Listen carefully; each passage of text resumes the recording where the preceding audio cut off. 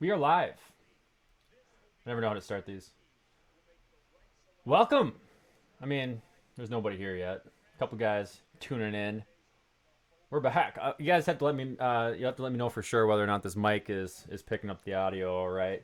A little bit of a different setup, obviously, this evening than what we are typically used to. But the NFL draft is here, and the NFL draft is just starting to get underway. So I'm really curious how this format's gonna go for uh, for the live streaming and how they handle the draft picks and all that good stuff too. So um, really different vibe. They had some overlooking parts of Las Vegas and it just looked completely different. Obviously, it's shut down. Not used to that. But yeah, we're just gonna hang out for the evening. I'll take some Packer questions. We'll kind of watch the draft unfold together. And Icy says hello. Hello, Icy. Welcome to the live stream. Lots of different places that you can get your Packers news right now, so I appreciate it if you want to tune in and check it out. I am happy I'm back as well. I appreciate that. I appreciate the kind words. It's going to be, we'll see how it goes. Obviously, I'm going to have a lot of draft coverage over the next couple of days.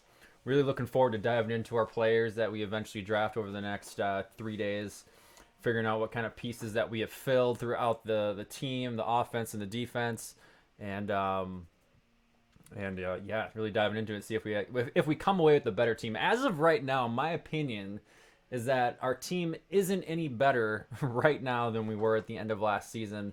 I'd even go to say that they're a little bit worse than they were at the end of last season, but we'll see where things kind of turn around here tonight. Maybe we pick up another strong wide receiver, another strong inside linebacker, an offensive tackle. There's so many options. There are so many options, and there's no way to prepare. There's no way to prepare. What's up, Big B? Thank you for tuning in. What's up, my man? Kyler, I'm your favorite place to get your Packer news. Well, I appreciate that, sir.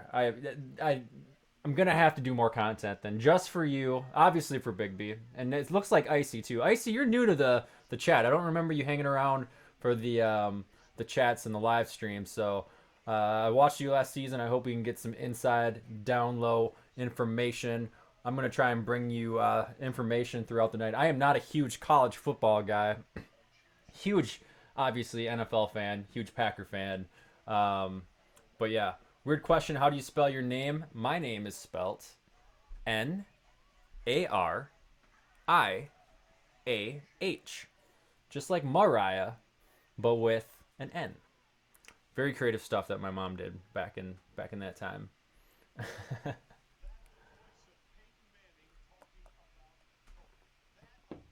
We're gonna flirt. I think we're gonna flirt a little bit with whether or not I can get away with streaming some content here, but um, some of the footage that they're showing. I mean, you got the Bristol campus. They just showed Las Vegas not too long ago, and that looks way different than what we are used to. I'm gonna see if I can try and get this screen changed up a little bit so I can see you guys chat and I can kind of go back and forth between the coverages and whatnot. So we want to drag that. No, I can't do that. Can't do it. Can't do it. So you changed your YouTube name. What was your YouTube name before? We'll have to figure. You have to tell me what that was. So you were in my chats with just a different name. Well, I'm curious who you are, Icy. I'm curious who you are. But yeah, night's going well. It's like I said, I'm watching. I assume you guys, hopefully, you guys are watching the draft coverage as well. I will do my best. I mean, I can't. I think there's a very fine line, even though the entire thing is being streamed and drafted over, or streamed over YouTube and aired over YouTube. It's probably a very fine line about what I can post for coverage and what I should not post for coverage. But I mean, look at this. I mean, it's everybody's living room for the draft players. That's absolutely crazy right there. Try to just keep switching back and forth here. And then Roger Goodell opens up with a speech. He doesn't have to worry about the booze this year. No booze when he comes out on the stage. He's got to be loving it. Quite frankly, he's got to be loving it.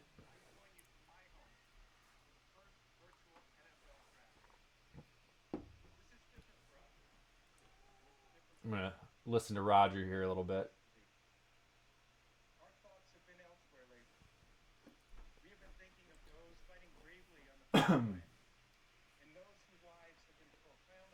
Melanie's in the house. Welcome, Melanie.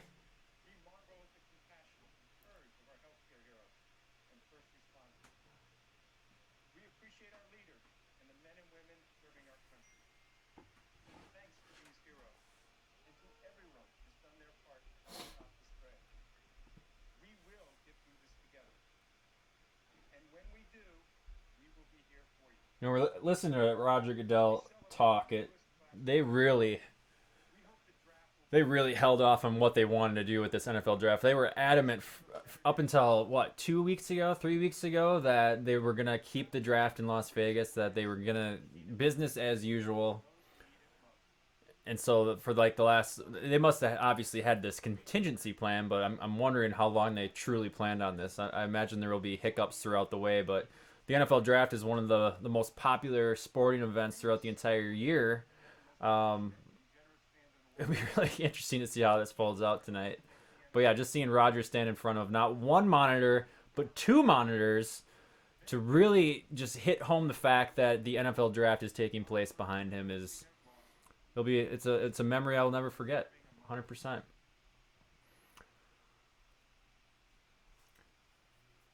Kyler's out there just throwing jabs already at the Minnesota Vikings for drafting a punter. We'll see. I doubt it. Highly unlikely. They have to go out there and sign Odell Beckham Jr. or trade for Odell Beckham Jr. You remember those rumors that were flying around about a week and a half ago? That was absolutely absurd. They have no money. They cannot afford an Odell Beckham Jr. So I don't even know how some of these rumors get started, but that's not a thing. To Big B's point about moving up in the draft, it does seem like the Packers. There's been rumors. They're one of four teams that are rumored to want to move up in the draft. So it really makes me scratch my head on exactly what or who they want to go after or what type of player they want to go after. If they're going to leverage some of their later draft picks or maybe even trade away a guy like Corey Linsley to move up in the draft. Um, I prayed. I mean, I swear, if they take a quarterback by moving up in the draft and take a quarterback, I'm gonna freaking lose my mind, and it's not gonna be okay. So hopefully that's not the case. Hopefully they pick up a skill position, wide receiver, inside linebacker, a cornerback. I would even be okay with, quite frankly, but we'll see. I gotta be quiet. They're singing the national anthem right now, so it just feels wrong singing over or talking over the national anthem.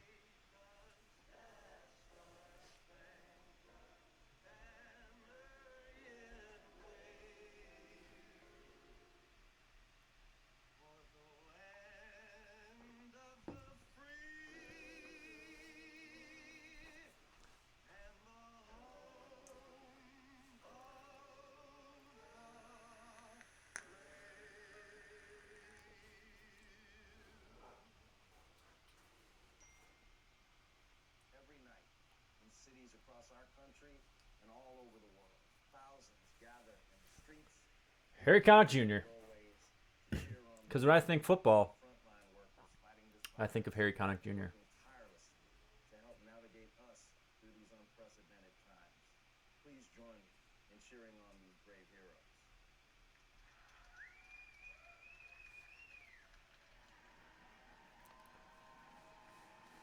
So far, just a lot of pre-recorded content from the national anthem. They're doing some fly-arounds as far as the various cities giving salute. There are fans at home that I just cut off at the very end there. Now we're to a commercial. All right, well, commercial break. Let's hit up the chat right now. So Big B's taking off. I guess we will see him throughout the night. So that's perfectly fine. That is perfectly fine. Kyler's just going through his mock draft setup on the chat screen right now, crossing his fingers that Goody can grab Justin Jefferson, Queen, Rager, Higgins, or Murray. There's a lot of talent in this draft. I just don't know. I mean, I was reading. I mean, reading a lot of articles. Reading one specific article that talked about trade values, trading up, what the Packers would have to give up. I mean, realistically, the Packers are only going to be able to trade up to maybe the 13th spot, 14th spot at the very best. I think really, if they trade up, it's going to be somewhere in that 15 through 18 range. It's not going to be anything as far as crazy top 10 picks or anything like that. It's just not possible, or it is possible, but they'd pretty much be their only pick in the draft. So the reality of the situation is if they trade up, it's going to be a late teens, maybe a 20, but a lot of those talented players are not going to be on the board, that's for sure. Icy's asking, am I happy about Funches? Yeah, so I broke that one down on my pre-draft roster offensive breakdown video from Friday. I am actually. I love the pickup from Funches. So we didn't pay the guy a whole lot of money. It's a 1-year contract, $2.5 million deal. It's low risk, and the guy has shown in the past some flashes of excellence that I think that he will obviously want to show as a member of the Green Bay Packers. So if he doesn't perform well, the Packers aren't out a whole lot of money. If he does perform well, or if he can even show flashes throughout the regular season, that will go a long way. But he signed a 1-year, I believe it was like $10 million deal last year with the Colts, and up until his injury in week 1, I mean, he was a $10 million a year player, and we just got him for $2.5 million. So I'm extremely happy about that type of pick. I know it's very flashy. I know people like to go out there and sign like these monster free agent wide receiver deals, and it's fun to talk about trading for an Odell Beckham, and it's fun to talk about picking up an Antonio Brown to an extent, I guess. But the reality of the situation is you have your number one receiver in Adams. If you can get some supporting wide receivers around him, we talk about Allen Lazard possibly coming back for a strong second year. They got rid of Geronimo Allison, so that's going to make some room. I'm really curious to see what we get out of Reggie Bigleton from the Canadian Football League. But Funches, I'm perfectly fine. I think that was a great sign. I think it, like I said, low risk. I'm excited to see what he can do, and I think a guy like Aaron Rodgers will do wonders for his stats and his career and getting him paid come next year, whether that's with the Green Bay Packers or whether it's with another football team. So I think he'll be fine. I think it was a great pickup. I think it was a great sign. I approve. I give it the pour another stamp of approval. Kyler says, I feel like we could get away with trading a third-round pick. You're going all over the place. Defensive tackle from Jacksonville. If Brown and Kinlaw fall, I'd like to see them trade up. That's it though. Possibly if one of the top offensive linemen drop as well. I know that's kind of the biggest thing. I'm a fan of the Packers taking an offensive lineman in the first round. I think history has proven, and the Packers have been very fortunate to be able to get second-round receivers and watch them blossom and explode on the Packers roster. So I don't think we need to take a first-round wide receiving pick, but the night is young. I mean, they haven't even gotten to the first overall pick yet. We're watching Dr. Fauci talk about stuff. I just want to get going. It's 15 minutes, and they're still showing slow motion videos of clapping hands and yard signs. Kids drawing with chalk.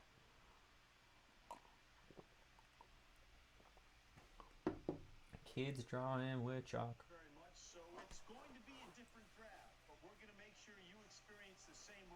I gotta show. I mean, I have to show this backdrop of as all the players just sitting at home on webcams right now.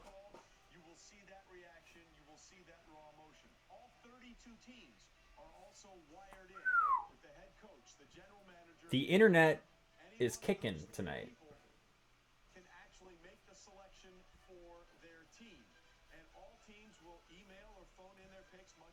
I gotta be speedy with how quick I show the feed.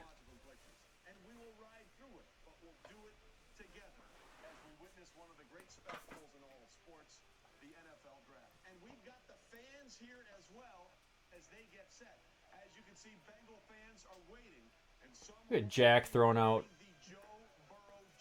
some love in the comment feed. Can I stream? I mean, you guys need to I mean, there's only 5 of you in here. I gotta know if it's okay for me to air the draft. I mean, I'll put the draft up on my screen right now, and I'll talk in the background and chime in where needed. I just don't want my stream to get pulled down. Although if it gets pulled down, I'll just start up a new one, I suppose. Who knows? But if it's okay to stream it, I say let's do it.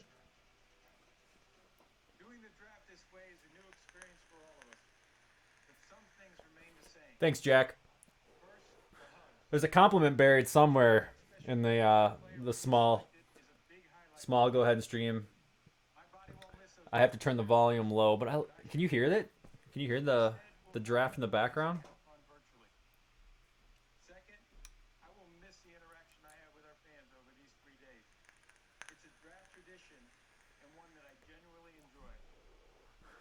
I can put on some headphones, and then that way I can listen to it. Oh, he's got the booing fans behind him. Good job. That was kind of clever on his part. Jack, don't worry about it. You didn't insult me, man. This is small. It's only we're not officially into season 2 yet, but it's been about a year. It's been about a year. So I got these headphones that I could probably put on, and then I can maybe put some. Here, why don't I do this? We'll do this. We'll put this here. We'll take down the banner. Commissioner, thanks very much. We told you we'd have some booze for you. Zach Taylor is there looking to make his first selection. And we will do that. Fiercely working through what may be happening. Of course, you earned the top pick in the draft. See, that's got to be okay, right? They have had some playoff appearances over the last 10 to 15 years. Oh, go back.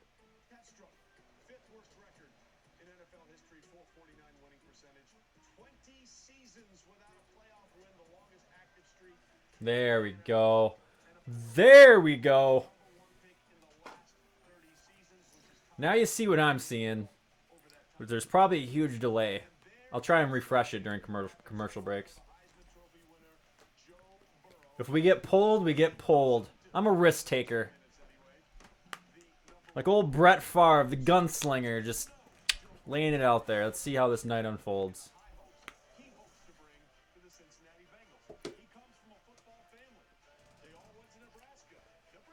Quarterbacks. God, I hope the Packers don't take a quarterback.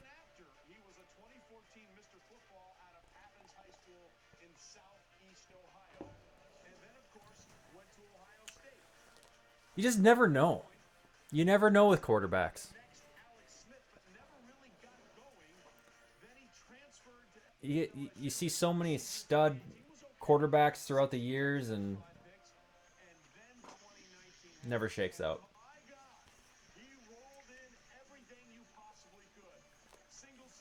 Three-time MVP, Brett Favre.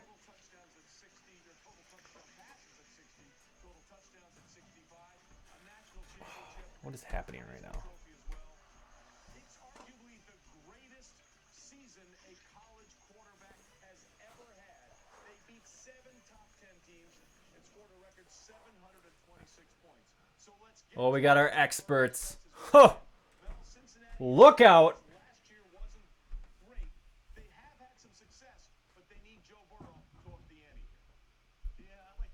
There's a Packer helmet. Good job, Mel. Wise man. You can only... There's a Cowboys helmet there, too, though, so it's... God,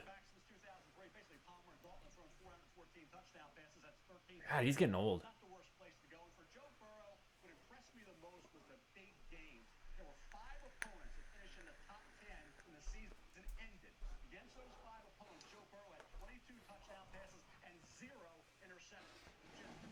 Yeah. Joe Burrow. He was absolutely Joe Cool. Daniel Jeremiah, when you see Joe Burrow, what's the first thing that stands out when you watch the tape? Well, to me, it's just the poise that he plays with. I look at accuracy, poise, decision-making, playmaking, and Joe Burrow's off the charts in all 4 of those areas. The big leap took place from 18. You know, if I could go back in time, which I can because of the internet. These guys, they always talk about how oh, these number one picks and whether they're quarterbacks or not are just going to change the world. And very seldomly does it happen. I mean, you look at Lamar Jackson, who went very late in the first round a couple years ago. He fell. Rodgers fell. Tom Brady really fell. I mean, they don't know how these guys are going to actually perform in the NFL. But yet they get away with talking over and over. Joe's at home with his folks on the phone on that TikTok.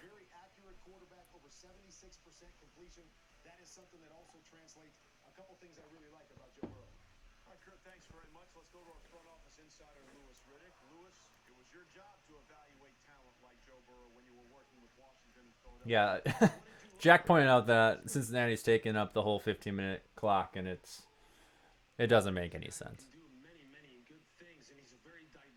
I expect it. I mean, we should probably do a drinking game. You know, if it gets below 3 minutes, everybody take a drink.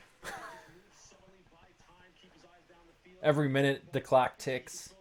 Take a drink.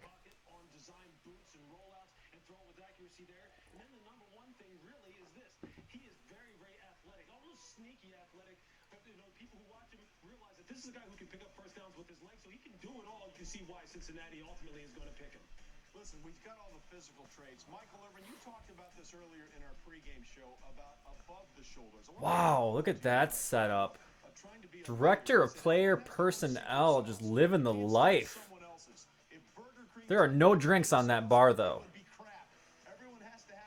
Whew. He's got the setup right there. Just by sharing that right there with you tells you he understands he has to be himself in order to win that locker room.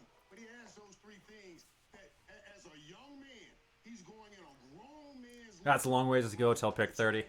Long ways to go. Your quarterback, can you score? You just talked about he had the touchdown record in the FBS. They want to know, can you win? They went 15-0 and he won the Heisman Trophy. And they want to know, can you lead? I'm going to need more beer. To a national championship. That should go a long way, Trey, when he walked in that Bengals locker room and try to ascend to the league. All right, so we're 50-50 on whether we got to do drinking games throughout this. It's at 4 minutes to go, and you got to think that, come on. They're already talking about Joe Burrow going number 1 overall. It's not going to happen. I'm not even going to go there. I'm not going to play that game. They're going to take a punter. It's happening.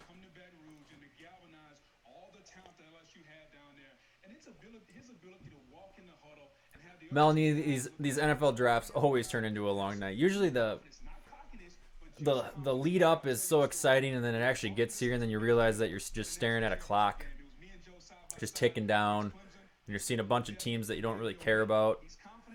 I mean, you got Detroit at number 3. At least they're in our division. Very cool story there, Booger. So he did win the Heisman Trophy in a landslide, most first place votes, widest margin of victory we've ever seen. But during that time, when Joe was at the pinnacle of individual achievement, he took a pause. 3 minutes. In that Heisman Trophy speech, and God, about 30 seconds, Cincinnati, why you let me down? Near and dear to his heart.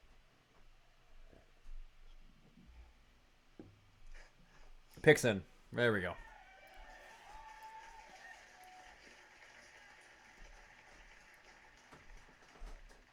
Coming from Southeast Ohio, it's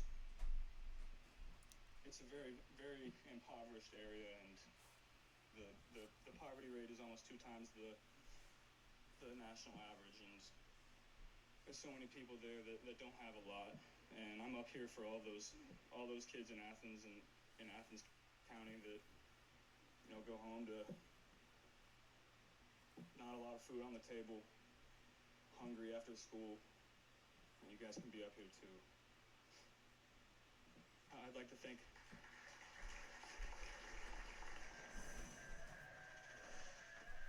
Why are you clapping for that? Away from the field, including restaurants in the Plains, Ohio, naming meals and omelets after him. He seems like a good guy. I don't hate the guy. it's a lot to. Obviously, they picked Joe Burrow. I mean, your stream Icy is going to be way ahead of whatever's going on here. But if you don't wanna do a multi-screen appointment, you can just hang out here. Got it down the bottom corner, right down there, and they're showing they're showing giraffes all of a sudden.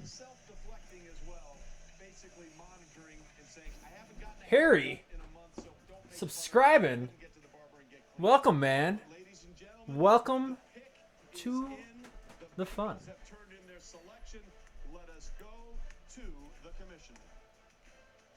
Okay, here we go. With the first pick in the 2020 draft, the Cincinnati Bengals select Joe Burrow, quarterback. All right, one player down. 28 more to go. With mom and dad, and you have to wonder what's going through his mind right now. Remember, when he entered the transfer portal, he said one more time he wanted to go to Nebraska, and Scott Frost, the coach, said, "Is he better than what we got?" The answer is yes. Mel Kiper, what do you like most about Joe Burrow's game? I'll tell you what, the improvement. On the bright side, though, Washington is already down to 7 minutes and 30 seconds left. So, whew. He looks like he's got it. He's going to incorporate every receiver into the mix. They got everything going. They start moving him up to the third round, second round. I drew comparisons to Tony Romo. Then it became Tom Brady. Then you get late in the season after he won the Heisman Trophy and say, boy, now the pressure's on. This is championship or bust for LSU. And he didn't blink. He got behind. He had a struggle in the Clemson game early, and then all of a sudden, lights out. Again, Joe Burrow's poise, his confidence, the way he manipulates the pocket, he just has that it factor. He has tremendous awareness. He slips, he dips, stays away from trouble, and then makes those accurate strikes down the field. Joe Burrow put together the best season I can ever remember a college quarterback having. I'm sure he'll be a good football player. Quarterback's a tough spot, though. Tough spot. At 77 and 11, if you take those losses to LSU out of it. So this is a guy that every step of the way played above and beyond what anybody could have expected based on what we saw 2 years ago. I think his improvement was not only dramatic, it was historic, and I don't think we'll ever see it again, Trey. Wow, historic from Mel Kiper. Most people talk about this, Mel, as far as him being a one-year wonder, but you go back to 2018, you started to see this coming on. He was more and more comfortable. And then in 2019, when Joe Brady comes down there and he opens up the door and he says, you know what, Joe, I'm going to put 5 out wide and I'm going to allow you to see the field.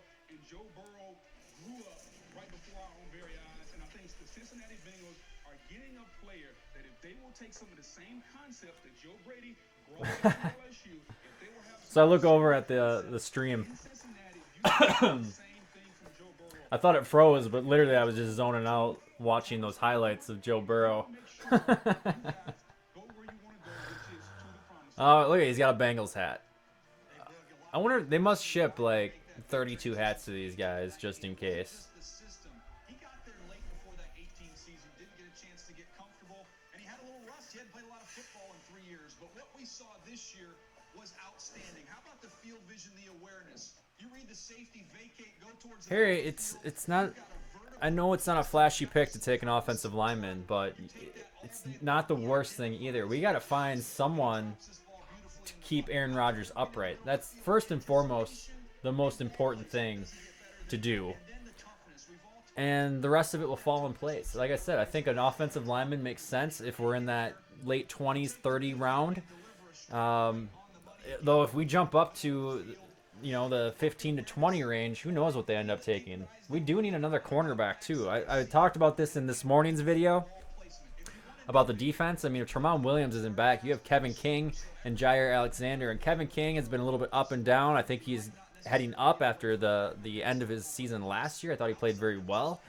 But to not have anybody behind those two is a little bit scary as well. I don't really like to draft defense again, but if there's a really good player, I don't know if I'd be too upset about it. First and foremost, when you want to look at him compared to some guys who are playing in the league right now as far as traits, we already talked about the pocket mechanics. Look at him move up in the pocket here, keep his eyes down the field, 2 hands on the football, make sure it's secure, and then hit Justin Jefferson coming across the middle of the Yeah, field. I mean, it's such an unknown about what's a good cornerback. We've drafted high for cornerbacks in the past. We look at Demarius Randall, we took pretty high in the draft a couple years ago, and that one didn't pan out well. Maybe he's got some skill and some talent, but his attitude was absolutely garbage. You just don't really know about a lot of these guys. I think one thing that I see that the Packers do so often when they draft players, and it's kind of like when they picked up Christian Kirksey from the Cleveland Browns in free agency a couple weeks ago. You got to find these guys that have good character. They have to have a motor. They have to have, I guess, the skill to play football, but the character is above and beyond the most important thing that you can find. And as we look at like this highlight reel from Joe Burrow, I mean, that guy is completely character driven. He's got a good head on his shoulders. He's an intelligent guy. Now, if he can kind of mold himself and develop into a solid football player, that'll make all the difference. But it's really tough to predict what player is going to do what. And I just heard a Tiger King reference just because of the Bengals. Whew. Well, we all knew this was coming. Doesn't make it any less powerful. Joe, you were in Nashville last year for the draft. If I had said to you then, you're going to be #1 overall in 2020, what would you have said? I would have told you you were crazy. You know, I knew I was going to have a really good season because I knew, you know, we had really good players coming back. I had great coaches, and we were going to work really, really hard to do it. But to jump up to #1 overall is crazy to me. But it's a dream come true. Mel Kiper shared earlier that going into last season, he had a 6th-round grade on you, but then you won the Heisman, a national title. You're #1 overall. How do you process that? Well, I wasn't very good my junior year. You know, it's pretty simple. I worked really hard to get better. All my guys worked really, really hard to get better. We just gelled as a team this year to do exactly what we did. I just wasn't as good as I was my senior year. But I worked really, really hard to improve. Tell us what the area code represents on your shirt. 740. This is, you know, Athens County area. I wanted to get something to, you know, represent my home area, my hometown, and Nike made this for me. It's been great. I just want to show as much appreciation to this area as I can. Joe, congratulations. #1 overall. Thank you. Thank you. I appreciate it. All right. Second pick, Chase Young, defensive end from Ohio State. Sorry. The best defensive end in this board, the best player, quite frankly, in this draft, based on total talent, if you look at Mel Kiper's big board. So let's tell you a little bit about Chase Young and the things that he's been able to do at Ohio State. A long list of great defensive ends over the years have come out of Ohio State. They haven't cut to a commercial break yet. Of the 34 minutes that they've been live, no commercial breaks. That have had multi-years with double-digit sack seasons. Mike Vrabel and Chase Young.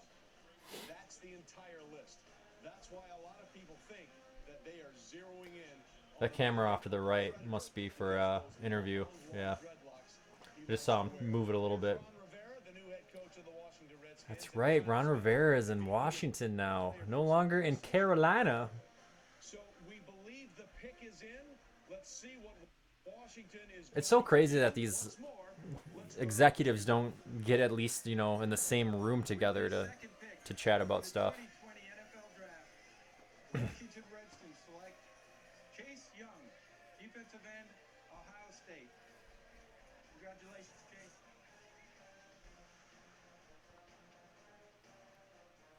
Ryan, 99 overall grade. We talking Madden? Very happy young man, a team captain in the nucleus of that defense that allowed the fewest total yards per game in the nation last season. I guess. Oh, a little Chase Young. That's what Maryland does, because Chase Young, born in Big Chase Young. Maryland, second straight year that Washington has gone the Maryland route for a first-round pick, taking Dwayne Haskins. They're played with NBA #1 overall pick Markelle Fultz at one point. Dwayne Haskins grew up about 27 miles away from where the Redskins train, and Chase Young about 55 miles from the Redskins practice facility in Ashburn, Virginia. So we are clearly seeing a pattern. Booger, Chase Young was a How do they have this talked about the sacks that he was this able to get at Ohio what I'm State. seeing on screen right now already made Chase Young. is beyond me. I mean, they figured that Chase Young was going to go to the Washington Redskins. He can affect the game. We're going to have to get into some conspiracy theory stuff going on here. Also be a dominant It's rigged. rusher on third down. You want to overset him as an offensive tackle. I have the agility to come inside. And That is a man from one of the just best defensive line coaches playing Little League football. Gotta give him a lot of love for what he's done the last 2 years with the Bosa brothers and now Little League football. That's not a thing. I don't think that's a thing. a Hall of Fame type player. Bill Polian once said, when you draft guys in the top 10, they have to be worthy of wearing a gold jacket. And this young man, Chase Young, he definitely is a versatile defensive Miley, did they release the Madden rankings? Is that where you're getting your facts from right now? right side. Now Chase Young on the left side. You have a very, very good pair of bookends. The question, Corgan, I think you look at that division with Dak Prescott, with Carson Wentz, and an emerging Daniel Jones. Now you get the outside pass rush. Hopefully Sweat comes on. You know Chase Young's going to be a factor. He is a master of the strip sack. Yeah, it's a big guy. He knows how to create. He doesn't look like a lineman though. Didn't have a sack. I think that's why it made it easier for the Bengals to say, hey, it's Joe Burrow, not Chase Young. But certainly the Redskins, after he thrilled, as you say, to get the best player on the board pretty much all year has been Chase Young. It's always been Chase Young. It was always Chase Young. Don't forget. They got Chase Young t-shirts. One of the things about Chase Young, when you're talking about comparables and guys who he looks like in the NFL, I mean, you have to look at a guy like Jadeveon Clowney in terms of height, weight, and speed. They look almost identical as far as their body type. When you just look at them here on the screen, I mean, these guys really are the And we're doing this again. I hate this. I hate when they compare him to NFL football players. You don't know. This guy's gonna be the next Jadeveon Clowney, huh? tackles here. And you see All right. Jadeveon Clowney, he's just going to win here with speed at the line of scrimmage, but he's still disruptive and get the TFL to tackle for the loss. And then there's the power component rushing the passer, when you just come off the ball and really just take the offensive tackle and deposit him back in the lap of the quarterback, come off the block, and then make the sack. Here you're going to see Jadeveon Clowney do this. It's crazy how they're using Clowney footage from Seattle last year. I mean, it wasn't his best season. Garoppolo and get the sack. And then they're just rushing with speed, just absolutely teeing off with running, and you can just run the horn there. Get your Jack wants to know if I think the Buccaneers, we'll turn this down just a hair. continue high side and finish. The Buccaneers will win the NFC South this year. Yeah, I do. I think, I mean, who knows what you're going to get out of Gronk. The guy is a freak. But there's a lot of talent still around that entire Tampa Bay team. The offense is obviously much improved. You have Bruce Arians, who's going to be coming into his second year as the head coach. I think he's a great coach overall. It's going to be them and the Saints. I think the Atlanta Falcons are going to fall to the wayside. Obviously, the Carolina Panthers are going to find themselves in a rebuilding year. And they will probably more than likely finish last in that division, that conference. Yeah, Tampa Bay is going to be a problem. I mean, I saw Tampa Bay as our opponent. We're gonna face Tampa Bay at Tampa Bay. I don't think I can say Tampa Bay any more times. Tampa Bay, but we have to head down there. And when I originally saw that as our opponent next year, I'm like, yeah, that's gonna come away. That's gonna be an easy victory. But now that's gonna be prime time. That's Sunday Night Football material right there. That's gonna be the Tom Brady, Aaron Rodgers. Ooh, looking forward to that. You don't get those matchups very often, and then you bring back the history of when Tampa Bay used to be part of the NFC Central. A lot of fun there. Lions are taking their pick, though. Let's see what the Lions have to say. Cornerbacks. There goes one of the cornerbacks off the board. Back-to-back Ohio State football players. If Lauren Patton is watching right now, I'm sure you're losing your shit. He's a huge Ohio State Buckeyes fan, not Buccaneers. Speaking of Tampa Bay. I do that a lot. Ryan thinks that Tampa's going to go 8-8. Nah. I think they're better. I think they're better than the Saints. I think the Saints are due to have a down year. And this could potentially be, I mean, it's lining up to be Drew Brees' last season down there in New Orleans. You'd expect them to go out with a bang. There's still a lot of talent on that team. Michael Thomas and Ingram and Alvin Kamara. I mean, there's talent littered all over that team, but Tampa Bay is going to be causing fits. And Miley thinks they're the Browns of last year. So we'll see. We'll see how things shake out. Tough to say. Tough to say. We're up to 10 viewers right now. So if you are new to the Pour Another live streams or the Packers podcast, obviously Packers fans will find this channel a little bit more entertaining, but I welcome all walks of life among the NFL community. So thank you for tuning in if you are new. I'm going to need a new beer here, though, pretty soon. So I thought he was the most complete cornerback in this year's draft class, and I honestly did not think it was very close. The Detroit Lions have to get better against the pass, and this was the best option for them to get that. All right. I'm going to leave you guys with some highlights. I'm going to go grab myself another brewski. If this thing gets pulled before I come back, I apologize. In this league now, with the short passes come up and make the tackle on those elusive receivers, and in the run game, Jeff Okudah is a very confident. Whoa, not that button. For penalties, he understands how to break up a pass and not draw the flag, and that's critical in the National Football League. Derek Brown, defensive tackle, Auburn, was tempting for the Detroit Lions, but you got Darius Slay moving on. You need that lockdown corner, and that's what Jeff Okudah will be expected to be. He'll hope to be Stephon Gilmore with the Detroit Lions. There you see a very happy Matt Patricia, the head coach. And by the way, this is the 6th time in 7 years the Buckeyes have a cornerback taken in the first round of the draft. And there you see Bob Quinn also very, very happy. And we have a theme for the first 3 draft picks of 2020. Burrow, Chase Young, and Okudah, all teammates at Ohio State in 2017. And the first 3 picks off the board in the draft in 2020. We're just getting started. All right, I'm already back. And it's commercial break. Whew.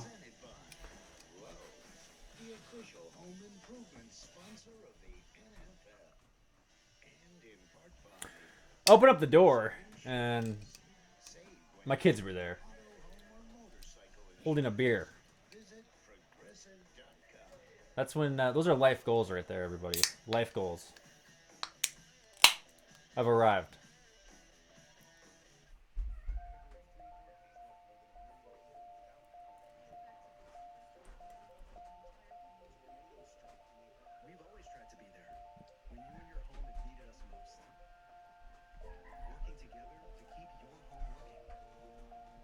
Set that right there. See if that's in the frame or not. All right, so since we have a commercial break, I'm going to see if I may update this stream a little bit. Maybe see if I'm behind it all.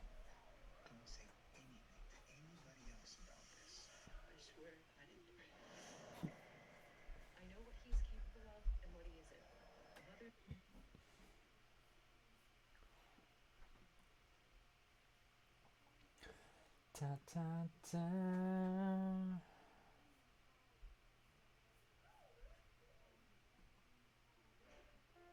Yeah. What does it mean to be a good neighbor? Maybe we're a little bit closer. That's why State Farm is announcing the Good Neighbor Relief Program. We know that our customers are driving less, which means fewer accidents. So State Farm is returning $2 billion to auto policyholders. It's a great point, Kyler. I locked my damn door to make sure that no kids interrupted our lovely watch party, our draft watch party. But I will say this, I did dress them in Packers gear just in case they happen to show up. I don't want to be misrepresenting what I got going down in my household right now. But I agree with you 100%. I agree with you 100%. Keep the kids out of it. Keep the kids out of it. Sorry, I just got a text message asking if I'm going to be live streaming the Packers pick. What is that? Obviously, he's not subscribed to my channel. And he didn't get the memo.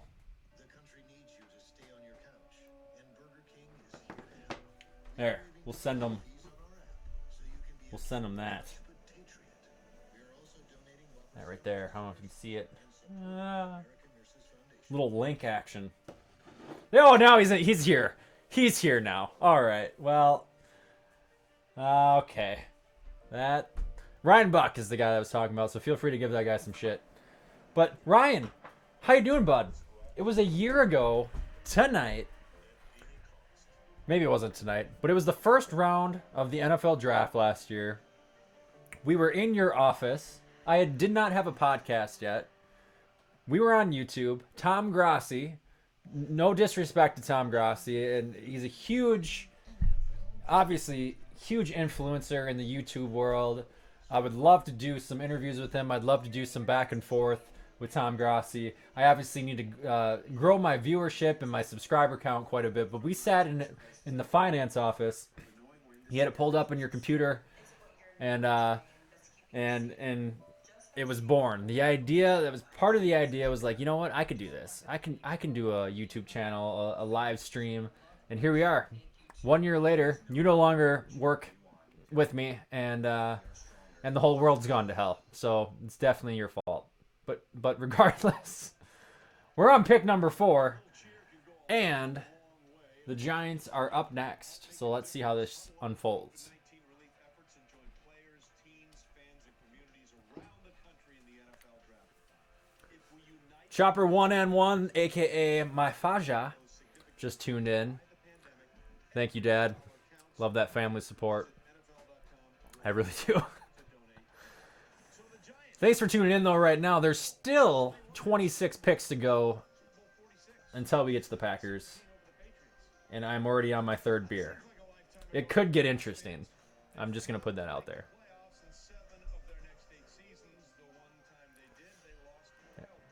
Yeah, talking about the Giants right now and how their entire franchise is just falling apart.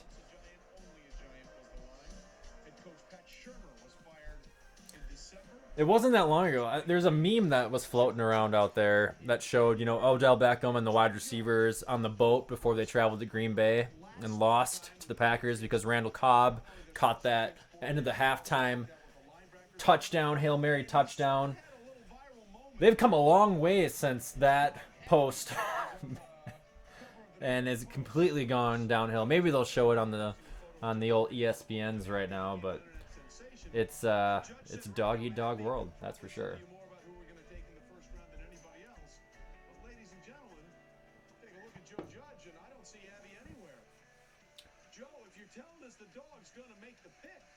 We need to know that the dog is in there making the pick with you. Mel, where should the Giants go? I'm trying to dissect your comment right now, Kyler. Okay, so the first half of that's easy enough to understand. You're not really sure if you're a big fan of Tom Grassi. That's fine. There's people who aren't fans of me.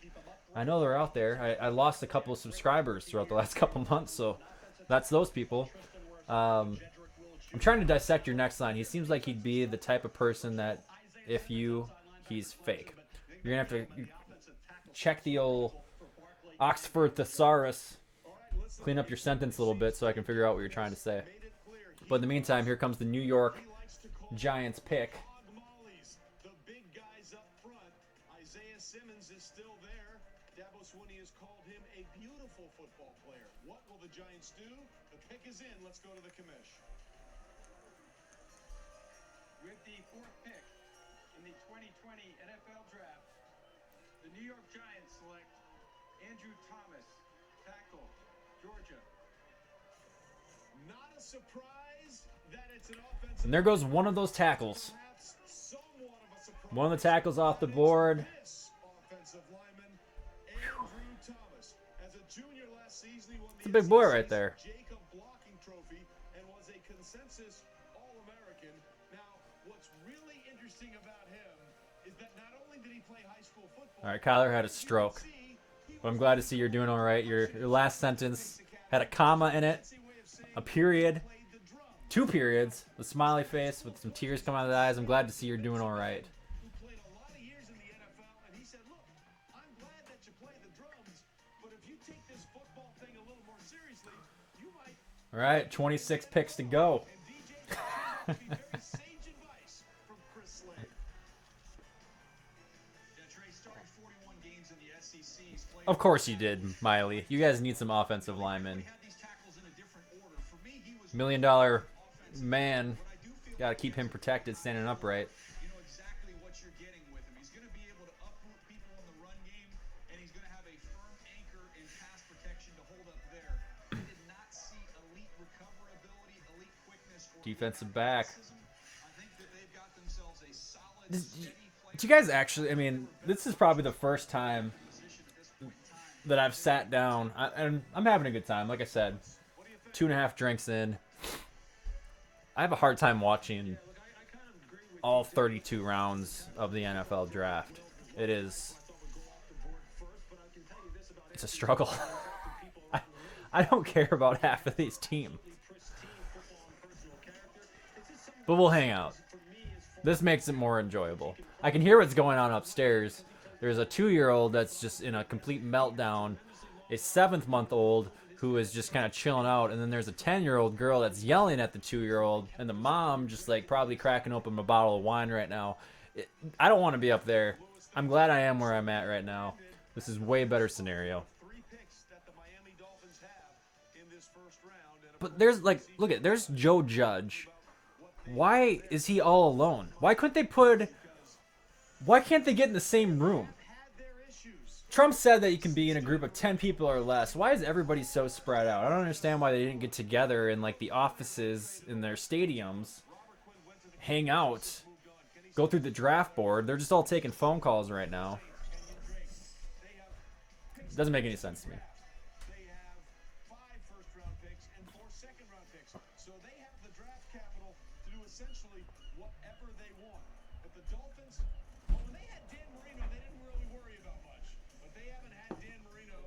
Since he retired before the 2000 season. 21 starting quarterbacks. And they've only drafted one quarterback in the first round, Ryan Tannehill, 8th overall, and now he's signed to be the Tennessee Titans quarterback and taking them to the AFC Championship game. I hope they start just taking. I hope they take a quarterback that all these Packer fans want to take. It's not time.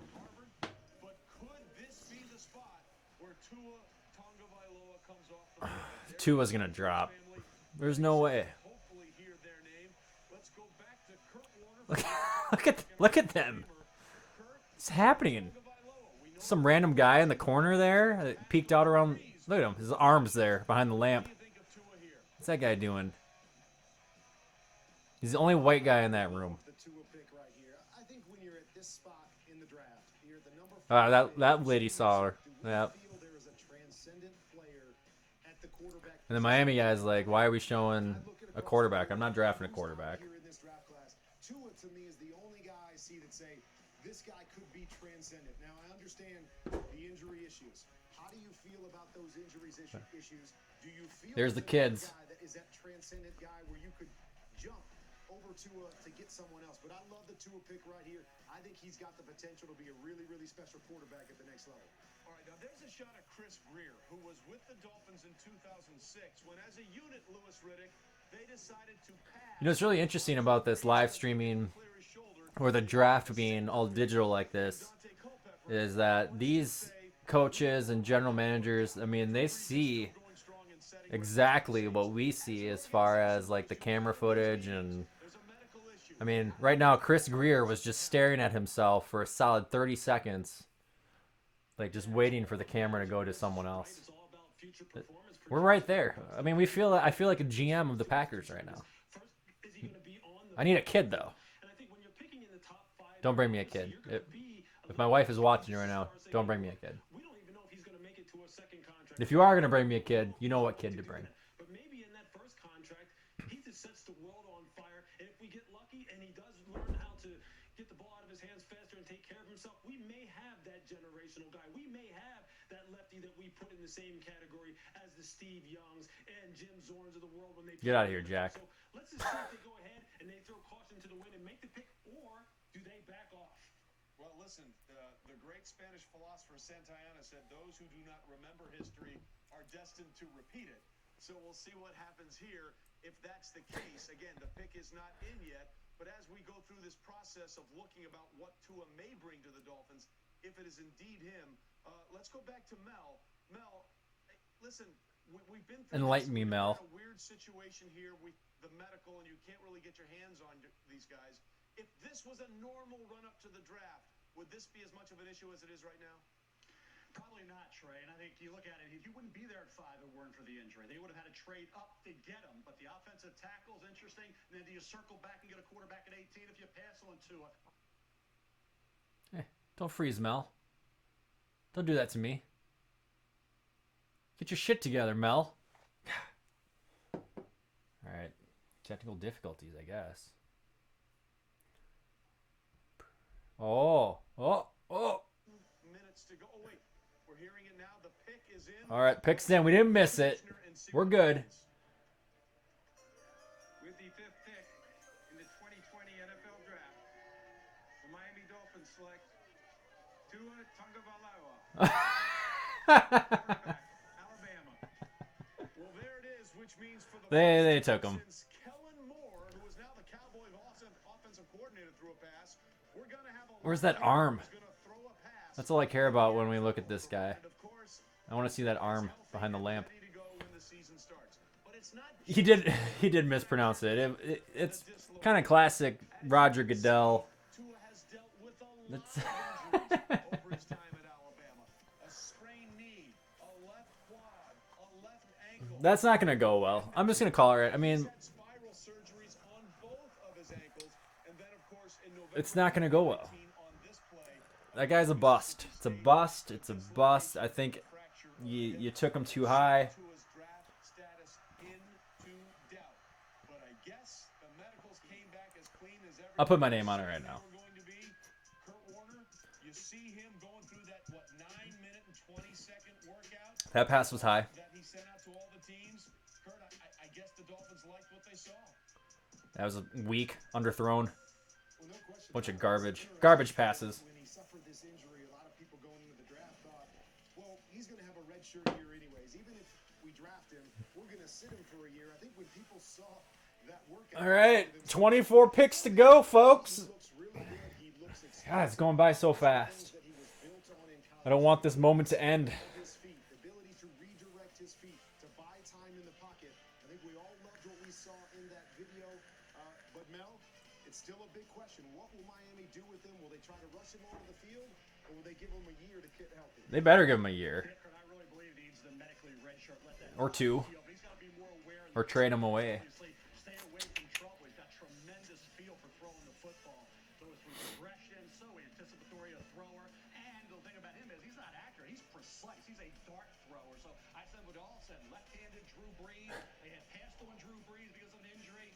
Now Nick Saban's quarterback Tua injured. They don't pass on him. They take him. Now they got to think they have Josh Rosen is still part of the Miami Dolphins, right? ready for 2020. I think so. You can correct me in the chat if I'm wrong. I'm about 99% sure that he's still part of the Dolphins. So you take a guy like Josh Rosen, who was potentially a number 1 overall pick a couple of years back.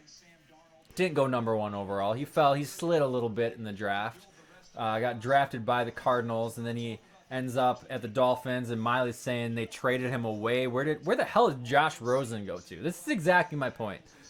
These quarterbacks that you take very early on in the draft very seldomly pan out. Those kids are happier. Oh, look, yeah. You want to talk? You want to talk to my my new quarterback? This is the happiest Brian's gonna be about his quarterback. They wound up feeling comfortable taking him because he has so many traits that really transfer very well. When he throws 15 interceptions next year and only 20 touchdowns, he's not gonna be smiling. He's not gonna be giddy.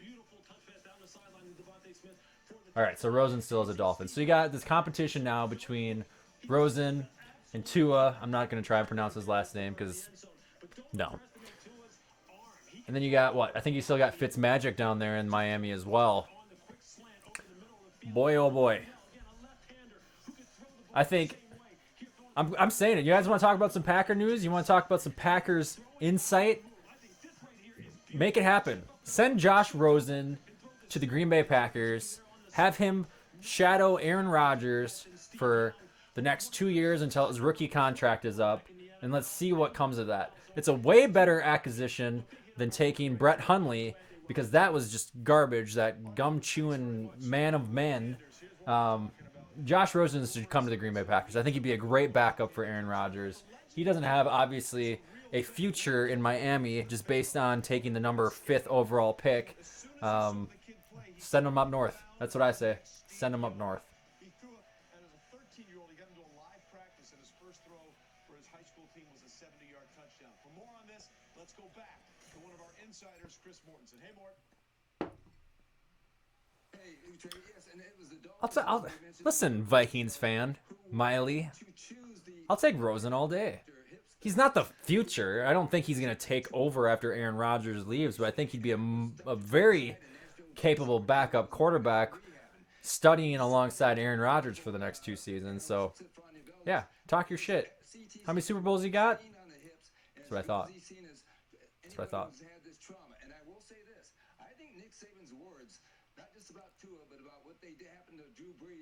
Is that the Pope in the background? I think it resonated with owner Stephen Ross, and there's no question the owner Stephen Ross had to sign off on this. Yeah, absolutely. We heard there might have been a split. Some in the organization, like Justin Wasn't. Herbert out of Oregon. Wasn't the Pope. In the end, Tua Tagovailoa, the talent was too much to pass up. So now that leads us to the 6th pick, which is the Los Angeles Chargers. They are also in need of a quarterback. So will we see quarterbacks come off the board? Well, we take a look at quarterbacks dropping in the draft. All right, quarterback moment. I like this. A-Rod. Heard of that guy. Brady Quinn. Yeah, heard of that guy too.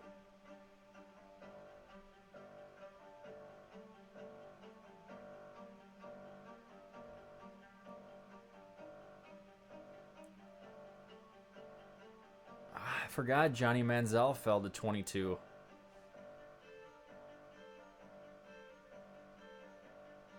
A dumpster fire. That was a dumpster fire. That was the worst montage video I've ever seen. What the hell was that? Aaron Rodgers, Brady Quinn, Geno Smith, and Johnny Manziel.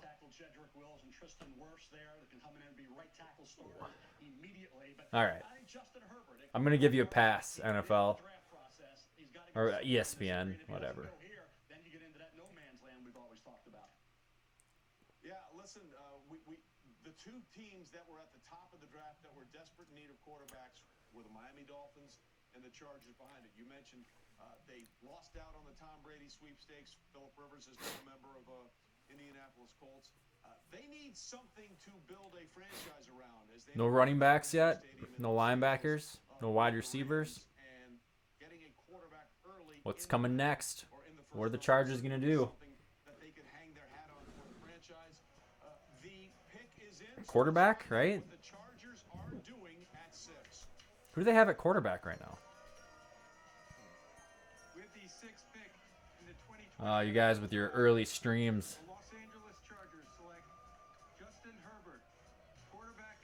Yeah, that's what they're doing with quarterback.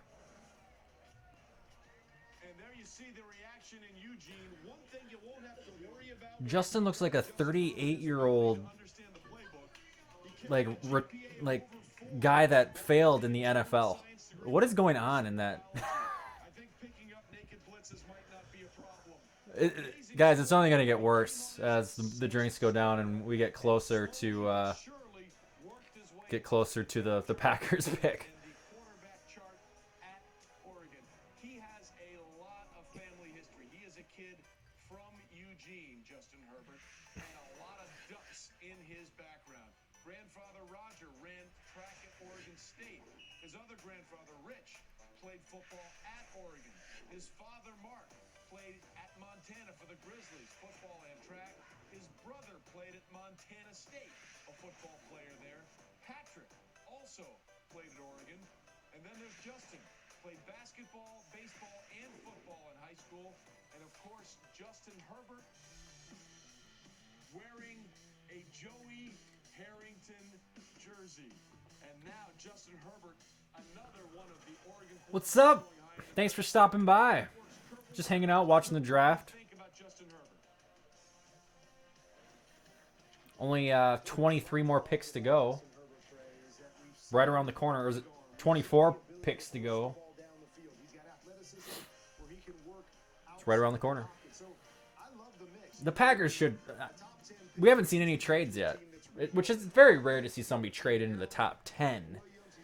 But once we hit number 10 and then we get into that, 10 to 15, we're going to start to see some trades happen. I imagine some trades are going to happen. For the most part, this has kind of just been unfolding as planned. And he wasn't able to get the ball out quick. Can he do that at the next level is my biggest question now. No, he can't do it at the next level. He made some head scratchers. He gets him down to the 35-yard line late against Auburn. Then Aaron mails it out of the end zone, doesn't even give his receiver a chance. Then in the Utah game, he had 7 straight incompletions late in the year, but he won those games. And then he finished strong, and he had that really good. Wouldn't Jordan Love be a better option? Or Jalen Hurts? I mean, he showed it there. The combine, the same thing. He did have a pro day, which was very impressive. Oregon didn't have a ton of talent around him, and when he got out of that offense, he went down to Mobile. He took to it really well, and I think that's what I think sealed the deal for him. Not just being a talent, the kid that can prosper and flourish in the NFL, Trey. Yeah, listen, everyone talks about what an introvert he is, but a lot of introverts have done very successful things. So we've had 3 quarterbacks go up. Panthers need a quarterback too, don't they? No, they got. Did they get Teddy Bridgewater? That 3 quarterbacks have taken in the first 6 picks. Happy times all the way around in Eugene as the draft continues. You're watching the 2020 NFL Draft, presented by Lowe's. What is that? Mine. Why? Yeah, they got Teddy Bridgewater. Yes, it is. So that ain't happening. Unexpected. So who do they take? They take themselves a wide receiver? I just muted it. It was a little bit too loud in the background. Miley thinks that they still need a quarterback. Jack still says Jalen Hurts becoming a journeyman quarterback. Who do you guys have at number 7 for the Panthers? No cheating. Since it's a commercial break, I suppose I'll refresh this once again.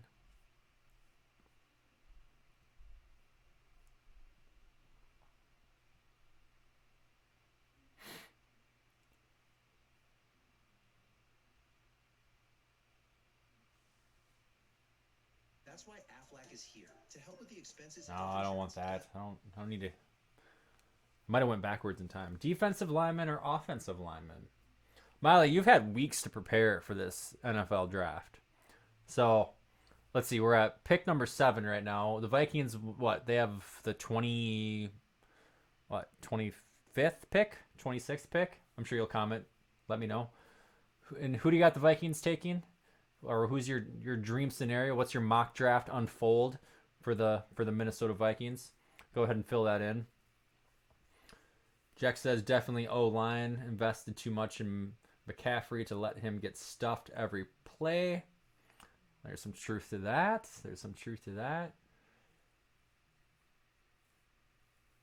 Miley didn't do any homework. Now he's just showing off. All right. Whatever. Were you really up last night at 3 a.m. playing Madden? Or were you just logged in? That's really what I care about. I don't really care about who you think the Vikings are going to take. But at 3 o'clock in the morning, you were still on Xbox, and Madden was on. That's nuts. That's quiet without that background noise. Need some light music in the background. Ba-ba. It's like I have a piano right next to me, but I'm not going to play the damn thing.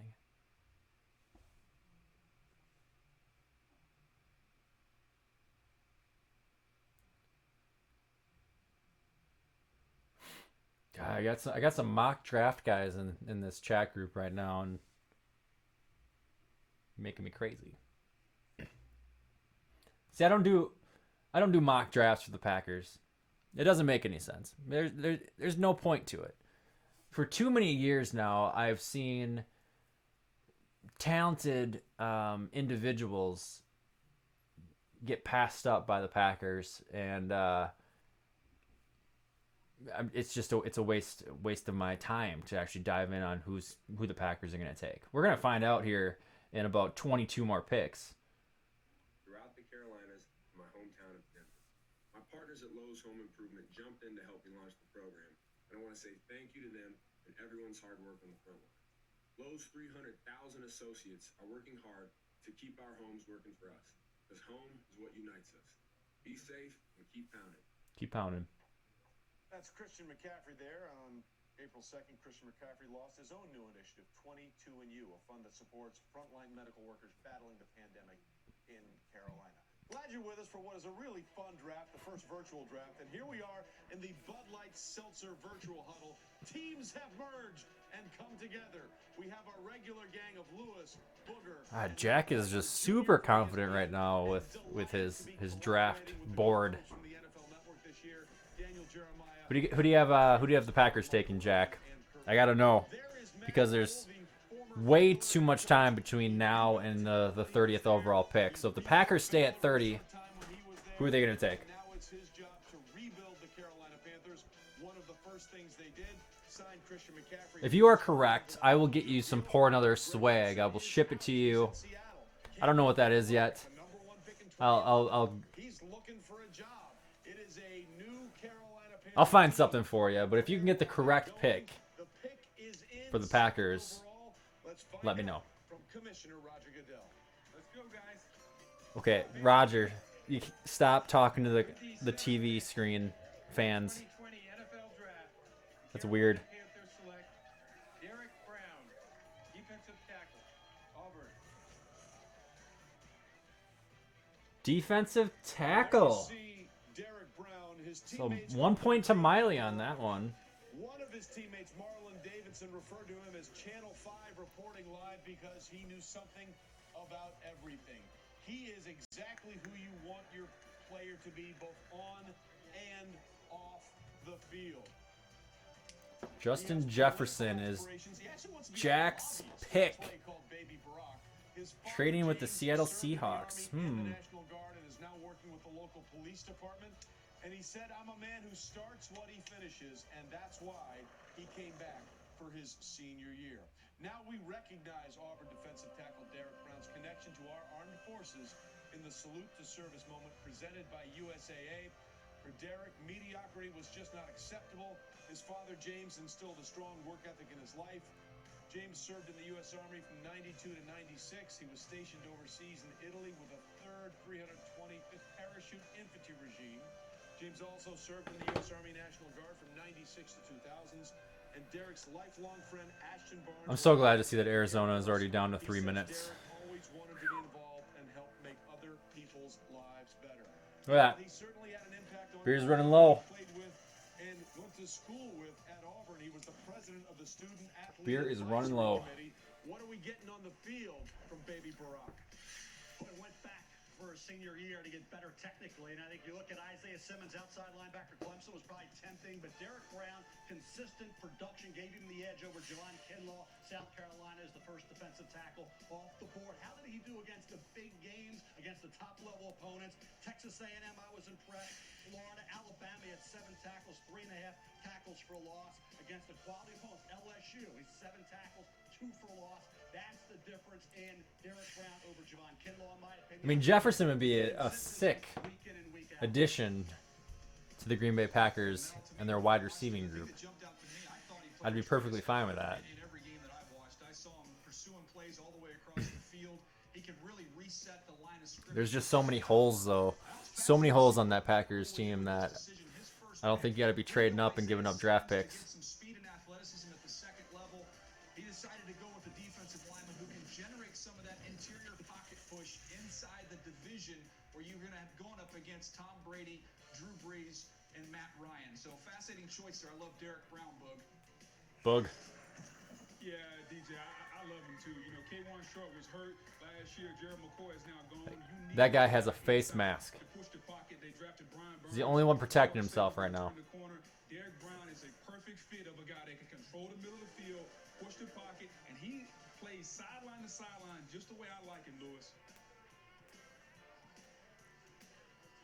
Yeah, look, he is a high-effort player for such a big man. Who came in Javon Kinlaw. That guy.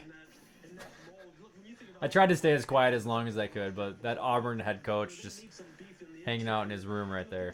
argument made for inside players over outside players when you're talking about pass rushers. receivers, since they have the shortest distance to go to the quarterback, and quarterbacks hate pressure in their face. There's no question that they need edge rush to go with Brian Burns as well, but there's no one worth drafting this high that could truly be a 4-3. Yeah, Miley Blake is gone. He's with the Giants.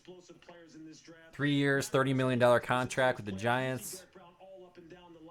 We did pick up Christian Kirksey, though, from the Cleveland Browns, so got that going for us. Defensive coordinator at Auburn, Kevin Steele, said of Derek Brown, I was at Tennessee when Reggie White was there and at Alabama when Marcel Darius was there. That's the kind of player he is. Meanwhile, the pick is in for the Arizona Cardinals. Let's check it out. All right, let's go. Quit talking to the fans, Roger. The 8th pick in the 2020 NFL Draft, the Arizona Cardinals select Isaiah Simmons, linebacker, Clemson. Well, it is hard to fault anybody picking. So I think that's our first linebacker out of the equation. He said he's just a beautiful football player. He checks all the Outside linebacker. He checks some boxes that don't even exist. Not bad for a kid who was only a 3-star recruit out of high school. God, he looks like Derrick Rose. Olathe, Kansas. But he got a little bit of That could be. and it wasn't until That could be the drinks. We don't know. coordinator went back to his home area of Kansas that he stumbled upon Isaiah Simmons, who was nicknamed Isaiah Slimmons when he was in high school. He did a little bit of everything. Here he is running with his running back on Clemson, Travis Etienne, and that's a dead heat. And the time he put in at the combine was absolutely spectacular. Derrick Rose. And we take a look at where Isaiah Simmons plays. When you ask Isaiah Simmons what position he plays, he says defense, because he plays slot corner. He plays outside linebacker. He plays corner, inside linebacker. He plays safety. Daniel Jeremiah, he might be a true positionless defender in today's NFL. It's very true, Trey. I got a chance to see Derwin James doing the Charger games for the last couple of years, and you'll see him. Man, he looks like a great pick. The fact that he can be, that he can play all those different positions. If I'm a defensive coordinator, I got to be pretty excited about picking up that guy. Hopefully he doesn't get injured like Derrick Rose, because that guy is injury prone. Yeah, DJ, he's a great prospect. I talked to several defensive coordinators, and while they love the idea of a positionless player, they can line him up as safety and corner. They said really, really simple. When you draft a guy this high, you want him in your front seven where he can impact the football game. So I look for Isaiah Simmons to line up in the front seven, outside I don't know. linebacker, maybe inside linebacker. He's going to blitz. He's going to come down. Can he really play cornerback, though, in the NFL? I mean, it's one thing to be playing it in college against some of these teams, but... Yeah, it's interesting, DJ, that you said Derwin James. I watched some tape on him and said, look, this is a guy who can come down in the box. He can go out on the perimeter and cover. He's a guy who can play in the middle of the field. When you have positionless players like that against multiple personnel grouping Yeah. offenses, Who said that? Jack, that house. It's a nice house. He's not hurting. Well, he's ridiculous. His 40 time at the Not a lot of social distancing going on right there, though. All right, so to answer some of your guys' questions, let's see. Ryan wants to know what my perfect pick would be for the Pack. Honestly, I'm torn on that. So I'm of the mindset that that Green Bay will end up taking an offensive lineman. I think it's going to happen. I think it's just too much of a stretch for the Packers to go with a skill position in the first round. I'm calling offensive linemen somewhere in that first round. But my perfect pick. I'd love to find a counterpoint to Devontae Adams. I'd love to find another cornerback. T. Higgs would probably be a great wide receiver if he falls to number 30. Even, dare I say, a Jonathan Taylor at running back at number 30 would be just, maybe not number 30. I'd like to see them somewhere in the second round. I don't know, man. But I think that they're going to take an offensive lineman. I'm okay with a wide receiver, one of those two. I think an inside linebacker, like Miley predicted, is an option as well, but I don't think it's a must-have to take an inside linebacker this early on in the draft. I think that's more of a third round pick, quite personally. And then as far as Rashawn Gary is in Jack's question, I think Rashawn Gary will step up. I mean, he got a lot of shit last year. I mean, quite frankly, you had Zadarius and Preston Smith, who came in from free agency and blew up the entire league and played just out of their minds the entire season.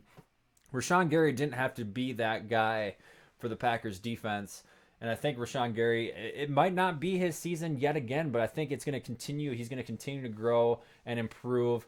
Obviously, I would anticipate for him to get some more playing time throughout this year, but he might be a guy, too, that you find in more rotations. Maybe you do put him at inside linebacker occasionally in nickel packages where you can kind of put him on the quarterback and just blitz specific packages, but kind of tough to say. I mean, I do think Rashawn isn't going to be a bust. It was an early pick last year. He didn't step out of the crowd throughout the year, but I think that he'll be just fine. I'm looking forward to seeing what comes of him in this next season. Let's see here. I want to see what he can do at defensive end. I assume you're talking about Rashawn Gary on that one. We'll see. I mean, I brought up in my draft video this morning, the Packers have taken, I think it was since 1985. I had to go back and take a look at it, but since 1985, the Packers have taken a defensive lineman somewhere throughout the draft. That is, if my math serves me right, that is about 35 years of draft picks that the Packers have taken a defensive lineman. So I anticipate them to take one throughout the weekend, but if they want to move Gary maybe along that line, defensive end, that might not be a bad option either. I think that's a good point, Jack, but we'll see. We'll see what comes of it. We will see what comes of it. We are on a commercial break right now, and I am out of beverages, so I'm going to head up to grab another beer, because if this buzz wears off, then it's going to be even longer until we get to pick number 30. The 2020 NFL Draft, presented by Lowe's. So thank you to all the doctors and nurses. We know that y'all on the front lines, and we're thinking about you. I can't thank you guys enough, and gals, for all your sacrifices. We appreciate and thank you. Thank you. Thank you, man. It's all love. And just know we depend on y'all, and y'all gonna help us get through this. We're gonna get through this sooner or later. And we're all going through this together. We're all get through this together. Stay strong. And everyone, please stay safe.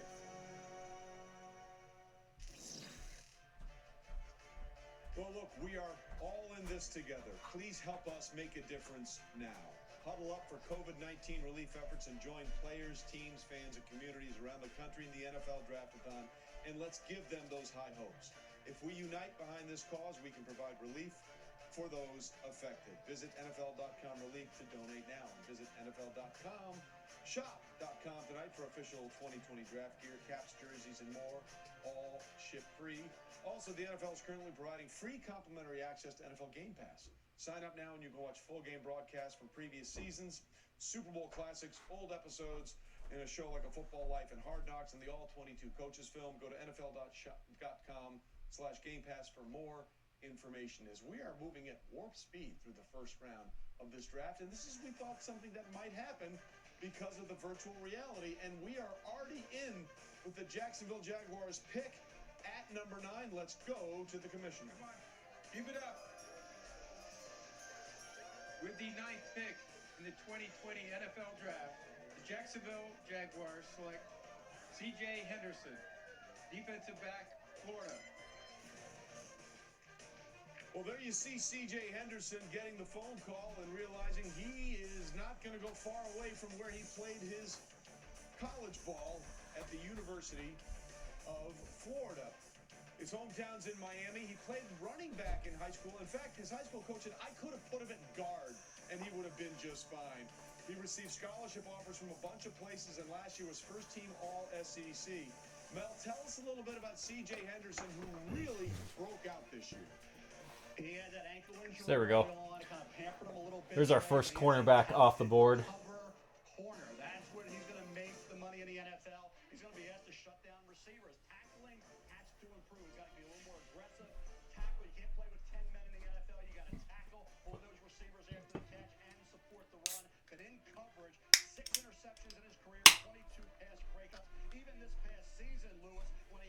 Yeah, a mini fridge would be. I actually have a mini fridge. You guys don't even. If you had any idea what's on this side of the camera. Whew. A lot of shit. There's a lot of shit on this side of the camera. I'm in a basement. Just things that I've collected throughout the years. I mean, I got this crazy mustache sign. You guys want to see it? I'm gonna grab this mustache sign. Well,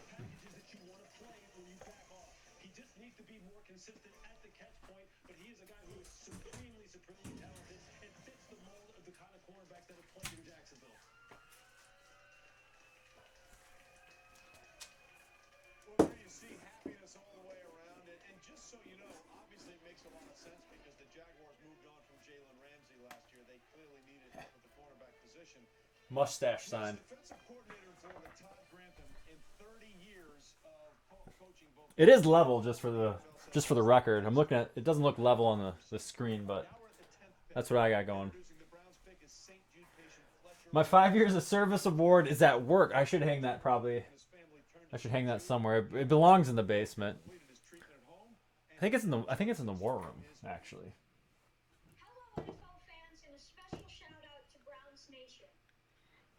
Poor Browns kid.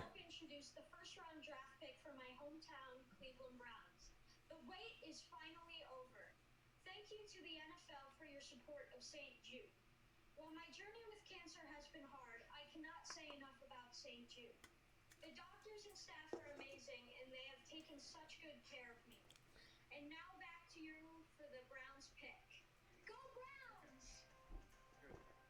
Come back down. Smile. Roger. Thank you, Fletcher. We are so happy to see that you're home and doing well. We're very proud to support you and St. Jude in the fight in childhood cancer. God, Roger looks baked. Fletcher, go get him. So I have the Browns pick.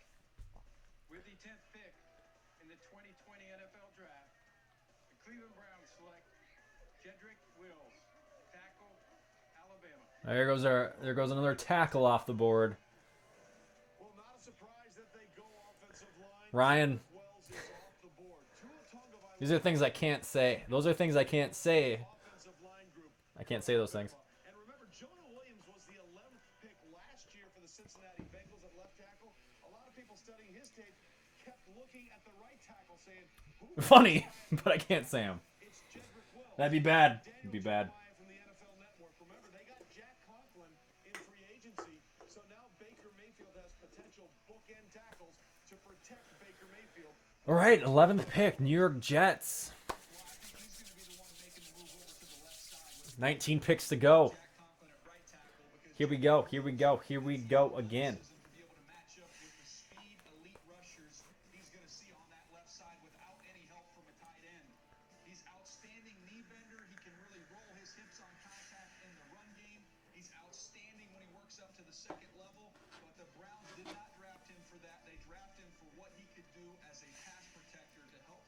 Right tackle. Right tackle off the board. Going into the future. Mel, I don't know where you are, but for me, I thought day one as an NFL starter, Jedrick Wills was better equipped than any other tackle in this draft. Yeah, I thought they were going to go that round early on. I think about where the Giants went with the injury. So I'm supposed to do like an in-depth video. I wanted to post one tomorrow morning on whoever the Packers decide to take in the draft, and I am really worried about having a pretty good drunk going on by the time I have to do my research and then film it and then edit it and post it. That could be a shit show of a video, quite frankly. He's the 7th offensive lineman from Bama drafted under Nick Saban, including, as I said, last year, Jonah Williams going 11th to Cincinnati. It's his job to protect Joe Burrow. It's now Speaking of which, thank you.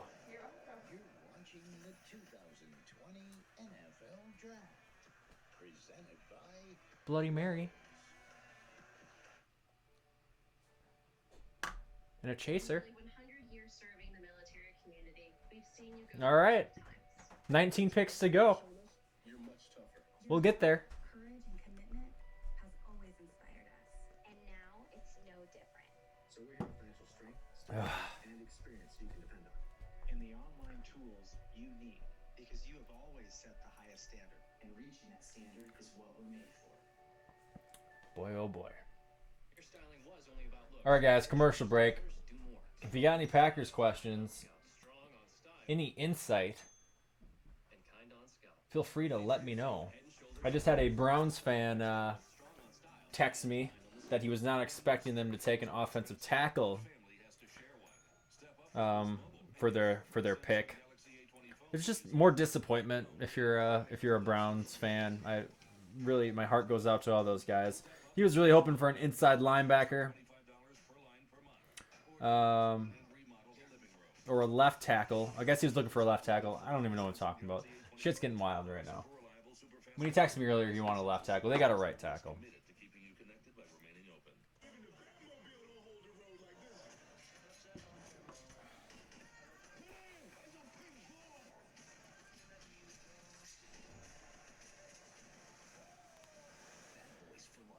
I think Baker Mayfield. I agree. Jack, I agree with your statement. I mean, he's definitely turned into... He's not a Johnny Manziel type of Hollywood, but he's definitely got a little bit of Hollywood in his backstory. We actually have a Browns fan in here. He's glad that they didn't draft a baseball player, so... He or she. I actually don't know. I see Barb in the name, but it says My Barb. That's not even Barb. It's My Bar.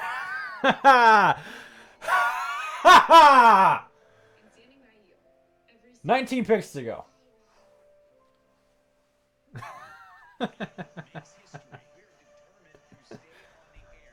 Yeah. That's funny.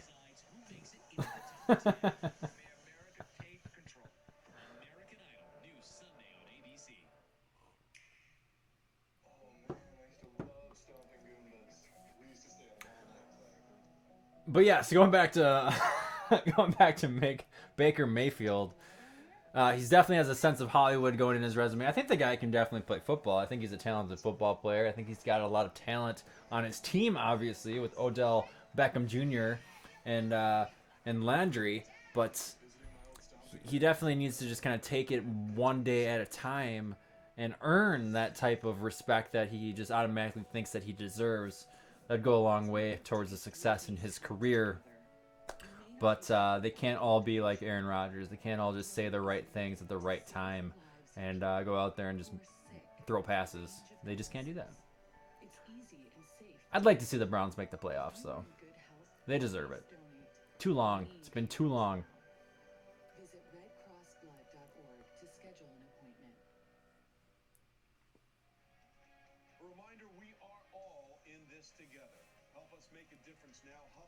COVID-19 relief efforts and join players, teams, fans, and communities around the country in the NFL Draft-a-thon.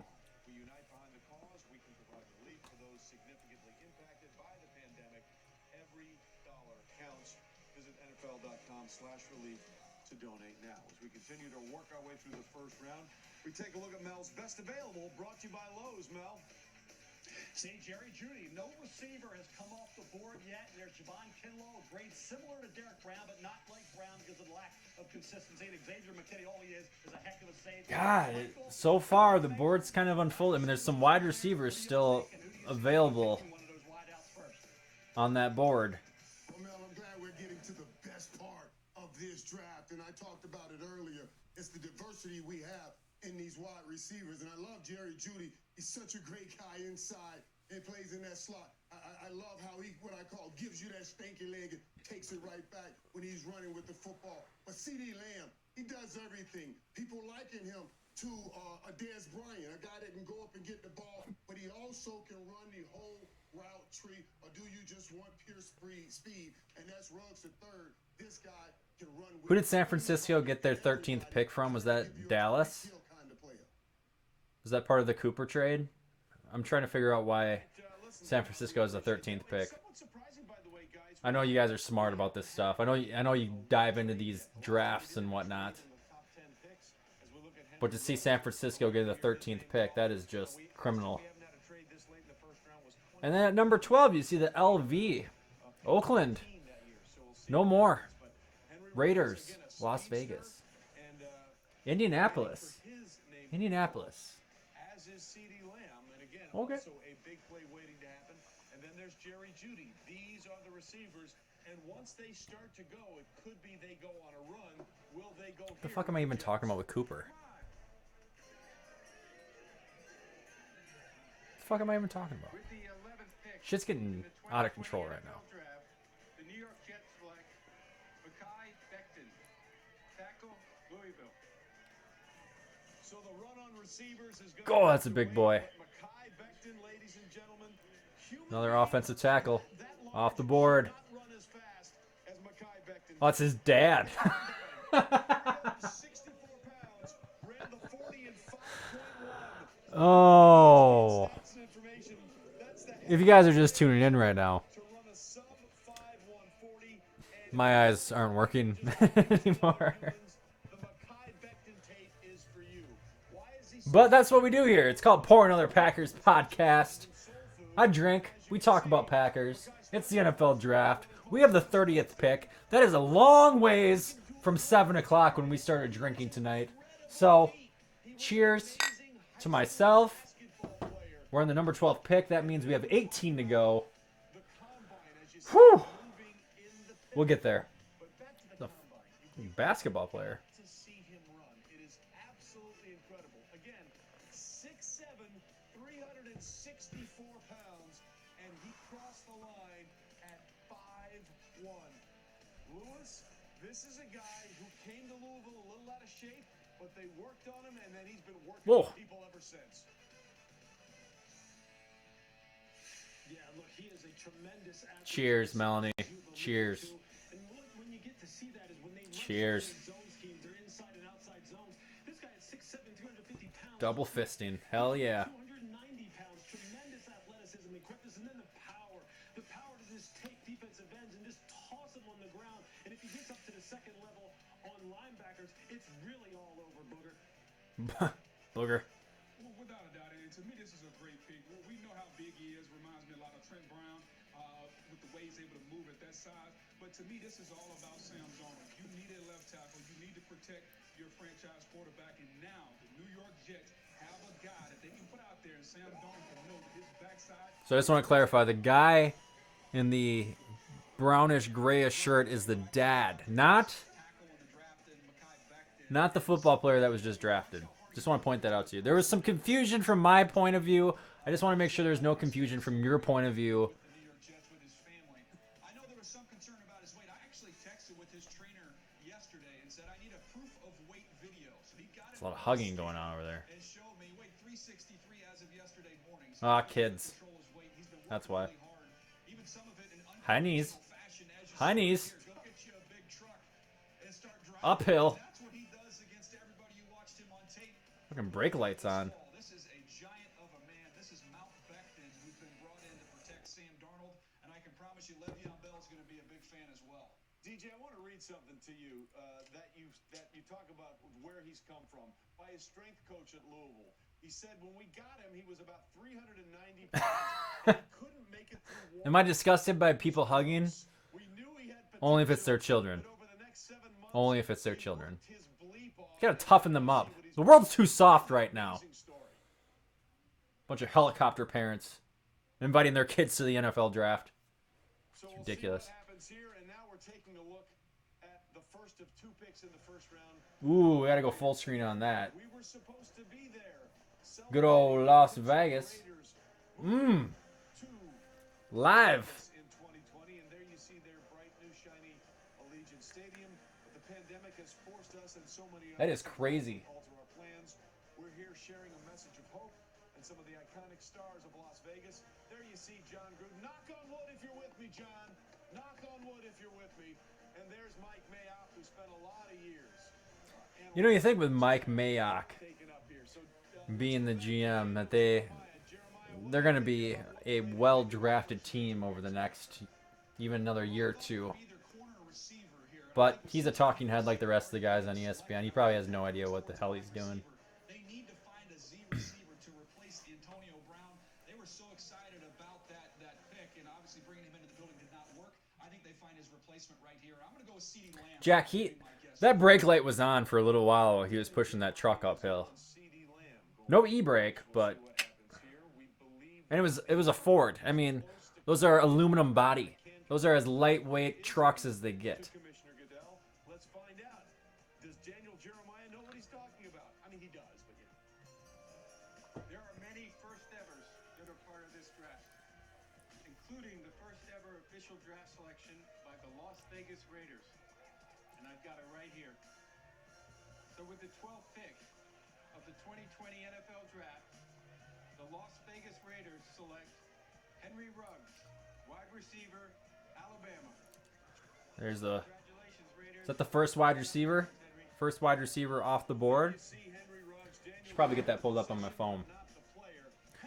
Try to create some sort of professionalism with this live stream. He had 98 catches at Alabama. 24 of them went for touchdowns. In other words, 25% of the time when he caught the ball, he took it to the house. And when he celebrated those touchdowns, you always saw him throw up 3 fingers. That was for his friend, Roderick Scott. They played high school basketball together. And one weekend they were supposed to drive in the same car to a high school tournament. Yep, first wide receiver off the board. Henry Ruggs, the third. Scott was in a one-man car crash on the highway that trip and was killed in that crash. And Henry Ruggs celebrates his honor. Ruggs. Henry Ruggs the third. Not Riggs. Ruggs. Him score a touchdown. John Gruden, very happy that he's got the burner that ran the 4.27. Who's going to throw him the ball, though? Make sure the dog is taken care Derek Carr? But if you want to talk about an athlete, Is that your guy? Is that still the quarterback in Oakland? Their answer? Their Allen Iverson at quarterback is Derek Carr? he was jumping from everywhere to throw it down at Robert Lee High School. So Look, you know he can play hoops. You know he can fly. you know, my bar, I don't know why you were so upset about not taking a baseball player. I mean, I've seen basketball players constantly lately. I've seen track stars on the screen. Take it to the house no matter where he gets the ball. That just goes to prove that baseball is not a sport. And we knew, Trey, that this was a possibility because of that 4.27 speed. And let's remember now, the Raiders, what do they Okay, baseball is a sport, but what's the one that they say is not a sport that is a sport? with Tyreek Hill? So they wanted Table tennis? speed for speed. They wanted to match explosion. It's in the Olympics. When they score, when take care of Golf? No, golf is definitely a sport. the Raiders will be able to come right back and score fast. This kid can run fast, but he also goes up high and grab that ball, just like you saw him. All right, what's a sport that you would argue is not actually a sport? I'm not talking about esports. Cheerleading? Yeah, that's one. That's not a sport. Parents with kids in cheerleading. Bowling? Yeah. That could be, yeah. Yeah, cheerleading sucks. I'm so glad. I mean, I don't have my kids in any sports because I'm a terrible person, but mini golf, swimming? Swimming is an Olympic sport. Cheerleading is not an Olympic sport, though, right? Bowling, I don't think is in the Olympics. Cornhole, now we're just getting stupid. Get out of here, you're drunk. Or I'm drunk. One of those two things are happening right now. What I can tell you, though, is that we're on the 13th pick, which means that we are 17 picks away from the Packers finally taking somebody. House shoes? What the hell are we talking about? You're talking about curling. Curling is an Olympic sport. Last year, you put Henry Ruggs on this field, you're going to scare safeties out of there. You're going to have a lot more room for Josh Jacobs to run, and also add Darren Waller. Equestrian. That's not a sport. If you get on top of a horse and jump over objects, I'm gonna Shania Twain you and say that doesn't impress me much, quite frankly. You'll have to appreciate this. Henry Ruggs is swagging out in a robe. He's just chilling in a robe. Michael, that's what you wore in the Way more than 10 people there. Yeah, and that tells you something about that wide receiver right there. He's letting you know. Big plays, touchdown. He's right at home with that. That's why he's wearing his robes. He's making a statement early, and the Raiders hope that he can make that statement late when he gets on the football field. Listen, I knew you would appreciate the robe, Michael. Just so you know, from 1985 to 2010, no Alabama wide receivers were taken in the first round. Yeah, that's some good company. Gotten 4 in the last 5 years, and quite frankly, Some good company. a pretty safe bet that we're going to get a 5th one in Jerry Jeudy coming off the board at some time in this first round. But for more on all of this, let's check in with our fine ESPN insider. Mitch Nelson has joined. Welcome, Mitch Nelson. Or Nielsen. By the way, Mitch, I've had a couple drinks. I can't pronounce names backwards. I could pronounce names backwards. You get what I'm trying to say. Mitch Nielsen in the house. Good old Colorado. Rocky Mountain. John Denver was full of shit. Where the 49ers are going to trade. They're going to trade with the Tampa Bay Buccaneers. Tom Brady's Bucks are moving up one slot to come up in this draft. There's still a Okay, there's a trade. I don't know if you guys caught that. protection. That would be a logical pick for Tampa Bay to make with Tampa Bay coming up to get that pick. And that's the trade. Tampa to 13. All right, Adam, thanks very much. Guys, let's talk Why? about this here for a second because obviously Tampa Bay has plenty of weapons. They just signed Rob Gronkowski. He's going to be there ready to roll. It is protection, right? Tampa Bay now has back-to-back picks. So, wow. Do we want to go back to that conversation about who's going to win the NFC South this year? I mean, Tampa Bay is getting a 13th and a 14th pick. That is, let's see what they add to that already growing roster. Running back would make sense. We haven't seen a running back come off the board yet. They just need to take care of that right tackle position, and you would assume that they're going to try and solidify it here. All right, so who's the best one left, Mel? We've seen Becton go off the board. We've seen Wills go off the board. Somewhat surprisingly, we've seen Andrew Thomas. Is it Tristan Wirfs here for you, Mel? It would be Tristan Wirfs. Of course, a right tackle at Iowa, but he did play left tackle when Alaric Jackson was hurt. Obviously, still needs a little work for as freakish talent that he is. There are times God, the where he needs a little Buccaneers. more attention to detail, but Tristan Wirfs, upside for Wirfs, I think, is through the roof. And obviously, the left tackle spot, he's got the ability to do. I thought he more than held his own when he was forced over to left tackle when Jackson was hurt. But as a right tackle, he has a chance to be really good once he's coached up in the NFL. I would say there's no other team. Okay, let me just try to think through this real quick before I make my statement. But is there another team outside of Tampa Bay right now that has the go all in mentality? I mean, Green Bay is right there. I mean, Green Bay has to be. Let me turn this down a little bit. A lot of background noise. Green Bay has to be in that mentality right now to go all in. They were a game away from the Super Bowl. This is why I say don't draft a quarterback. This is why I say add, players to these areas of need, whether it's wide receiver. It could, I mean, when we talk about immediate return, getting a wide receiver, getting an inside linebacker could be more crucial for the Green Bay Packers than an offensive tackle in the first round. But what other team would you say is going all in right now outside of Tampa Bay and possibly the Green Bay Packers? I do see, I mean, you might not even be talking about it right now, but the 49ers possibly going all in.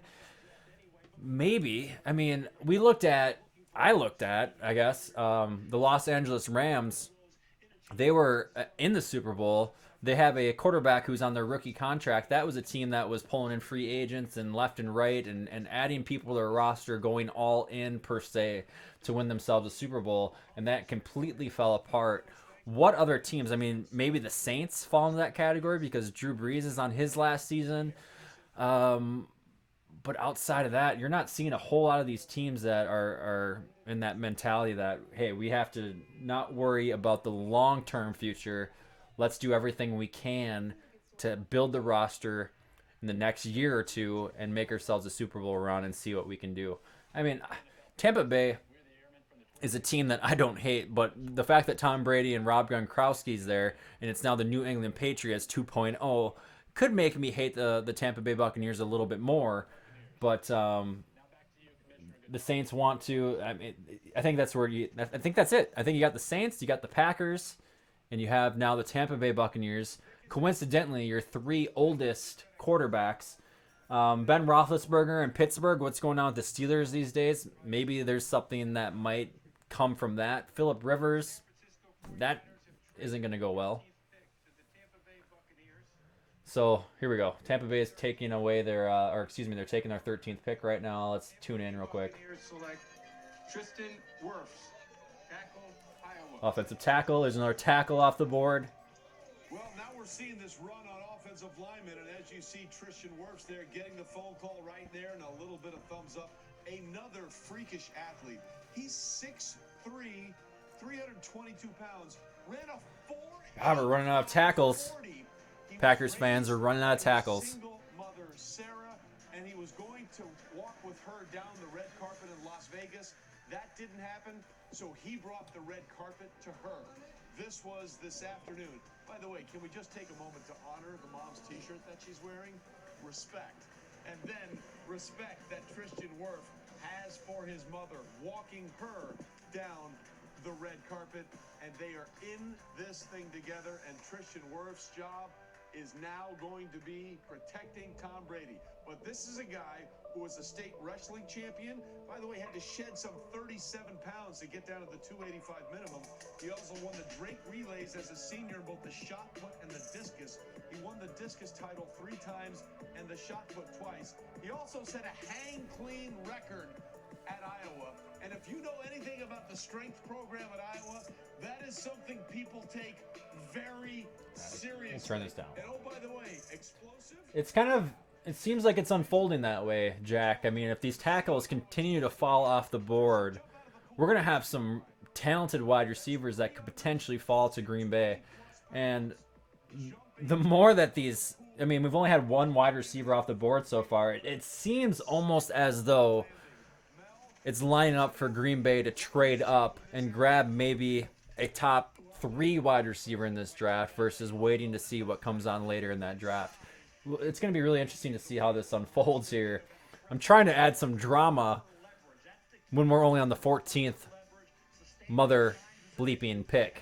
But one wide receiver off the board. Tackles are flying. That is now what? My freaking internet doesn't load very well. That's got to be, what, our 3rd or 4th tackle off the board? At least our 3rd.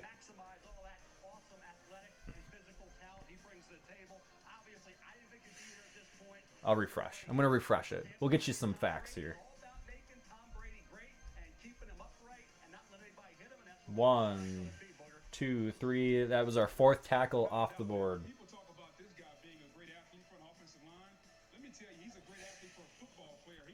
Buck, we don't always trade down. Yeah, we do. We trade down. We don't always trade up. Which one's up and down? Trade down? Trade up. Usually we trade ourselves into the 2nd round. I don't know. You know what I'm trying to say.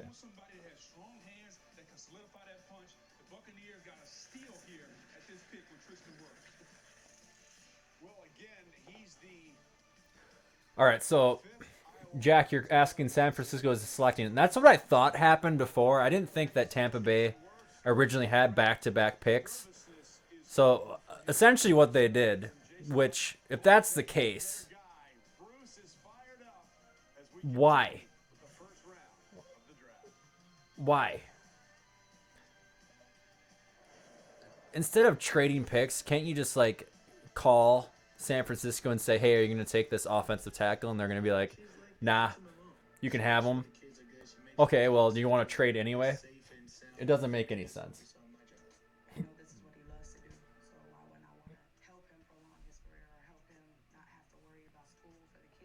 All right, let's dive into Bleacher Report, see if we can figure out why the hell there was a trade that took place.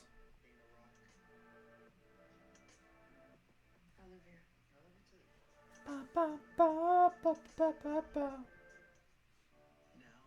more than ever, her love keeps you centered. Show her how much she means to you with a gift from the Center of Me collection. Happy Mother's Day from Kay. There's no updates.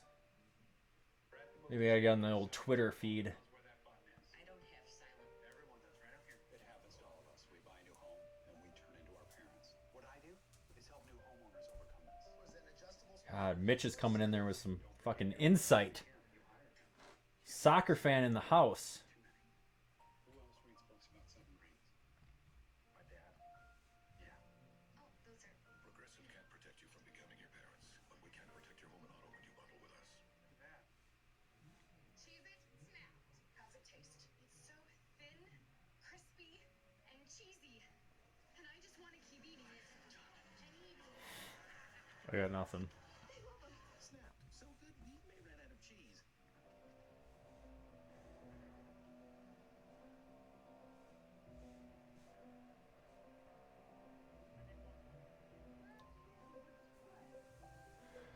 All right, so here's what we figured out.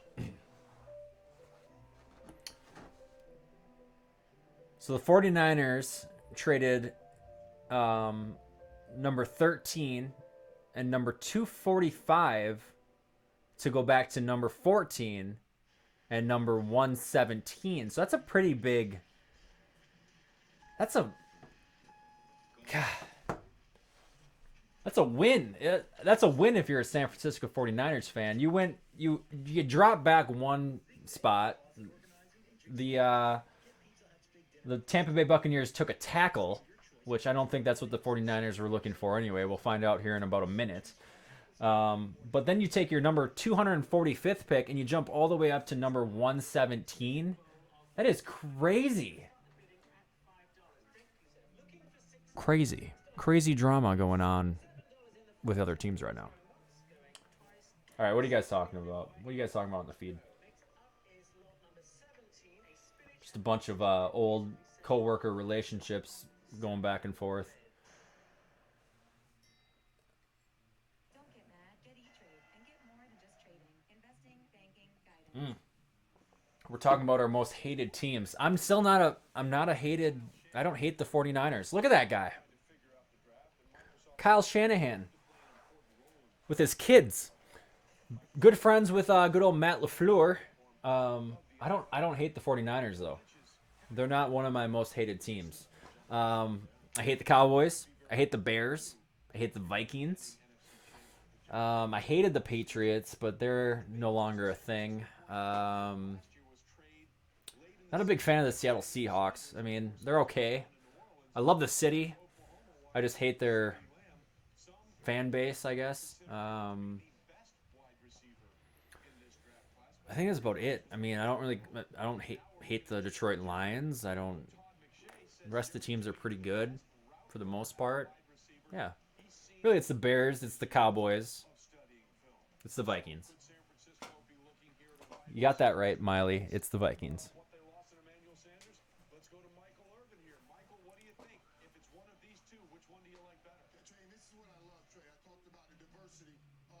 Receivers, and you talk about Jerry Jeudy. Remember, Jerry Jeudy does most of his work from the slot.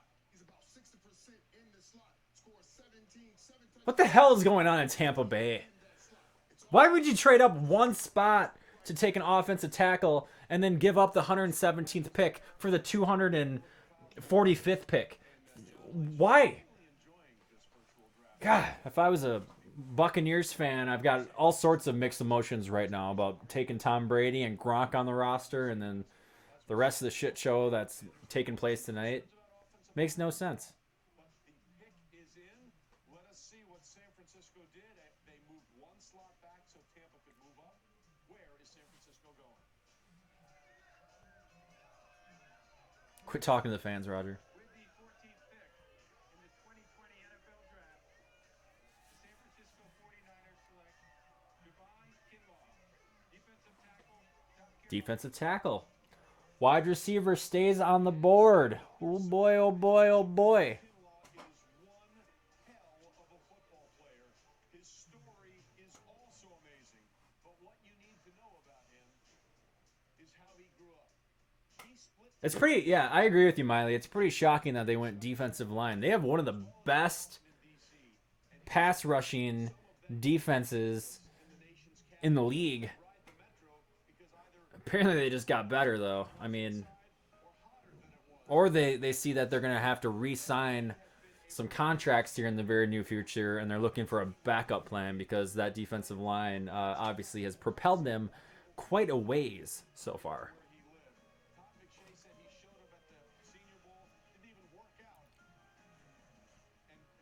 I'm loving that there's wide receivers still hanging around. And there you see the reaction of his father. Javon Kinlaw is now a member of the San Francisco 49ers. His story is absolutely remarkable. Booger, his story is incredible, as is what we saw on the field at South Carolina. Without a doubt. You talk about the rich getting richer. He reminds me a lot. The rich getting richer.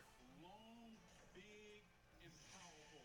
And the San Francisco 49ers are going to love it. Can he play with leverage? When you're a tall player, you got to be able to play with leverage, extend your arms, control the offensive lineman. He can do it with the best of them. Like one of the guys that I played with a long time ago, Richard Seymour, doing the same thing. Defensive linemen being able to use both hands and control the offensive lineman, they do it well. But this is now a passing league. Can you be a three-down player? Can you rush the passer? Javon Kinlaw showed outstanding pass rush ability and power, especially at the Senior Bowl. Just like Richard Seymour, long arms, long levers. He can do it inside. And dare I say, John Lynch, they traded away DeForest Buckner. Now they get to Javon Kinlaw, Mel, and this defensive line is 15 picks to go. We're getting there. Halfway. Halfway. Managed his weight, got it down to 324. Played through a hip injury in 2018. This past year, first 5-6 games, he was dominant. Actually, 5 sacks in the first 6 games, only 1 the rest of the way. And that's where Derek Brown, week in and week out, was dominant.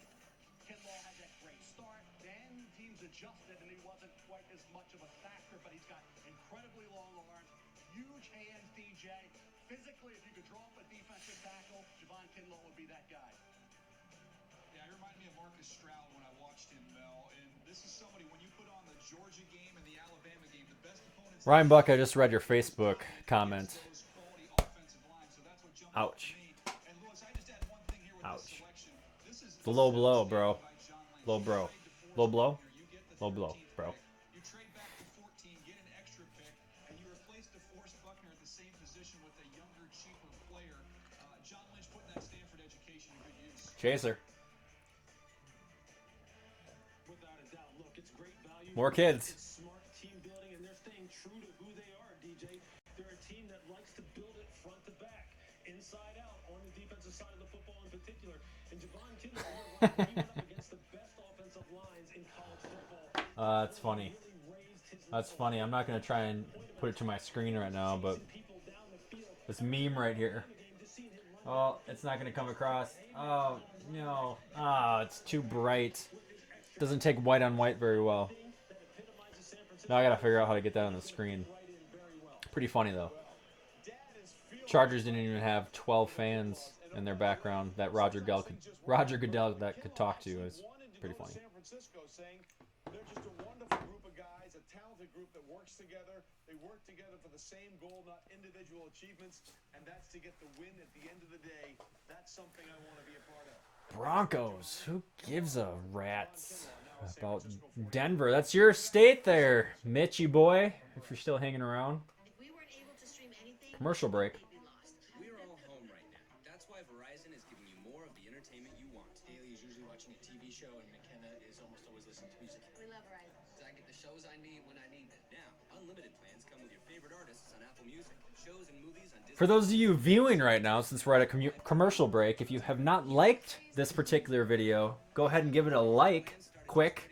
I think in theory that should add a little bit more relevance when people are searching for draft content, but no pressure.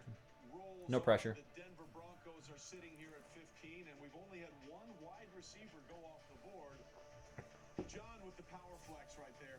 Give me all the Super Bowl trophies. There's the like. And make it a wide shot so everybody Thank you. can see. I mean, I respect that.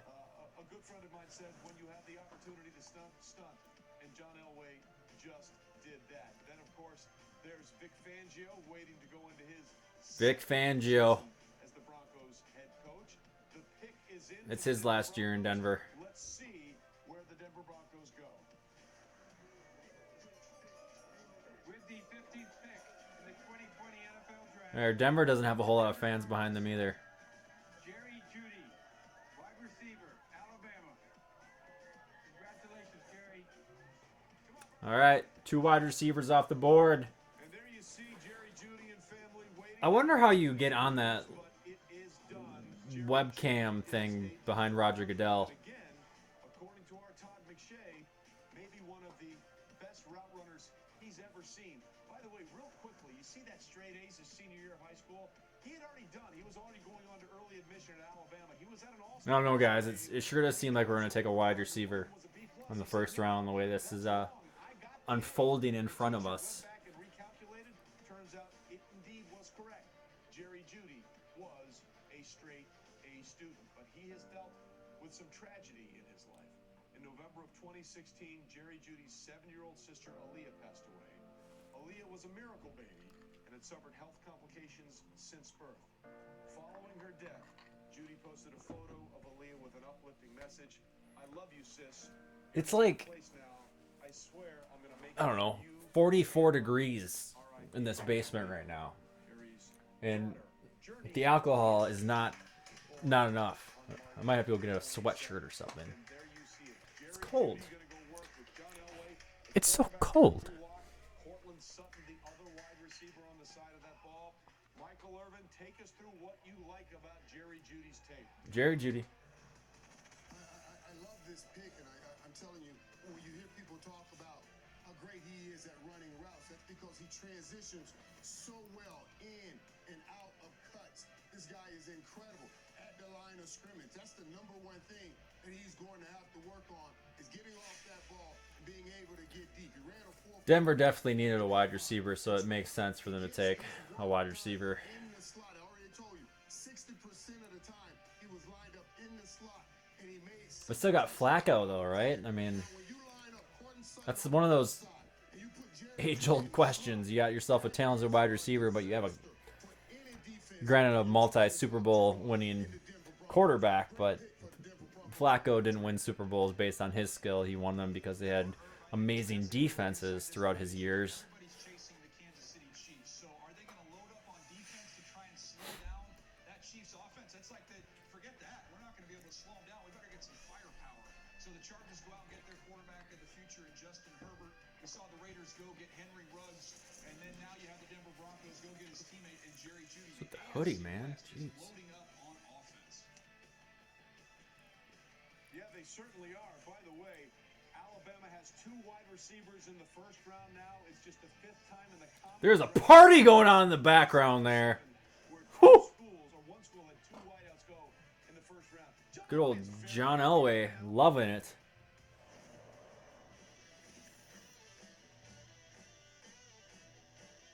You taking a commercial break? I'm gonna go get I need a sweatshirt or something to put over my sweatshirt. All right, I'll be right back. I will be right back, folks. We are 14 picks away at the very least. Be right back. We have rolled out teams across our network, and we went from essentially no televisits to approaching 5,000 visits a day in the last week. That is pretty amazing. You connect with them via a video visit. The partner actually can interact and hear the counseling that's done. These visits are surprisingly intimate. And I can actually share my screen and show the x-rays.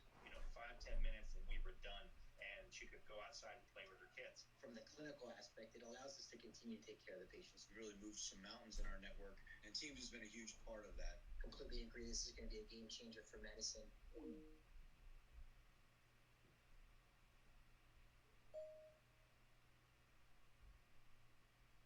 You know, you've already got a home team.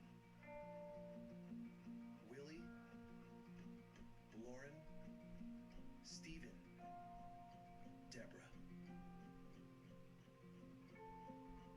300,000 members of a team working hard to keep your home working for you.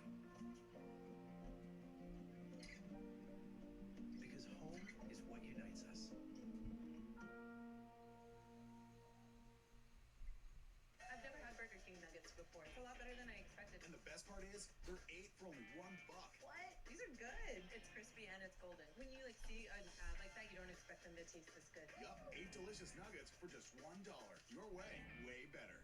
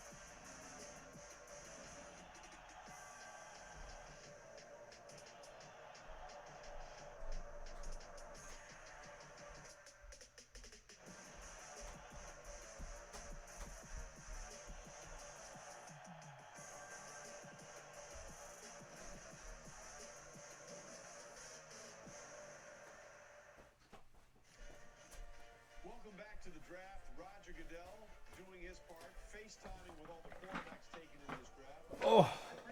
You see Tua Tagovailoa and Joe Burrow and Meanwhile, let's take a look at Mel's best available. I dig through my closet to find all my Packer gear that was stored away for the last couple months. All right, we're back. Justin Jefferson improved by leaps and bounds this past season. Chase on had some injuries, plays an outstanding pass rusher. And Kenneth Murray, all this kid does sideline to sideline range. Great football player, Booger at Oklahoma. One of 2 Booger. inside linebackers along with LSU's Patrick Quinn. Justin Jefferson, third best player available. I don't know, Jack. Is it going to happen? Edge rush, and the second best edge rusher in this draft by a lot of people, including myself included, was Caleb Chase. You got to think at some point he's going to be up to come off the board pretty quickly. They hate us because they ain't us, Miley. So go fuck yourself. Thank you. There you see Dan Quinn, Arthur Blank, and GM Thomas Dimitrov. By the way, if anybody's going to nail the virtual draft, it would be Thomas Dimitrov. He was showing off his setup like 3 weeks ago. So we'll see what the Falcons are doing. We know their head coach, Dan Quinn, is a guy who built his reputation off speed defenders. That's what got him the Atlanta head coaching. God, I hope it happens. That would be a great addition to the Packers roster. Thank you, Melanie. Melanie, you're such a sweetheart. I believe you're from that wonderful state of California. I appreciate the compliments. With the 16th pick in the 2020 NFL Draft, the Atlanta Falcons select A.J. Terrell. You guys realize that...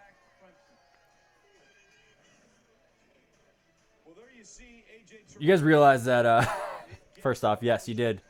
You did hear me say that. I want you guys to pay attention, though. Roger Goodell has a Kinect, an Xbox Kinect, right below that TV screen. That is some crazy Microsoft product placement if I've ever seen Microsoft product placement.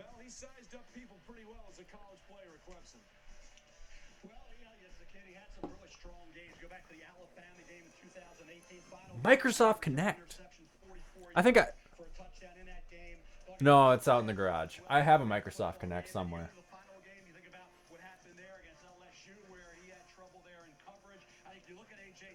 Wait for it. We'll point it out next time. We'll do it for the Dallas pick because we know there won't be a whole lot of Dallas fans behind Roger Goodell.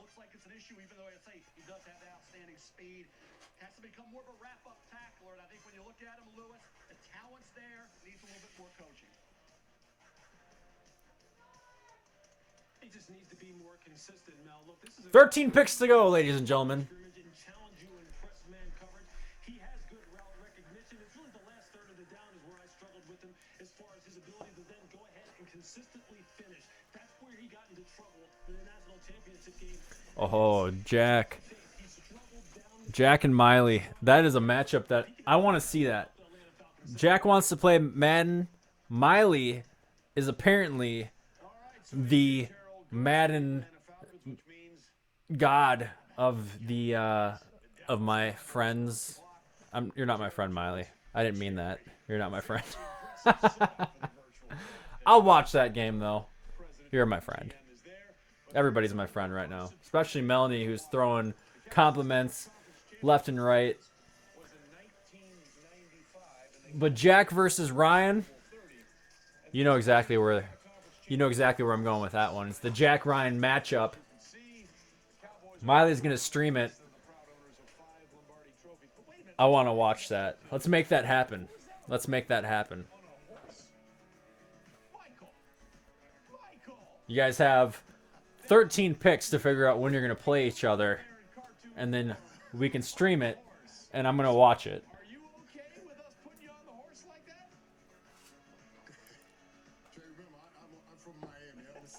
Miley, what's your team? Okay, is it gonna be Packers versus Vikings? Is that the gist of this Madden matchup? Do you take the Vikings every time, Miley? Jack, do you take the Packers every time? I do think we need to have a comment about the bowler hats that you and Dion wore after that last Super Bowl. Oh, hold on, timeout. We gotta go full screen. We showed you Jerry Jones. There's Mike McCarthy. Maybe a little closer. Oh, we lost it. There he is. Mike McCarthy had the year away. Mike McCarthy, ladies and gentlemen. A very successful coach. They won Super Bowl 45. By the way, interestingly, in Dallas, 61.8% winning percentage. playoff appearances in 13 seasons. Lewis, let's start with you. We look at the Dallas Cowboys. 9 playoff appearances. 4 NFC title game appearances, but only 1 Super Bowl. They have needs on the back end of that secondary. 1 Super Bowl. McCarthy, what are you going to do in Dallas? A lot of the corners that the Cowboys might have been looking at are now off the board. Yeah, you really think about it. In the middle of the field, someone who can play a little bit of safety, play a little bit of nickel and dime linebacker. Someone comes to mind for me, and I'm looking at Xavier McKinney from Alabama. I think he would fit nicely in the middle of the field and give. All right, so what we got? Packers versus Texans, or Chiefs, or Seahawks. I think he's the kind of guy who would look perfect with that Dallas Cowboys star on his helmet. Miley's out there throwing shade at the Buccaneers, saying they're gonna go 8-8. I guarantee you're gonna play with the Buccaneers in Madden 21. If they took CeeDee Lamb, they'd be taking him right out of the lap of a team in their division, with the Philadelphia Eagles having a huge need at wide receiver, a couple picks away. So that's another interesting storyline to keep an eye on with the Cowboys. I know they have those needs on defense, but CeeDee Lamb would be pretty tempting right here. This is CeeDee Lamb as he's waiting to hear his name called. Daniel, that's a really interesting point, right? Because you want to build your team, but sometimes you can do things to make Another wide receiver for Dallas. Is that what they're thinking right now? Hold on, we're about to see the Microsoft Connect. Wait for it. Oh, McCarthy, I don't like seeing your face. We're gonna have to go full screen though.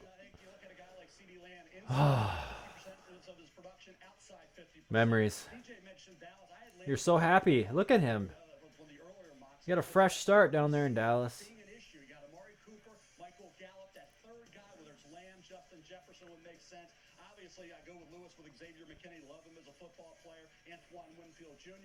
Who's he talking to? Who are you talking to right now, Jerry? You know, Dallas is excited every single year. I watch all these like Hard Knocks, behind the scenes. Are they talking to each other right now? Is that there is a bromance of unparalleled proportions going on in Dallas right now.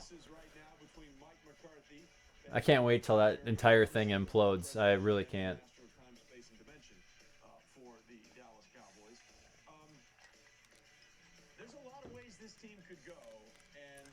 All right, show me that Microsoft Connect.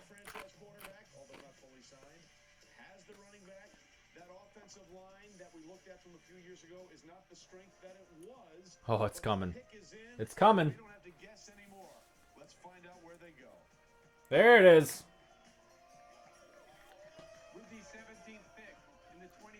Right there. Oh, it's even on. His Xbox is on right now.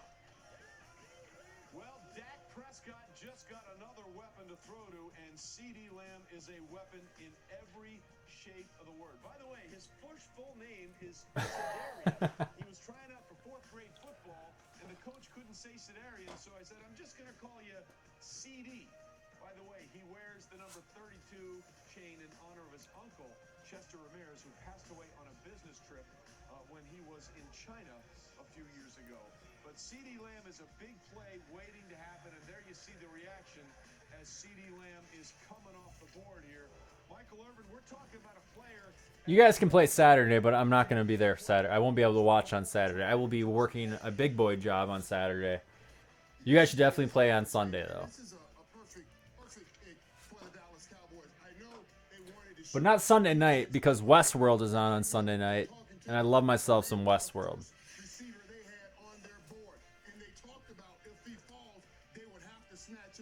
Let me tell you what's great about this, because you know they got Amari Cooper and they got the young guy outside, Williams outside.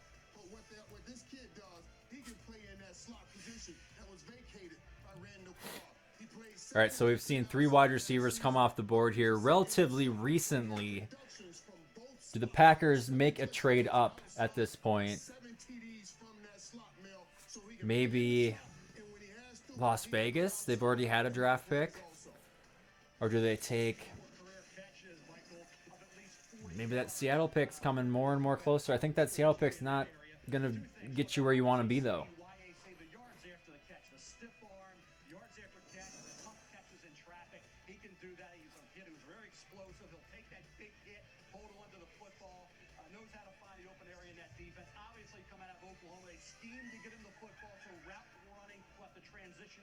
With the Dallas Cowboys, but as that third receiver with Cooper and Gallup, now you got Dak Prescott, 3 big-time options in the passing game. Well, listen, Michael Irvin's going to love this. CeeDee Lamb forced the most missed tackles as a patch catcher among wide receivers last year.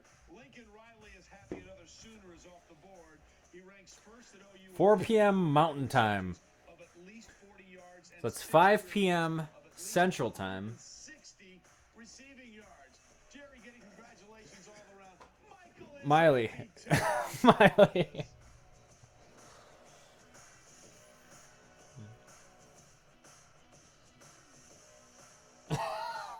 Here's the thing about Okay, managing Miley. clouds for your business.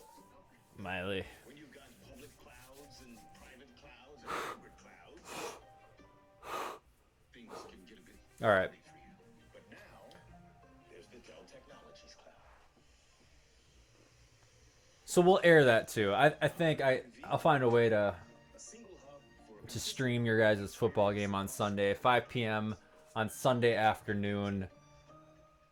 You're gonna post it. Where are you gonna stream it to, Miley? Is that Mixer that you're gonna use? We'll find a way to put that on the Pour Another podcast. It's gonna be the first ever Madden match head-to-head taking place Sunday. Sunday. King Smooth is in the house. Thank you, King Smooth, for tuning in. Boy, oh boy. I've been streaming for an hour and a half now. Two and a half hours now. Had a couple drinks. And we're officially 12 picks away from the Packers taking someone in the NFL draft. So thanks for tuning in, King Smooth. Always nice to see you. One of the very earliest subscribers to the channel, so much appreciation there. And he always struggles to make these live stream events, so the fact that he can make the NFL draft is pretty special to me. Miley's going to post it to Twitch, and I will find a way to make that happen so it appears on my channel. So we're going to do a Madden head-to-head. Looks like it's going to be Texans versus Packers, but we'll see what mood that Ryan is in when that matchup takes place.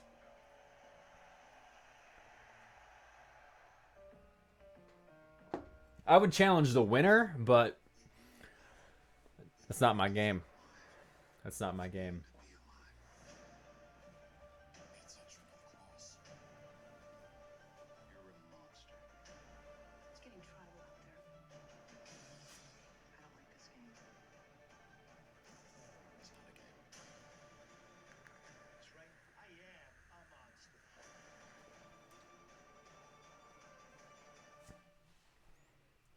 Thanks for sharing your DIY haircuts. Thanks for sharing your savage moves, and especially your awkward ones. Thanks for sharing your I'm just sitting here reading your guys' comment string. We're gonna get some more entertaining stuff. I got the stream going, obviously, down in the corner there that you guys can tune into as far as the NFL draft. But we're just waiting. At this point, it's just a waiting game. Dolphins' number 18th pick is officially in.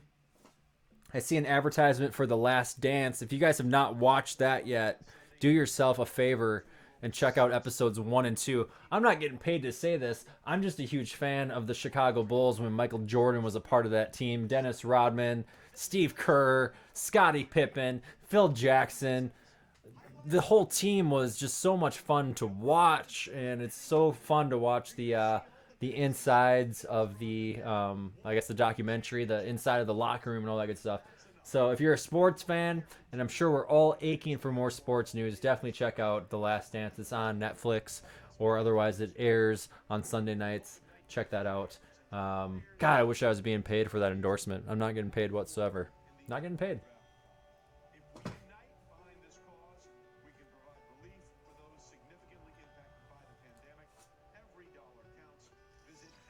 So King Smooth, you haven't missed anything yet. There's a couple wide receivers that have gone off the board.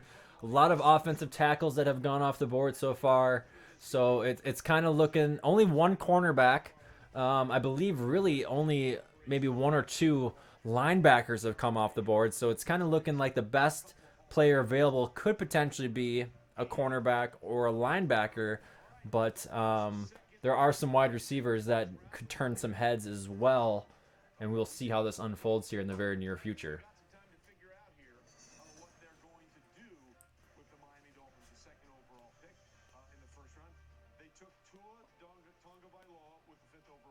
This is the pick they got when they traded away Minka Fitzpatrick to the Pittsburgh Steelers, the pick they got back there.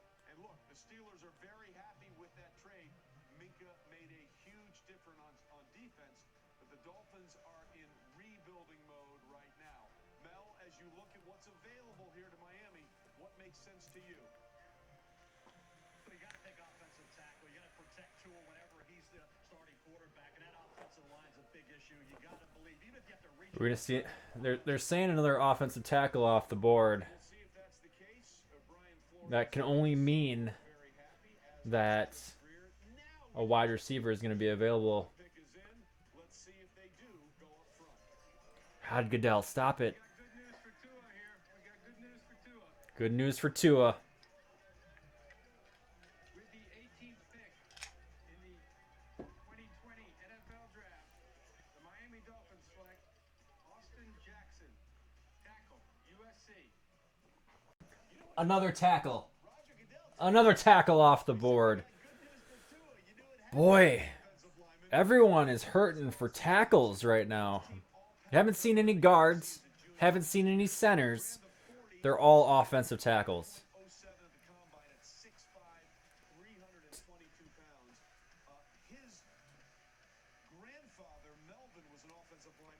I don't know, guys.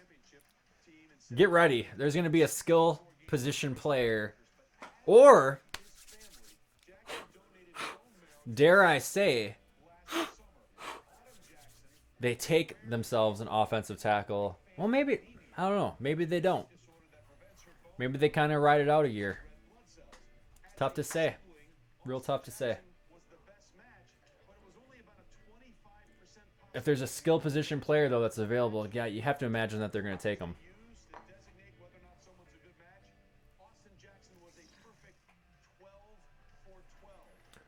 We're up to 13 likes on the video. I got 14 concurrent viewers, so if you have not liked the video, please go ahead and like it while we got some downtime. We're still a few picks away, 11 to be exact, until the Packers pick at number 30 overall. Thank you, thank you, thank you. You guys rock. Oh, just hitting up the likes. Beautiful. One of the likes went away. How does one of the likes go away? I love it. Guys, I genuinely love it. I don't. Now it's back. I don't honestly. This is all. This entire podcast. I've said this since the beginning. Is it's genuinely me. I mean, it's me coming down. It's me talking about Packers. It's me running low on drinks. These were full not that long ago. Obviously, I'd love to see this channel grow. I'd love to get over. I think 1,000 subscribers is easily the next goal that I want to hit. That's why there's a banner at the top of this screen. But at the end of the day, it's just a lot of fun to talk about Packers and have a group of guys here that we can and ladies. Melanie, that's a shout out to you. And Todd Murray's subscribing as well. Man, whew, what a night. What a night to be alive.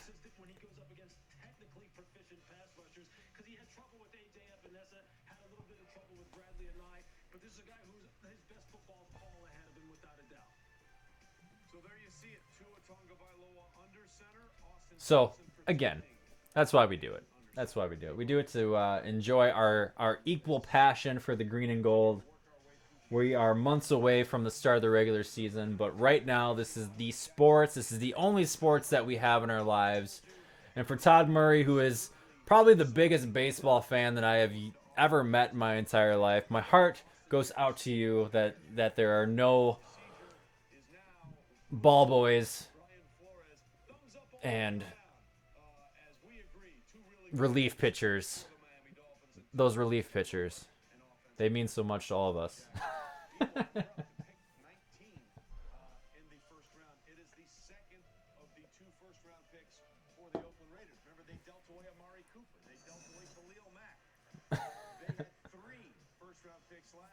And we don't. I'm gonna put a timeout before we get into a debate whether or not baseball is boring. We don't need to go there. To each their own. To each their own.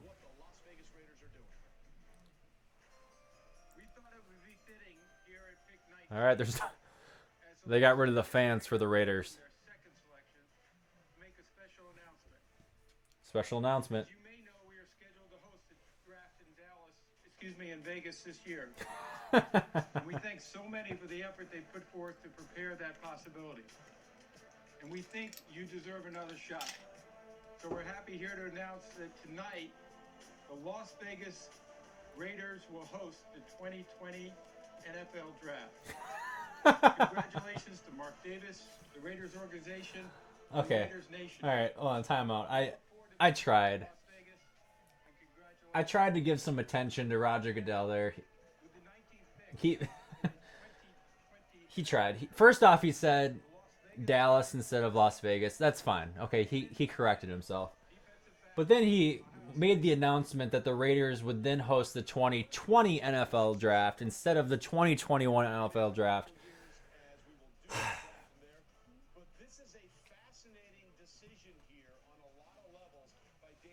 Cornerback off the board.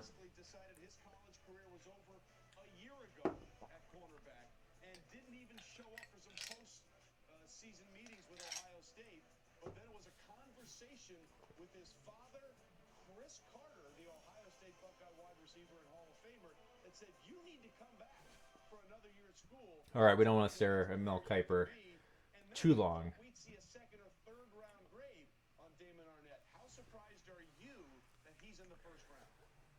Yeah. Ball boys and relief pitchers. That's what baseball is all about.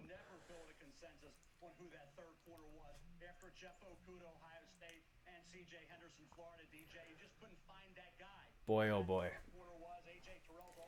All right, we're in the 20s. For the love of God, we are in the 20s. Finally. Finally. We're getting there. 10 picks away. Yeah, and for me, Mel, he was my 8th corner, so I think people had that 3rd corner in all different orders. One thing I'll say about You know, it wouldn't be so bad if you won the Super Bowl and you're the 32nd pick. You wait around all night, have a couple drinks, clear your refrigerator, if you will, But the fact that you're number 30 and you have to wait all night, you didn't get a Super Bowl ring. There's no ring on that finger. And we have to watch the Las Vegas Raiders and the Tampa Bay Buccaneers get all excited. Painful. I appreciate you guys hanging out with me. Normally, I wouldn't even watch this. I would have tuned in. This is about the time I probably would have tuned into the NFL draft. I would have been like, okay, it's 9:30. It's 9:36 at night, Central Standard Time. 8:36 if you're in the mountain, like good old Jack out there in the Mountain Standard Time. But right now, we're getting close. I lost my train of thought, so I'm just going to say we're getting close. You need to come back and you will improve your draft status. And that's exactly what he did. We thought it was going to be improving to a second or third round pick. Instead, he goes to the Raiders with the 19th overall pick in the first round. By the way, second time in the last 4 drafts, the Buckeyes have had at least 2 first-round defensive backs. Had 3 back in 2017. Put your feet up, John. You're done for the night. You're watching the 2020 NFL Draft. Miley. Presented by Lowe's. Miley. That Vikings pick is getting awfully close. Who are they going to take?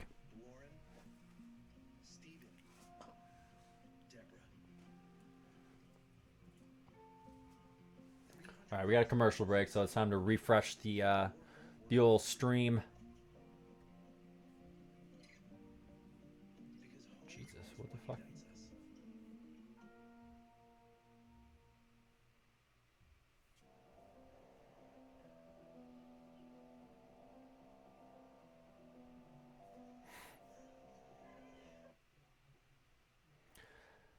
Update the stream.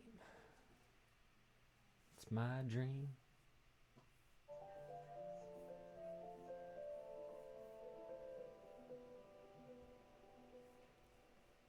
Got my sister texting me right now. Bunch of tomfoolery. Vikings are going to draft Hope. We'll find out.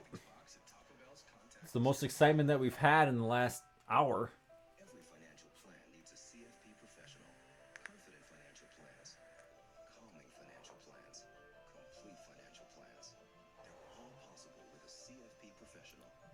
Find yours at Let's Make. Gotta take a selfie for my sister. There it is, right there.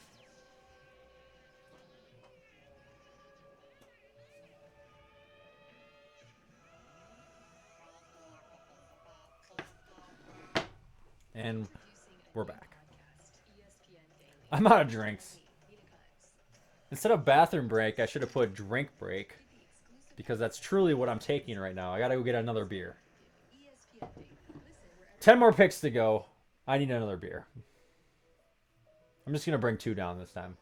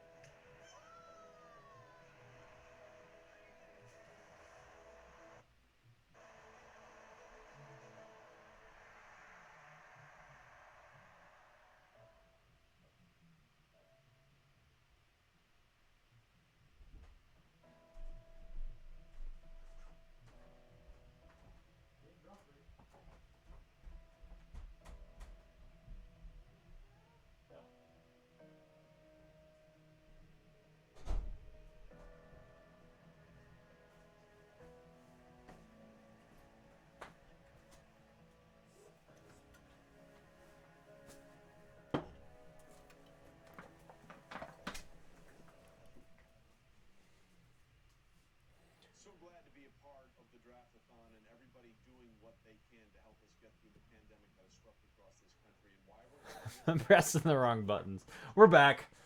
We are back. We got another McGolden here. Got a White Claw. Probably got to tame it down a little bit here. Although, fun fact. Fun fact that I can't give you. 4.2% alcohol in the Mick Ultra. And 5% alcohol in the White Claw.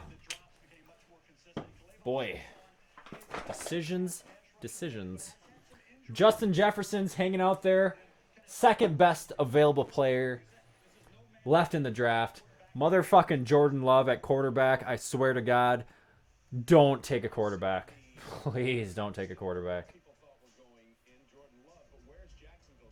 With the 20th pick in the 2020 NFL Draft, the Jacksonville Jaguars Jordan Love. linebacker. All right. There's another linebacker off the board. Well, there you see Caleb Chason and company getting set to know that they are moving down to Jacksonville. Caleb Chason is a tour de force. He played his best at the end of the season. Over the last Melanie really wants to see the Packers take Finley. Or Finelli. Or Finally. Or...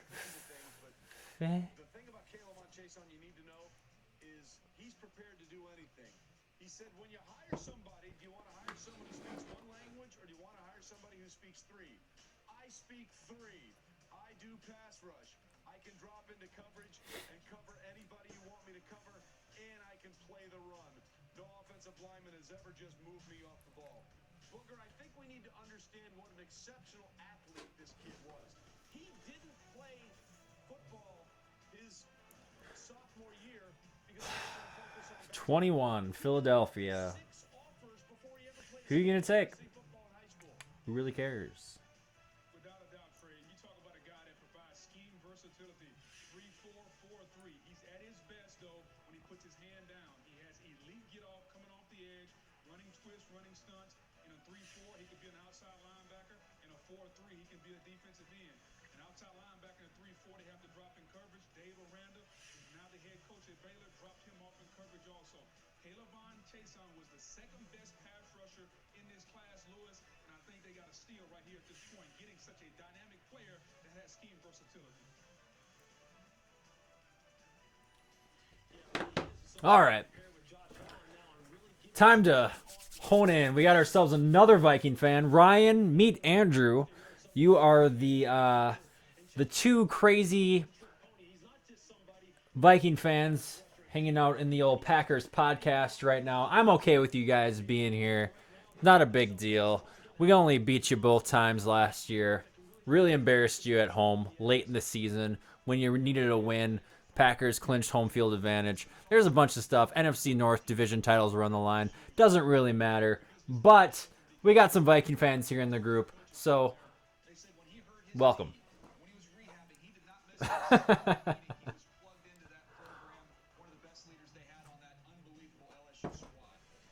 How you guys get real excited when the Vikings pick comes up, don't you? All right, guys, thanks very much. Caleb Chason, again, went to work out at a summer camp for LSU to watch a friend.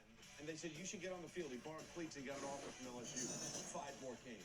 Meanwhile, we have the Philadelphia Eagles sitting there with 22. You thought they might go wide receiver. We've seen some wide receivers go off the board as you look at Doug Peterson, the head coach, and Howie Roseman, the executive VP and GM. But here's why they need wide receivers and what is a very deep wide. It goes back to the point. Why aren't these guys in the same room? I'm still talking about this. These are the wide receivers that they were throwing to, including a former running back. It looks like we're going to see another wide receiver come off the board, according to ESPN. But why aren't these executives in the same room together? Doesn't make any sense. As you look at the Eagles and the lack of depth on their wide receiver depth chart, Jack, if your pick is right, you do get some pour another gear. I'll make it happen. I will make it happen.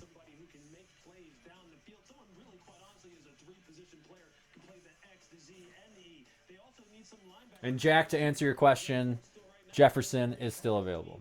You probably figured that out by now, though.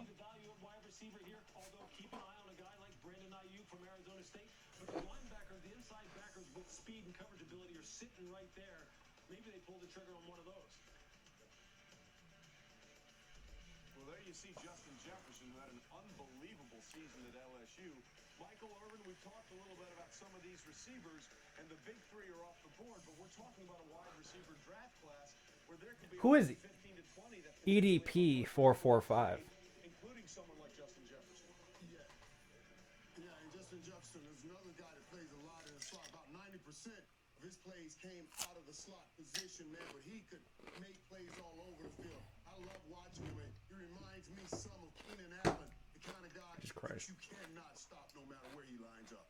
All right, we'll see what happens. Again, sometimes you have to let the board talk to you, and if you were the Philadelphia Eagles, you know you need to get some sort of wide receiver for your help in Carson Wentz, who has obviously had his own issues the last couple of years, but you just saw the Dallas Cowboys load up in that division. Jefferson coming off the board. Oh, man. Is New England going to take a quarterback? I bet you they will. 5,000 yards, 4,900. Do the Eagles feel like they need to ramp up the offensive side of the ball? We've seen Howie Roseman make all kinds of trades when he feels like he needs to make. I was at the Packers versus Eagles game. One of the, actually the only loss at Lambeau Field last season. Talking to Eagles fans, their secondary is just absolutely awful. So, if I'm going off of that, then the Eagles will probably take some sort of defensive back. That's my 4.5 drinks in and a Bloody Mary prediction of the night. Let's find out. First-round grades at wide receiver, but we're hearing the pick is in. Let's see if they do indeed go wide out. Before we announce the Eagles selection, I want to personally thank our fans for your contributions to the NFL Draft-a-thon. If you're able to give, we encourage you to go to NFL.com/relief to contribute to those most in need. And we thank you again for your support. With the 21st pick in the 2020 NFL Draft, the Philadelphia Eagles select Jalen Reagor, wide receiver, TCU. Well, this is a player and a name, guys. You're still safe. Jefferson is still on the board. There's a lot of hope for that guy. For one particular Jack out there in the box.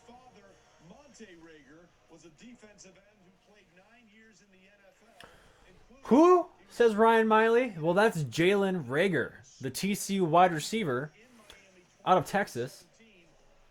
He's 206 pounds, 5'10" 5/8" from TCU.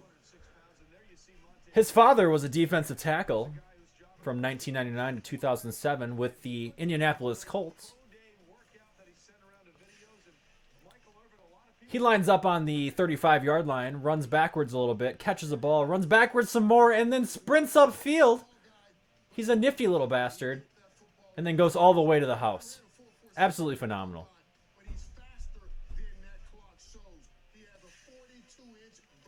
42-inch vertical.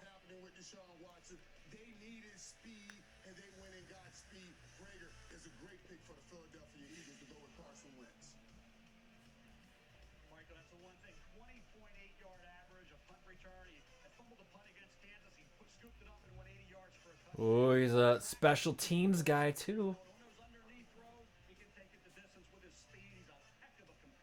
Some white shoes he's wearing right there.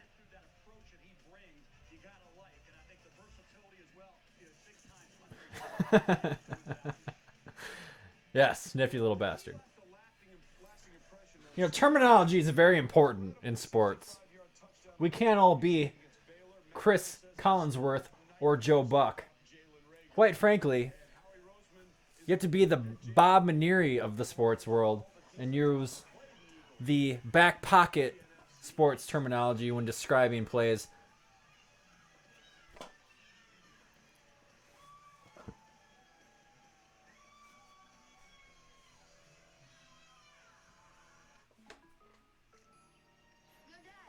And it's a commercial break with the Fresh Prince of Bel-Air. Alright, let's update the stream. Let's update the stream. Here's the deal. There's no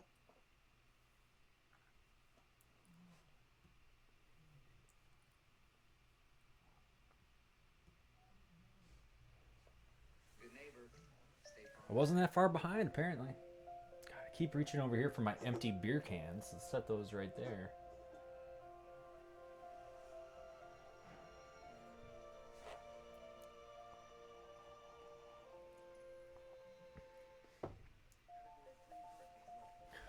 Oh, you Viking fans are just giddy right now. The pick is in. All right, final predictions. It's commercial break right now. Who do you want? If you could take any player that's available right now, who do you want?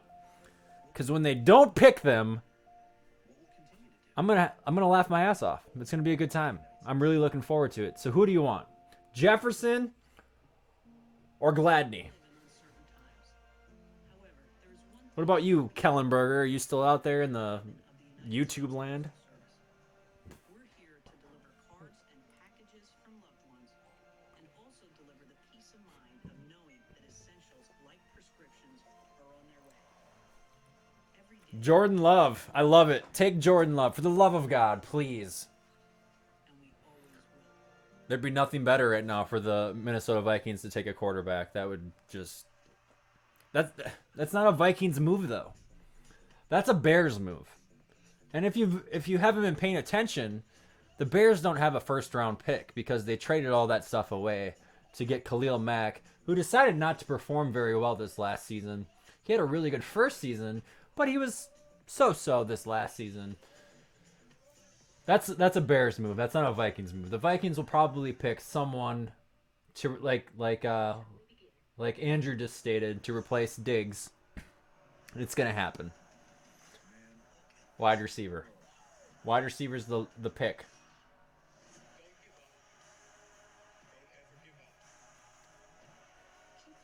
It's not gonna happen.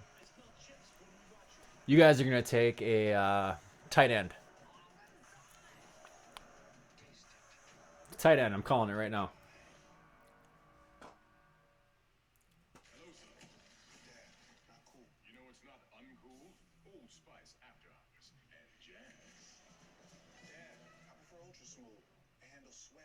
We haven't seen any tight ends come off the board right now, so that's why I think the Vikings will take the best tight end available. It's logical. It's science.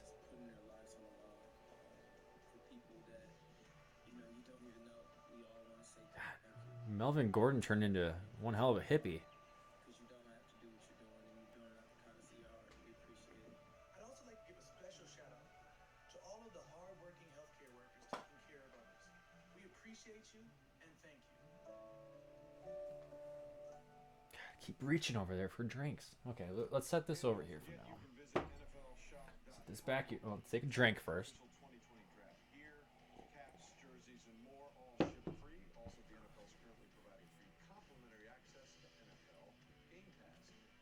Continue and watch more and sign up for complimentary access on NFL Game Pass. Time now for our Pizza Hut draft moment. Let's go back to the wild. Oh, these draft moments are priceless. Oh, here you go, Vikings fans. This one's for you. Saints had heartbreaking losses on the final play of the game as they got off early to a good start. Drew Brees and company rallied back. Taysom Hill on the reception there. But then Minnesota and company went to overtime after that kick. And then Kyle Rudolph, after Adam Thielen got him down there, comes up with a touchdown, 26-20. That's a third straight playoff game the Saints had lost with the final score. The winning points coming on the final play of the game. That was our Pizza Hut draft moment. So Kurt Warner, we look at Minnesota. You guys played really good against San Francisco, though. That follow-up performance after that Saints upset was truly lights out performance.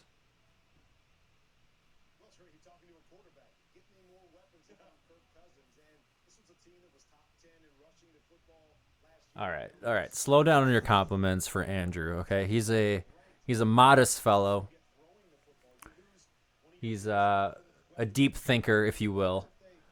He doesn't need any more compliments. at this stage in his life. He knows who he is. He's not searching anymore. He doesn't need any more compliments.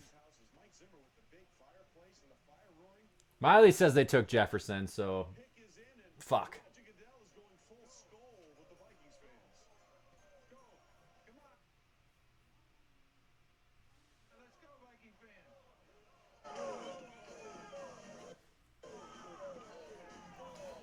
With the 22nd pick in the 2020 draft, the Minnesota Vikings select Justin Jefferson, wide receiver, LSU. Well, here's where you're about to find out that sometimes drafting is kind of like high school recruiting. It's not an exact science. Justin, we apologize. ESPN gave you no stars coming out of high school, and you were listed as the number 308 receiver in the nation in the class of 2017. You didn't even crack the top 50 in the state of Louisiana. Safe to say, you made up for it. Your season was incredible. A school record. All right, you guys got your replacement to Stephon Diggs. I'm sure there's some very excited Viking fans out there right now. And some very disappointing Jack Hunksiker people out there.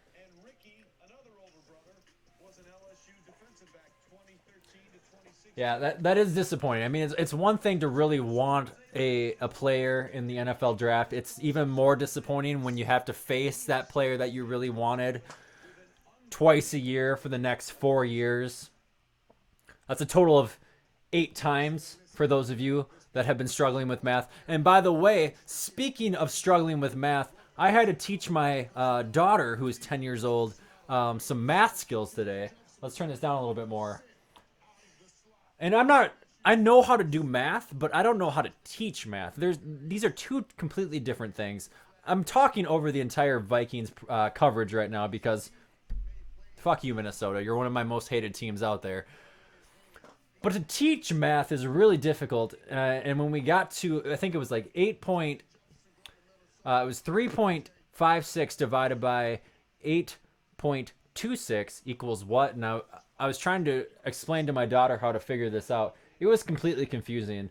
And that is far more exciting than what you're going to hear about the Vikings picking up Jefferson on the 22 overall pick. I'll just throw that out there right now. But I'll bring it back a little bit right now. We got 17 viewers right now. I don't want to ruin it for all of you. Gary Kubiak's favorite receiver in the draft. He's going to catch 1,000,000 balls in Minnesota. DJ, I'm surprised he was there. I thought he'd go more middle of the first round, that 13, 14, 15 area. The big games, Georgia, Oklahoma, Clemson, late in the year, he had 30 receptions in those 3 football games. Then he ran 4.43 in the combine when a lot of people thought he'd run 4.55. Joe Brady really improved, coaching up those receivers. He eliminated those drops, and Justin Jefferson became, like Joe Burrow, a completely different player in 2019 as he was in 2018, and that allowed him to move up from the second round into the first round. Well, there you see GM Rick Spielman, and there is Justin Jefferson. Again, a replacement for what they lost when they got this Stephon Diggs. That was part of a trade before the draft, but now let's go back to Adam Schefter. That's probably the most exciting moment of the night so far. I mean, it is 10 o'clock Central Standard Time. 3 hours of watching these draft picks. I see Minnesota has another pick at 25. I'm sure that will get exciting as well. The Packers need to start making some moves. And they could take the same player 37 that they would have taken at 23. The Chargers, meanwhile, I think are looking for defensive help. They got Justin Herbert. On the other side of the football, there's a couple of linebackers sitting there right now that would make New England trades out of that 23rd pick. That's kind of shocking. Let's find out what the Chargers are doing with their second first-round pick. No, okay. The pick is not yet in. But again, not surprising that the Patriots moved back. Not surprising that the Patriots moved back at all. This is what Bill Belichick has done, as we're trying to see what Anthony Lynn, the head coach, and Tom Telesco, the general manager. All right, do we really care about the Chargers? Probably not. Listen, the Patriots are going to take a quarterback some point in this draft process, but it wasn't going to be in the first round. And what they're doing is gearing up for picks potentially to move and shake around a quarterback in the third or fourth round. But the Chargers got. So Jack is a little bit upset with the lack of aggressiveness by Goody. I don't think he needs to be aggressive. I agree that Gutekunst is far more aggressive than Ted Thompson ever was. That facts are facts, right? He made huge free agent acquisitions last year, picking up Preston and Zadarius Smith. Those were huge moves that we are not used to. In the past, we had seen huge moves by maybe picking up, obviously the biggest is Charles Woodson, and then maybe picking up a Julius Peppers. But for the most part, Gutekunst is far more aggressive than Ted Thompson ever was. But I don't think that Gutekunst needs to be aggressive right now. I don't see the way that this draft is unfolding tonight doesn't tell me. I mean, the fact that Kenneth Murray just went off the board at number 23 to the Los Angeles Chargers, in my opinion, he was easily, hands down, the best inside linebacker and obviously the first inside linebacker to go in this draft. It doesn't make sense outside of that for the Packers to trade up in this draft at this point. I think you let the board kind of fall where it falls. We still have 10 picks at this current moment. We still have 10 picks left in the NFL draft. There are talented wide receivers still available on the board. There's still talented running backs still available on the board. There's still talented cornerbacks. Corner. C-O-R-N-E-R backs on the board, not quarterbacks. We got to be taking either a wide receiver, an inside linebacker, or a cornerback at that number 30th pick. It has to happen here in the near future. I don't think they need to trade up to there to get there. I think we're at number 24 right now. We're 6 picks away from the 30th pick. I think you still have talent all along that wide receiving group. And to be more specific, if I'm going to take a wide receiver, I am looking at who's available. I'm looking at T. Higgins. I think T. Higgins is looking like he is going to be that wide receiver that gets drafted by the Green Bay Packers at number 30. Shame me, fool me if I'm wrong. Shame on me once, fool me twice. I don't know what the fucking saying is. But regardless, I think T. Higgins is going to shape up to be the wide receiver that comes across for us at that 30th pick. And we'll kind of see how the rest of this board falls for us.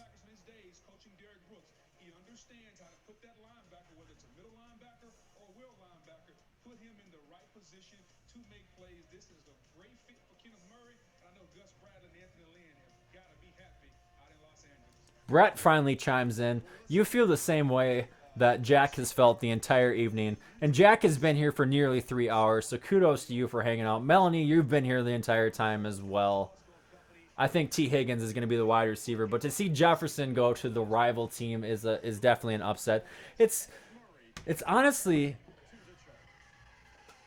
it hurts a lot less, it hurts a lot less than seeing Jimmy Graham go to the Chicago Bears, because they were absolutely foolish taking Jimmy Graham that late, or not. I don't even know what the fuck I'm talking about. They shouldn't have taken Jimmy Graham. Jimmy Graham's washed up. They paid him a lot of money. They gave him a no-trade clause. Why did Chicago do that? We don't know.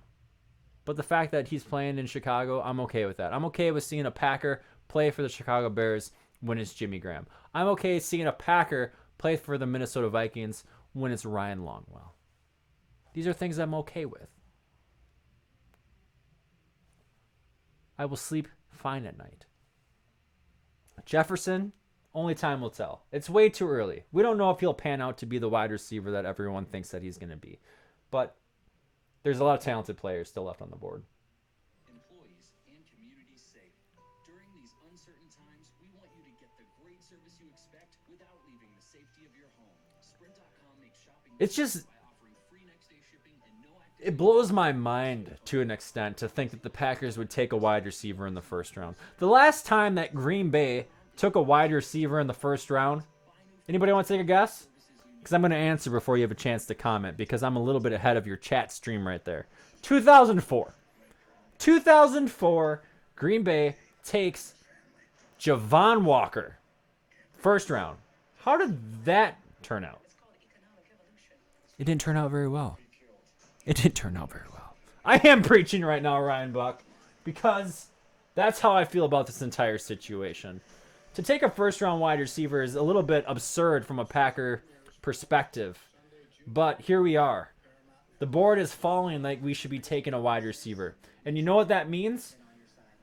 They're going to take themselves a kicker because we're all going to be thrown off base. Nobody knows what's going on in Green Bay except Gutekunst and Matt LaFleur. We're all about to be shell-shocked. We are officially 6 picks away, and it's been a long evening. It's been a very long evening.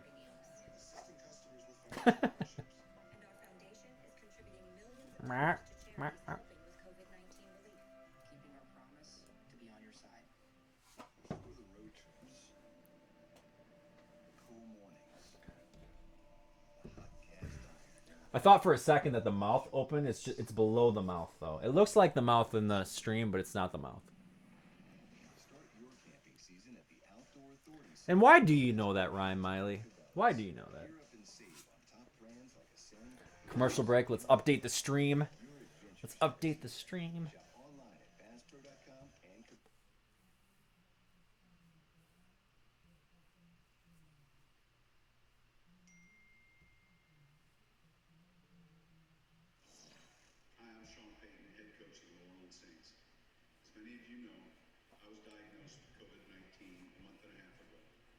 Fortunate enough to have fully recovered.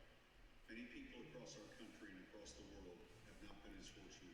My thoughts and prayers go out to all of those who have lost loved ones during this extremely difficult time. There's one of 3 things that are going to happen here. We're getting very close to the Packers pick. One of 3 things are going to happen. They're going to take a wide receiver. It's option 1. They're going to trade out of the first round. We've seen it before. Why won't we see it again tonight? We've essentially, that would be the result of hanging out for 3 hours, 3.5 hours together doing a live stream just to talk about the Packers trading on the first round. So that's scenario number 2. Scenario number 3 is that they take a quarterback. Wide receiver, trade out, quarterback. And what's with the mustache on the wall, Ryan? Well, if you had tuned in earlier, I was talking about my display. And quite frankly, the mustache fits in. That's the Aaron Rodgers mustache. He rocks that in the preseason all the time. I might make that commonplace. I have a whole stack of jerseys that I could pull up over there if you'd really like to see something else hung on the wall. But the mustache, it's a good luck charm.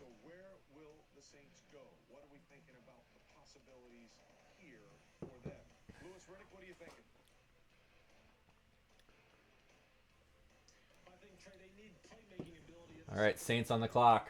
They're one of they're one of the 3 teams that we or myself deciphered as going all in. You have the Tampa Bay Buccaneers going all in. Green Bay Packers, they need to go all in. New Orleans Saints going all in. So don't expect any quarterbacks for the future on this pick. I expect to see them take someone in an area of need. Let's find out where New Orleans goes with the 24th pick.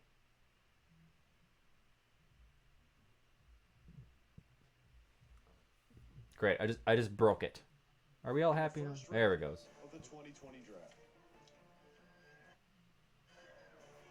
With the 24th pick in the 2020 NFL Draft, the New Orleans Saints select Cesar Ruiz, center, Michigan. So there you see the very emotional reaction. So there you have it. Nothing says going all in for a Super Bowl like picking up a center at the 24th overall pick. I don't know. I don't follow the Saints enough to know how poor their center was before tonight. But to take a center in the first round when you are, a couple games away from a Super Bowl one season, a game away, 2 games away from a Super Bowl the second season, doesn't make a whole lot of sense to me. But A center. That's the first center off the board. In South Jersey to help another car whose driver was trying to change a flat tire. He was then We're getting there. We're getting there. End of the stockpile. reportedly fled the scene of the accident. His father was 26 at the time. Ruiz was only 8 years old. Oh, you want the banner back? His father would one day be proud of the man he is. You ask for a banner, you shall get a banner. There for Cesar Ruiz going to the New Orleans Saints. The emotion Banner. hitting him. This is some We'll shrink it a little bit. of what makes the draft the draft. Dreams fulfilled and thinking so often about those who are not there to be with them in this time. Mel Kiper, simply as a Put it up player, there. the Saints getting in Cesar Ruiz. Center it. Started at guard, 5 starts at right guard early on, then the last 2 years anchoring that. I don't know if that's the banner that you're talking about, but 36 games, 31 career starts, 26 at center, 5 at right guard. See about a guy's a run blocker. You head up, through on the move, he can pull, he gets to the second level. Andrew says the Vikings are trading their 25th pick. And re-anchor.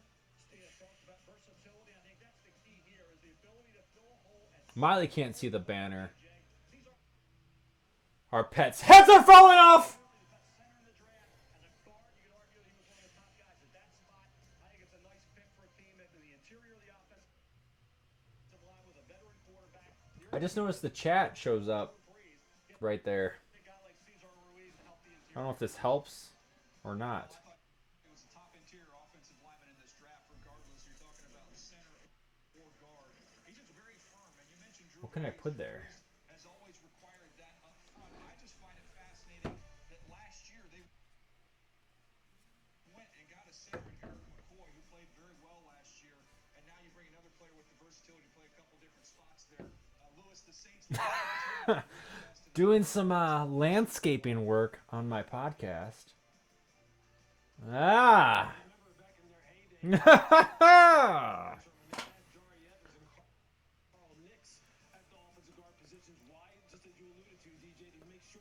All right, 5 picks to go.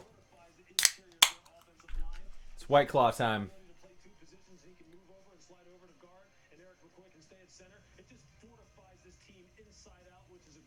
Oh, you're talking about the old canvas. Wow, this looks like I'm drinking water. All right, we're going to try and put this back in the can.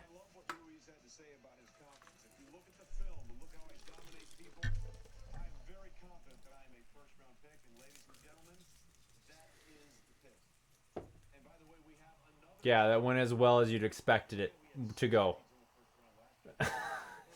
It's all over my pants. But I have a water-resistant iPhone, so life is good. When they sent Stephon Diggs to the Buffalo Bills, they're down to 1. San Francisco has traded back into the first round. Remember, they were 13 and 31. Or they still have 31, right? Do they still have 31? They still have 31. They just moved up in the San Francisco Tampa Bay swap. Let's go to Adam. 49ers are all in. Here we go.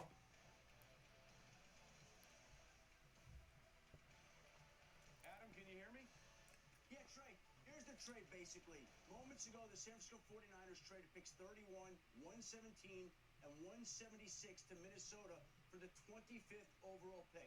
And what the 49ers are doing... Guys, my pants are soaking wet right now. I'm sorry. I'm trying to figure out... I'm looking around trying to find something to wipe it up. I got towels over there I could probably grab here in a little bit.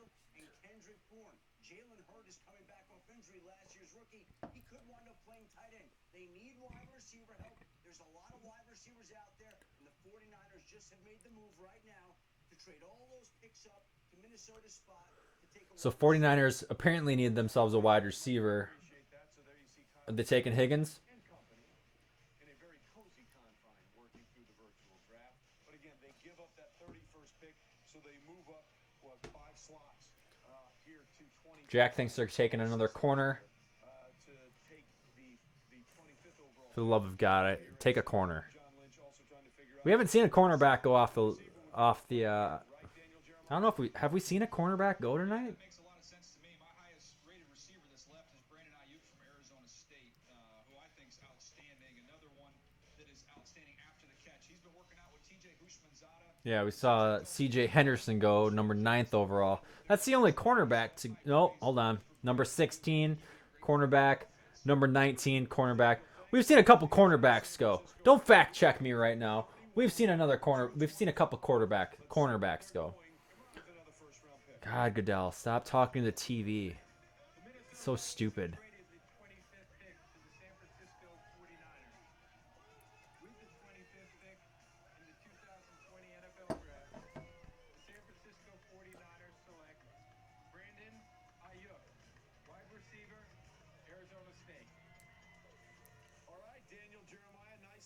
All right, T. Higgins still available.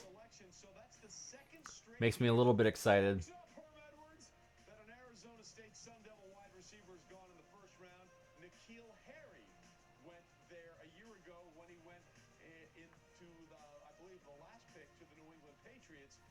from Reno, Nevada. He transferred from Sierra College. But what's really interesting about Brandon Ayuk is the fact that he's basically All right.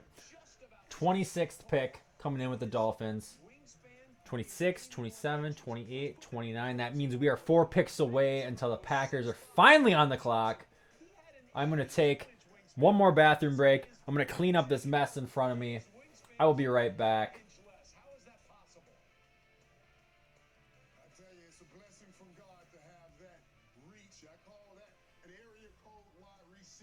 You put the phone anywhere, you put the ball anywhere in the area code, and he will make that play. And you match him up. You get Kyle Shanahan, that genius of an offensive mind, a guy like Brandon Ayuk, who can make plays with the ball, as you're watching right here on the screen. I mean, it's going to be a great combination to put with that young group they have in San Francisco.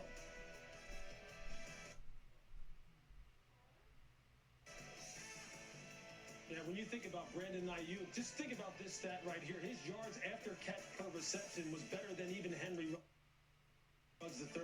This guy's a big playmaker, a big play waiting to happen. They got him the ball on wide receiver screens as well as anybody in college football, and he was able to make guys miss and take it the distance. He was one of the best double move route runners in the NFL as well. A guy who also can return punts and really break the game open that way. This is a great pick for the San Francisco 49ers and gives them that home run hitter that they need. All right, so that's the 6th wide receiver in the first round. Kyle Shanahan seems to be very happy about the fact that Brandon Ayuk is now a member of the San Francisco 49ers. John Lynch pleased as well. We'll see if the Niner fan base will be pleased when they see Ayuk on the field.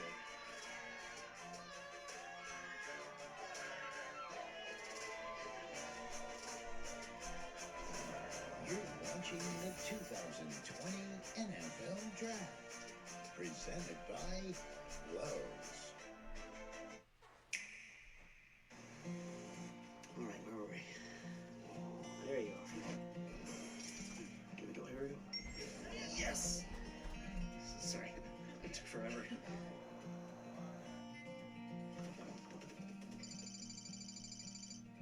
Hey, buddy. One more sleep. Love you, buddy. Out into the open world? That's my way to play. Nintendo Switch.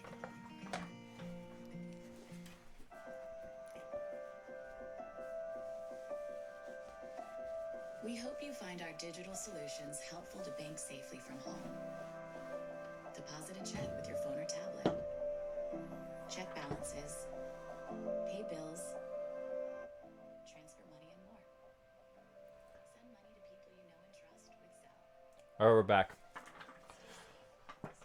I'm getting anxious at this point. I mean, there's a lot of anticipation. It's one thing to wait months until the NFL draft. It's another to wait 3.5 hours until your pick is finally in.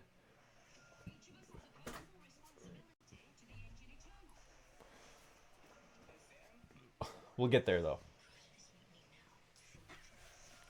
I had to clean up the spills from the White Claw. That's off to the side.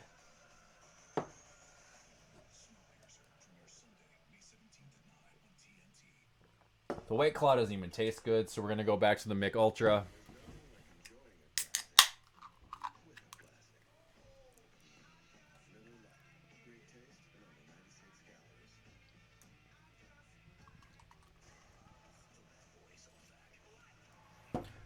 And we're getting there, guys. I mean, I dropped 2 cans, but as far as the pour another side of things go, I'm doing my part. Make sure you do your part.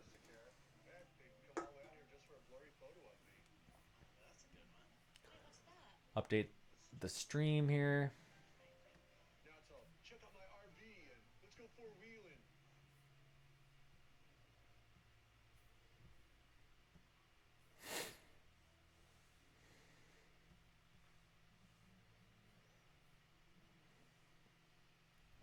It's thinking.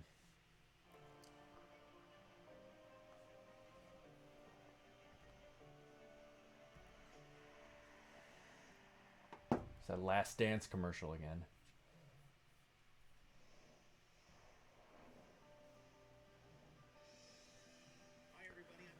Brett giving me some kudos for drinking the Mick Ultra. You know, it's considered a dad beer. Or, yeah, a dad beer. And I'm fine with that. I enjoy myself some good Mick Ultra. I'll maybe drink some Fat Tire or a Stella Artois when I'm enjoying a relaxing evening out. But as far as things go, we are officially 4 picks away from the Packers finally taking someone in the 2020 NFL Draft. And it's right around the corner. And there you see a live look of Vegas and Allegiant Stadium just off the strip there behind Caesar's Palace. And we're looking forward to getting back there. Roger Goodell, the commissioner, made So Andrew's wondering what he should expect for Friday and Saturday. Well, here's how I look at things. First off, the easy answer. Saturday, I have to work. The draft starts at 11 a.m. I'm going to be working from 9 a.m. to 6 p.m. I'll miss the entire draft. As far as tomorrow night, we're talking about a second and third round. We're talking about at least 4 to 5 hours of draft coverage. I don't know if my liver can take that much drinking, but I may perhaps possibly go live tomorrow night as well. I'm not going to commit to anything, but I might go live tomorrow night. I might have a hangover in the morning. I still have to do homework tonight on whoever we decide to pick in the next. All right, Packers traded up. Packers traded up. Guys, breaking news. It's going down. Packers traded up. Xavier McKinney's a great player. And Jordan Love, we knew who's going to take a quarterback once they start falling. Maybe Green Bay at the end of the first round or somebody. Packers on the clock. Is the only opportunity for the quarterback that ended up falling. And in this case, it was Jordan Love from Utah State. All right, we're still waiting to see where Jordan Love will go, as is everybody there at the house in Bakersfield, California. Meanwhile, we have another trip. For the love of God, why are they showing Jordan Love on his couch? I swear to God, if they take a quarterback right now, I'm going to lose my fucking shit. Block that Miami had from the Laramie Tunsil trade with Houston. As you see, Matt LaFleur, Goody with the kids. Brian Gutekunst, the general manager of the Green Bay Packers. So the Packers, guys, they were in the NFC Championship game, but they got shoved around in that game by San Francisco. As you look at this team, Mel, what do you think Green Bay is needing right now in the draft? Well, you know, wide receiver was all Devontae Adams. And tight end like Cole Kmet, you think about T. Higgins from Clemson, wide receiver still on the board that had that kind of ability, and a great tight end prospect like Cole Kmet as well. I'm so excited right now. I was not expecting this to happen right now. That's the only weapon they have in the passing game, and now you have. I don't care about Mel Kiper. We'll hold off from Mel Kiper right now. Guys, it's about to go down. So the Packers trade up to the 26th pick, originally number 30. They trade up to the 26th pick. They're moving up a little bit. I got chills. They're multiplying. And I'm losing control. With Miami will only have 2 first-round picks. Here is Green. Stop doing that, Roger Goodell. The Miami Dolphins have traded the 26th pick to the Green Bay Packers. With the 26th pick in the 2020 NFL Draft, the Green Bay Packers select Jordan Love. No! No! I believe Aaron Rodgers is the same age as Brett Favre was in 2005 when they selected Aaron This is gonna go Rodgers viral. in the first round. If this doesn't go viral, And you have to wonder how stunned Aaron Rodgers I'm gonna might hold my be composure. when a quarterback is I don't want to be that crying Packer. 26th overall when Aaron Rodgers I don't want to be that crying Packer fan that loses his shit. I'm gonna say fuck, shit, ass, pussy. You can't post this on Facebook. You can't do it.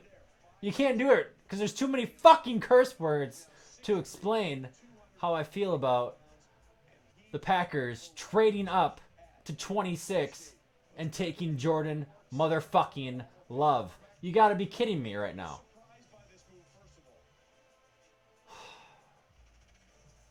Well, hey, yeah, I am surprised a little bit, Trey, is that obviously you have Aaron Rodgers going to play a few more years, but Beep, beep, beep, beep, beep, beep. Fuck! Are you kidding me? But as you mentioned before, this worked out pretty well for them when they went and got Aaron Rodgers when Brett Favre had a couple years left. So now they're just building for the future. A lot of people compare this guy to a Patrick Mahomes. He's got that upside, that athleticism, the ability to make some of those special throws that Green Bay has seen for a number of years with Aaron Rodgers. So it's about preparing for the future, getting that next quarterback. But I can't do it. I can't do it like Aaron Rodgers or David Bakhtiari.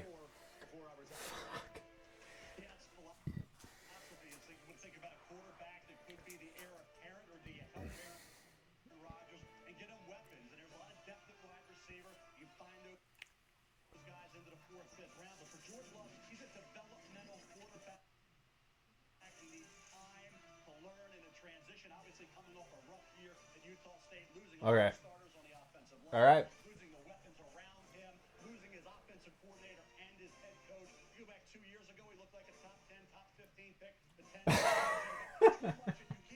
Okay, I have to talk right now. I understand you guys are viewing. I have to give my opinions. I have to give my from the heart opinions right now. So let's take away the positives. Right?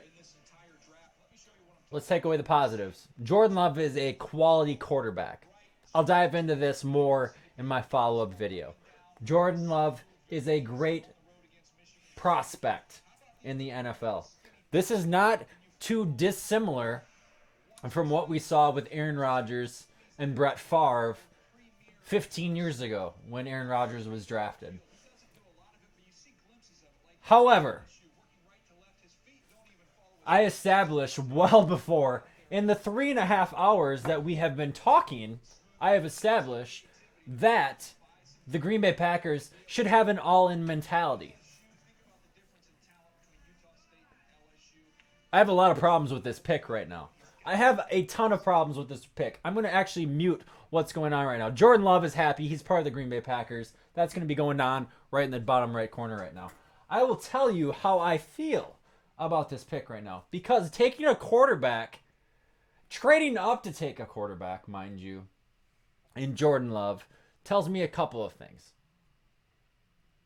Aaron Rodgers wants to play. They want to do an interview. Timeout. They want to do an interview with Jordan Love. Let's hear what he has to say. That Green Bay traded up to take you, Jordan. What about you? Oh, I'm just super excited.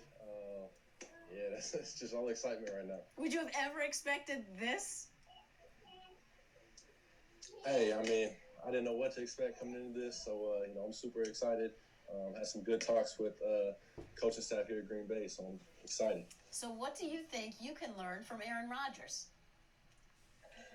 Oh, I'm already knowing I can learn a lot from Aaron Rodgers. I mean, that's one of the GOATs right there in the game, and I'm excited to be able to come back behind him and just learn as much as I can. You know, especially now, we are all so appreciative of the people on the front lines and the people who protect us. Both your parents were in law enforcement. Tonight, you fulfill your father's vision. How do you feel you've done that? I mean, just by all the work, I put in to get here, the work that he got me here, I mean, really. So I definitely fulfilled my father's vision. Jordan, congratulations. You're going to the Green Bay Packers. Thank you. Yes, I am. Thank you.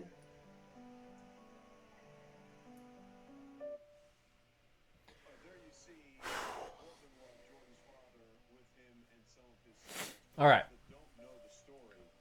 Corbin took his life on July 13th, 2013, 60 his 52nd birthday. He was a member Okay. of the police force in Bakersfield, California, but he had just had a change in his blood. There's got to be something there, right? There's got to be something there with Jordan Love. But, guys, I established previously that we have the Buccaneers, the Saints, who took a center, and the Green Bay Packers as all-in teams heading into the season. 15 years ago, Aaron Rodgers was drafted by the Green Bay Packers. Brett Favre was coming off of Brett Favre could still play. So here we have Jordan Love, and they're going with the same mantra. They see talent in Jordan Love, that they could groom this guy for 2 to 3 to potentially 4 years to back up Aaron Rodgers. However, I hate every fucking thing about what this encapsulates with the organization and the franchise, and I have a lot of strong opinions about what is going on right now. I'm trying to figure out how I want to curtail this into my opinions for a video that I will post tomorrow as far as the first round pick. Because what this essentially is telling Aaron Rodgers is that they don't believe that Aaron Rodgers can play past his 41, 42-year-old or 42-year-old age and the end of his contract, and that doesn't bode very well for me. There's a lot of mixed emotions going on inside of me right now. There's a lot of mixed emotions that are going on inside of me right now.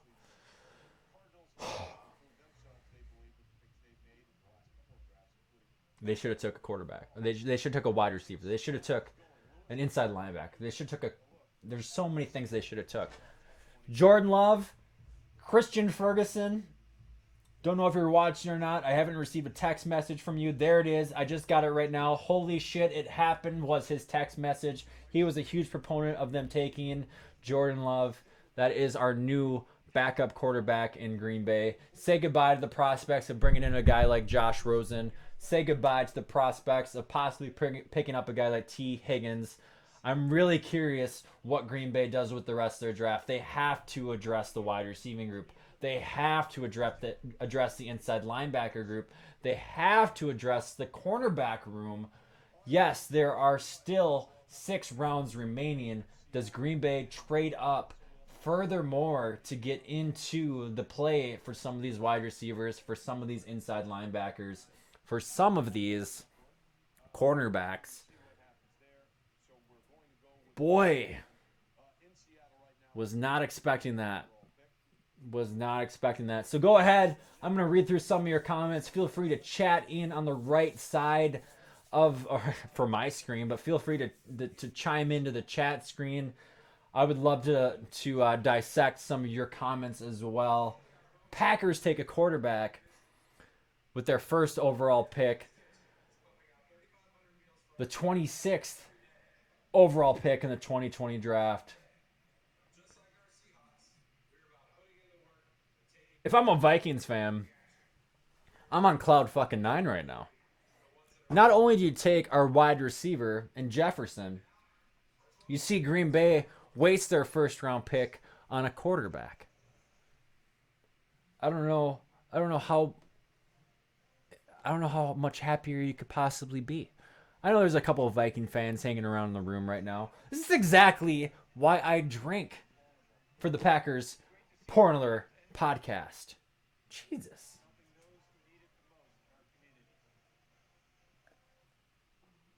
With the 27th pick in the 2020 NFL Draft, the Seattle Seahawks select Jordan Brooks, linebacker, Texas Tech.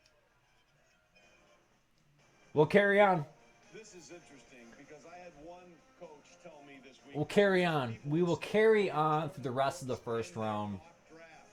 We love this kid. We don't want everybody to know him. There goes Jordan Brooks, a linebacker, right behind the Packers pick. He led the Red Raiders in tackles 2016, 2018, and 2019. I can't. You look at what he's doing on the field, and the production, Lewis, has just I can't. been incredible. This is can't. a super fast linebacker who basically lines up at Mike Backer in both base and sub. Now, he is a guy who really can get after it from a point of attack standpoint and coming downhill. Now, he's a guy who in coverage. All right. I'm reading through some of your comments right now. This pick was so fucking stupid. But Jack, can't wait to win a Super Bowl in 10 years. This is so ridiculous. Thank you for drafting a bust and wasting our time. Brian, that was from Jack. A Vikings fan says Packers starting the rebuild today. In your dreams. I will say that right now. Queen, Xavier, Winfield, and they take a quarterback. Yes, Pete. They took a quarterback. Not a cornerback, but a quarterback. Jack says, okay, I'm going to sign off and punch a wall. Goodbye, everyone. See you on Sunday. That's going back to the Madden reference. There will be a Madden stream going on at around 5 o'clock on Sunday. So subscribe if you'd like to see the Madden stream. There's two Portland Packers fans going to be playing some Madden the other day. Andrew wants to give us a little bit of a sarcastic mocking, I think, in his comment. He says, RELAX, Packer Nation. Packers fans were pissed 15 years ago when they drafted a kid from Cali. RELAX.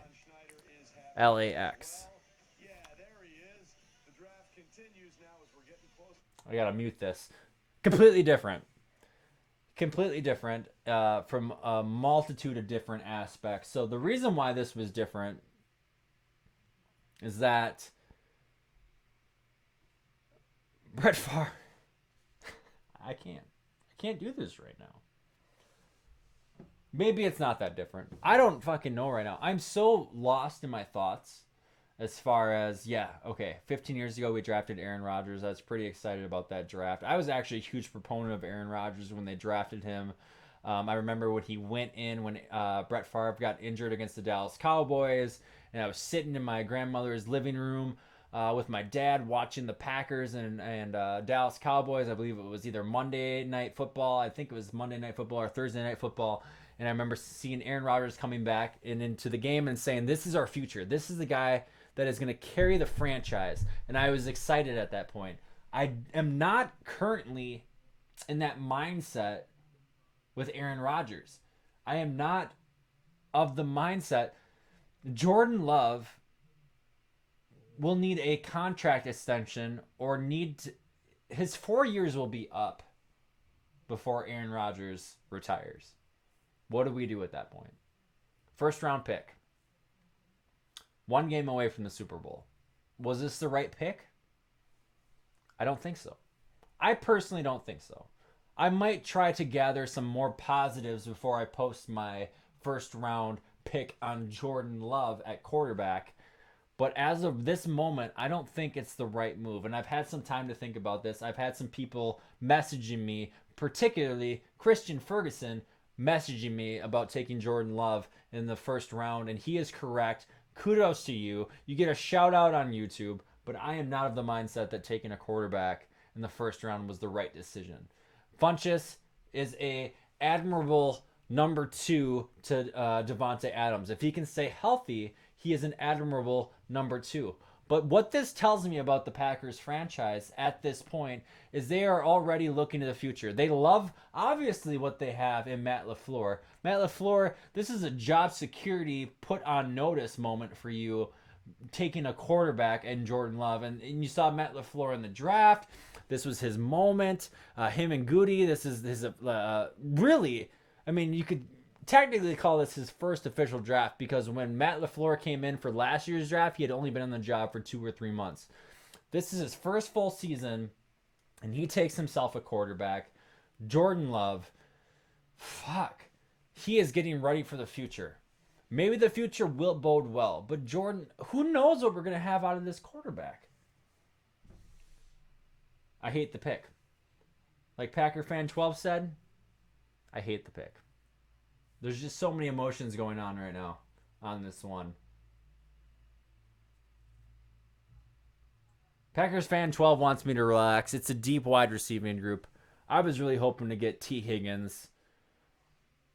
I don't know if that's going to happen anymore. I honestly think my entire perspective of this draft shifts a little bit. I don't think you take a wide receiver anymore in the second round. I think you take Wisconsin running back. What's his face? Taylor.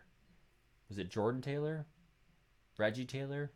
I don't know anymore. I've had too many drinks. I'm flustered. But I think you take Taylor in the second round. I think you take another running back. I think you establish that running game and really make it crucial. That's my second round pick.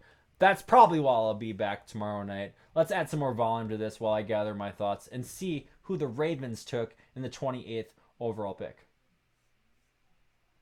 1992 draft. There's Grant Delpit out of LSU.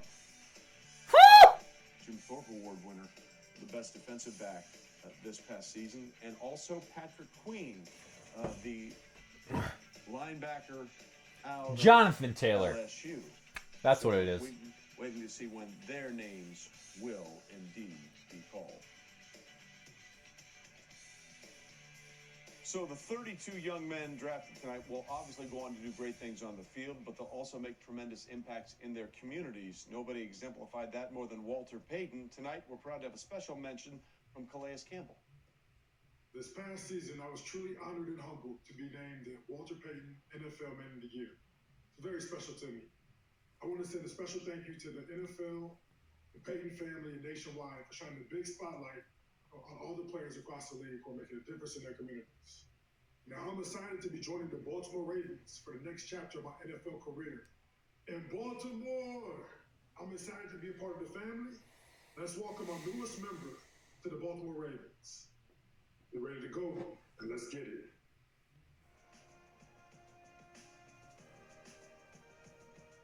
Thank you, Calais, for your excellence on and off the field. The Walter Payton Man of the Year Award is our highest honor, and you, Calais, are truly a role model to all of us, and congratulations on being a Raven. With the 28th pick in the 2020 NFL Draft, the Baltimore Ravens select Patrick Queen, linebacker, LSU. Well, I guess it's not a surprise that we're seeing a draft dominated by Alabama and LSU players, is it? Guys, I don't know where to go from this point with this stream. I got so many thoughts going through my head right now. I'm going to go upstairs. I'm going to talk to my wife, who's watching Grey's Anatomy, because she's a 29-year-old female who enjoys some medical drama in her life. Before I came down last time, I said we are 4 picks away. T. Higgins is the guy that I want. T. Higgins is the piece that we need in the wide receiving group. Every year there's a quarter... Every year, I'm going to mute this. Every single year, there's a slew of quarterbacks that fall or that can take over your franchise. Every single year. Why this year, one game away from the Super Bowl, why this year are we thinking about quarterback? Why are we not looking at wide receiver? Why are we not looking at inside linebacker? Why are we not looking at cornerback?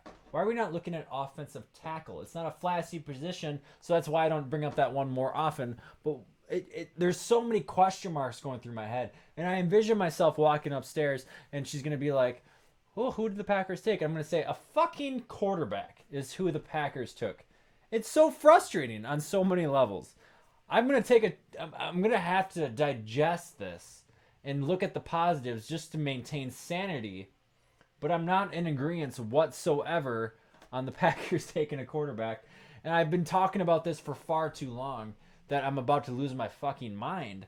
But completely frustrating.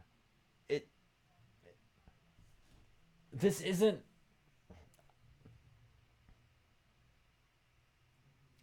I'll be the first to say that I don't want to see another 10 to 20 year drought of Packers misery. Let's just say that. The 70s and the 80s were not good to the Green Bay Packers. I don't want to relive that. I don't want to become the Cleveland Browns of the future for the Green Bay Packers. And I can understand that's why they might have taken Jordan Love in the first round. But in the same respect, you have Aaron Rodgers. You have Aaron Rodgers under contract for the next 4 years. Take advantage of that. Take advantage of that. He has been very vocal about two things. Rodgers has been vocal about two things. A, he wants to finish his career in Green Bay. He doesn't want to be traded. He doesn't want to end up on the Jets. He doesn't want to end up on the Vikings. He doesn't want to end up on the motherfucking Tampa Bay Buccaneers. Aaron Rodgers wants to play his entire career in Green Bay. Point number one.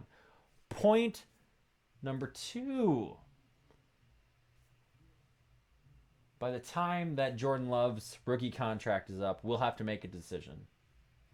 We'll have to make a decision whether we trade him away for a potentially strong draft pick, which may bode well for us. But at that point, Rodgers' career at that point will be a couple seasons away. At that point, it makes no sense to hang on to him. So he'll ride out his entire rookie contract.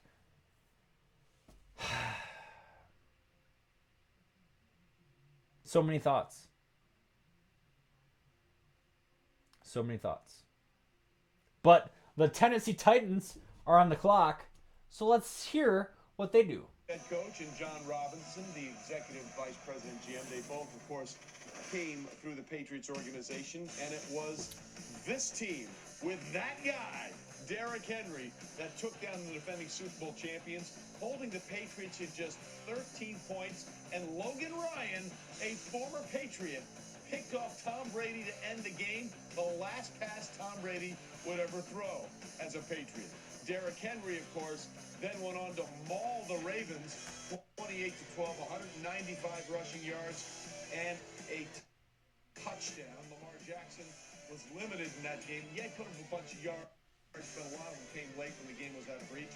And they were up big on Kansas City, but everybody was up big on Kansas City until Patrick Mahomes says, no, it's winning time, and they won the AFC Championship game 35-24, despite the fact that they were up by double digits twice in that game. And Mike Vrabel's probably not very happy watching those highlights. Sorry, Mike, we just had to recap the season the best way we saw it.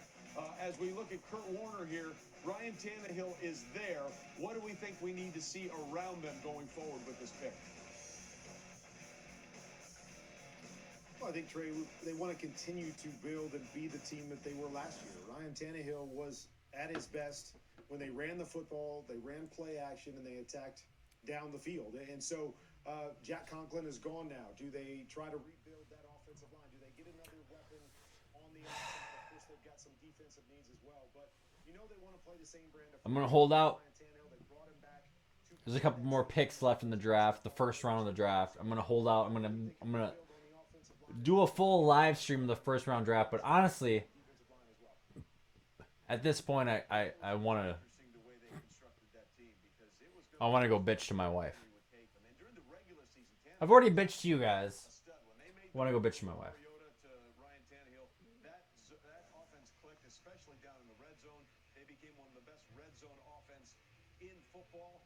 Didn't quite translate that way in the postseason, but Tannehill is their guy going forward. A quarterback, where are they going with pick 29? Let's go to the commissioner. Let's dive into the comments a little bit to see how you guys are feeling about this. So Fluffy Bunny, okay, that's not so bad, but I like this kid. I think he can be very good. I'm not upset that they drafted a good quarterback. I'm upset that they drafted a good quarterback now. That's my problem with this entire scenario. I've talked about on this podcast before that the timelines line up perfectly. Deja vu. When the Packers drafted Rodgers, Aaron Rodgers was the same age as Brett Favre. Now, here we are again. The Packers draft Jordan Love. He's the same age as, or Rodgers is the same age as Brett Favre was. You know what I'm trying to say.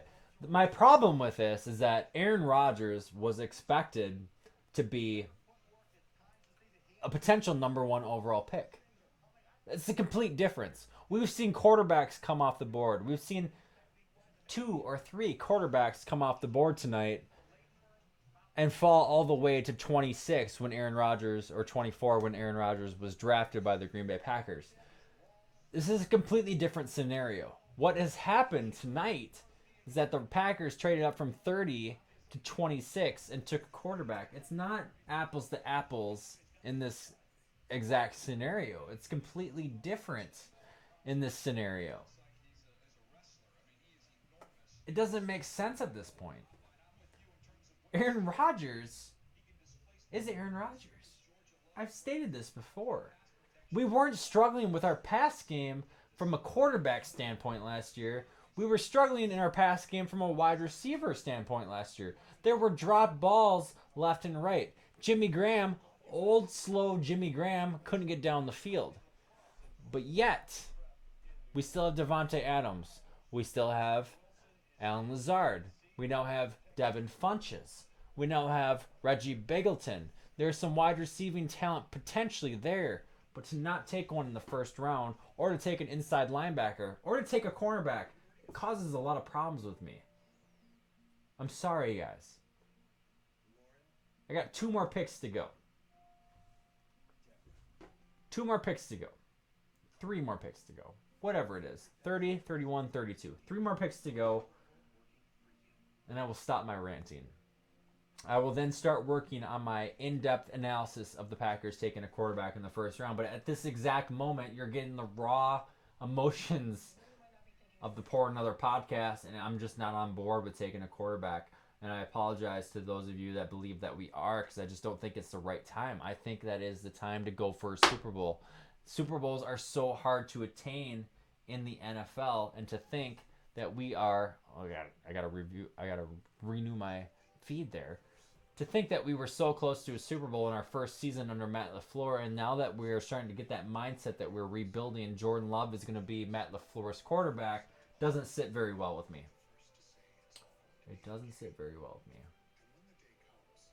Gabriel, you have just subscribed to Pour Another throughout this entire ranting of the Pour Another Packers podcast. I appreciate that. Thank you for subscribing. If you have not yet subscribed to the feed, please go ahead and subscribe. It means so much. I'm trying to get to 1,000 subscribers. That allows me to do just so many other things with this podcast, as far as mobile streams and just monetization and the little things that go that show some love towards the effort that I put into this. So if you haven't subscribed and you're watching, go ahead and subscribe. If you are subscribed, please go ahead and click that like button. That is the only plug that I have done throughout this entire 4-hour stream. So give me some kudos for that. Either way, I will be putting Packers content out there. But at this point, we are trying to dissect a quarterback in the first round. A quarterback. All right, let's go back to the comments here. Do the Packers have any more picks left? Yes, they do. They have 9. Well, actually, I don't know. I don't know what they gave up to move up to the 26th pick. I guess that's a valid question, Fluffy. So let's dive into that aspect, because I'm sure many of us are wondering what it sacrificed for us to move up 4 picks and take a quarterback in the draft. I'm curious myself. Where are we at here? Let's see here. I'm digging. There's so many articles about Jordan Love already. Come on. 4 teams trying to trade up. Drop my phone. Well, we continue in the draft. Tua Tagovailoa's night came to an early conclusion as Miami decided the hit was good. They took him at 5th, but of course that's just one of 3 picks that they had. I'll have to get back to you. I'm sure. Previously, we had 9 remaining picks in the draft, but I don't think that's a thing anymore. Mitch said 2nd rounder for Beckham. Definitely not an option. We don't have the cap space to take on Odell Beckham. I love Odell Beckham on a roster, but I just don't think that's going to happen. Fluffy, explain to us how that's a good pick. I'm not going to read that one. Aaron is done, says T-Rock. Aaron is not done. I do like, there was a comment up above.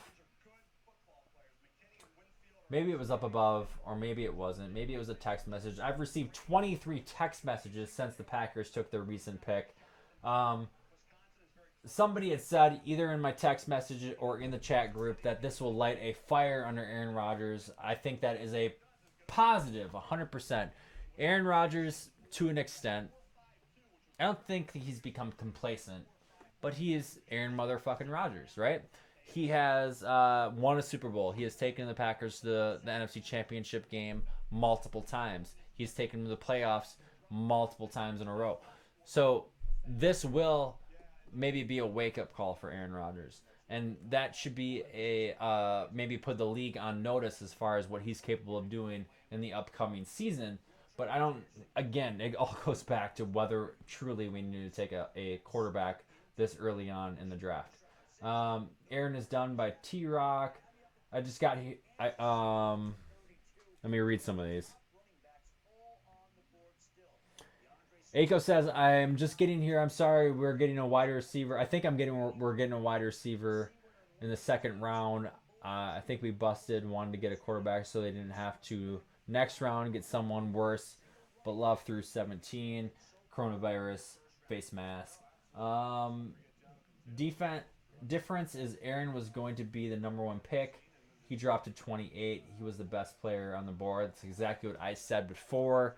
That is a complete difference between taking Jordan Love at 26 this year versus Aaron Rodgers at 24 15 years ago. Jordan Love was never going to be the first round pick. It wasn't going to be him and what's his name from Joe Burrow. It wasn't going to be between those two for the number one overall pick, and he fell all the way to the Packers. This is a completely different scenario. I think the Packers definitely stretched at this point. Gabriel says, fuck the GM. I agree with you to a point. I love Gutekunst, but this is just a head-scratching move, 100%. Fun says, what's up? Or he just says, sup. Miley says they give away a fourth-round pick. To each their own. I guess that's not that big of a thing. Green Bay should trade Aaron after 2020. T-Rock, that is not the case. Okay, I have to stop. I have to put a mute on the stream. 37 concurrent viewers at the point. This isn't. No, don't get rid of Aaron Rodgers. Aaron Rodgers still needs to finish his career in Green Bay. So whether that is at the end of his contract, if there's a contract extension, I'd be open to it. All these things are good. Aaron Rodgers took a lot of heat and a lot of shit last year for his lack of performance. But I need to remind you once again, if you were just tuning in and you were not here 15 minutes ago when I went over it, it's not Aaron Rodgers' fault that the Packers' passing game was as sufferable as it was. Yes, there were moments when Aaron Rodgers was overthrowing balls or it just wasn't on target. But there were a lot of drop balls throughout the year that receivers, talented receivers, skilled receivers, any receiver with a pulse would have been able to have caught throughout the year. So I don't have a problem with Aaron Rodgers. I have a problem with our wide receiving group. The Packers have a problem with their wide receiving group as well. They let go of their wide receiving coach in the offseason, and if that's not a telltale sign of the progress that they saw throughout their wide receivers through the year, what else is? They didn't get rid of their quarterbacks coach. They got rid of their wide receivers coach. You don't draft a quarterback unless you are planning for the 10 to 15-year future. This is a good sign for Matt LaFleur. Move on. You are going to be part of that team after going 13-3 in your rookie year. You are part of the long-term future. My microphone falls over. At the end of the day, not happy about it. But at the end of the day, the Packers do not trade away Aaron Rodgers at any point. It doesn't make any sense. Quit that rumor. Stop it. Stab it. Jump on it. Kill it. Burn it. Bury it. Cremate the ashes. I don't care what you do with it. You don't get rid of Aaron Rodgers. That's the fact. Just don't get rid of him.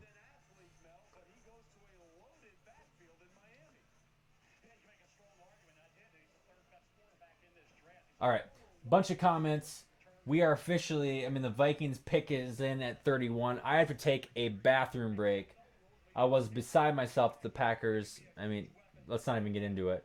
So I'm going to take a bathroom break. I will be back. We will finish up the podcast. Go Pack, go. We'll be fine.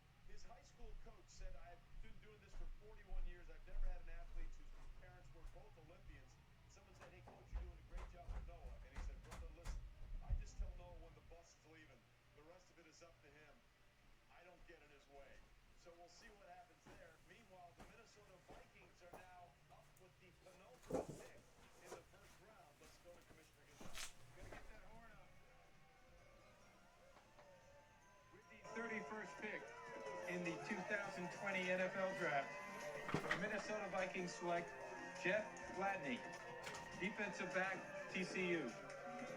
All right, Lewis, tell a little bit us about Jeff Gladney, the cornerback out of TCU. He's been dealing with some knee injuries, but obviously people feel pretty strong about what his ability is. Yeah, this is another guy who has a lot of upside, a lot All right, we're back. a lot of speed. He just really needs to, again, develop his ability to finish on the football the last third of the down. But you can see here, just pinning the wide receiver to the sideline, staying in phase, going up high at high point in the football. And he's one of those guys that can get up on the line of scrimmage and press. He's shown pretty good zone coverage awareness. He'll tackle against the run. Okay, so Potential here. Look, you have a good athlete that really right now I'll let you guys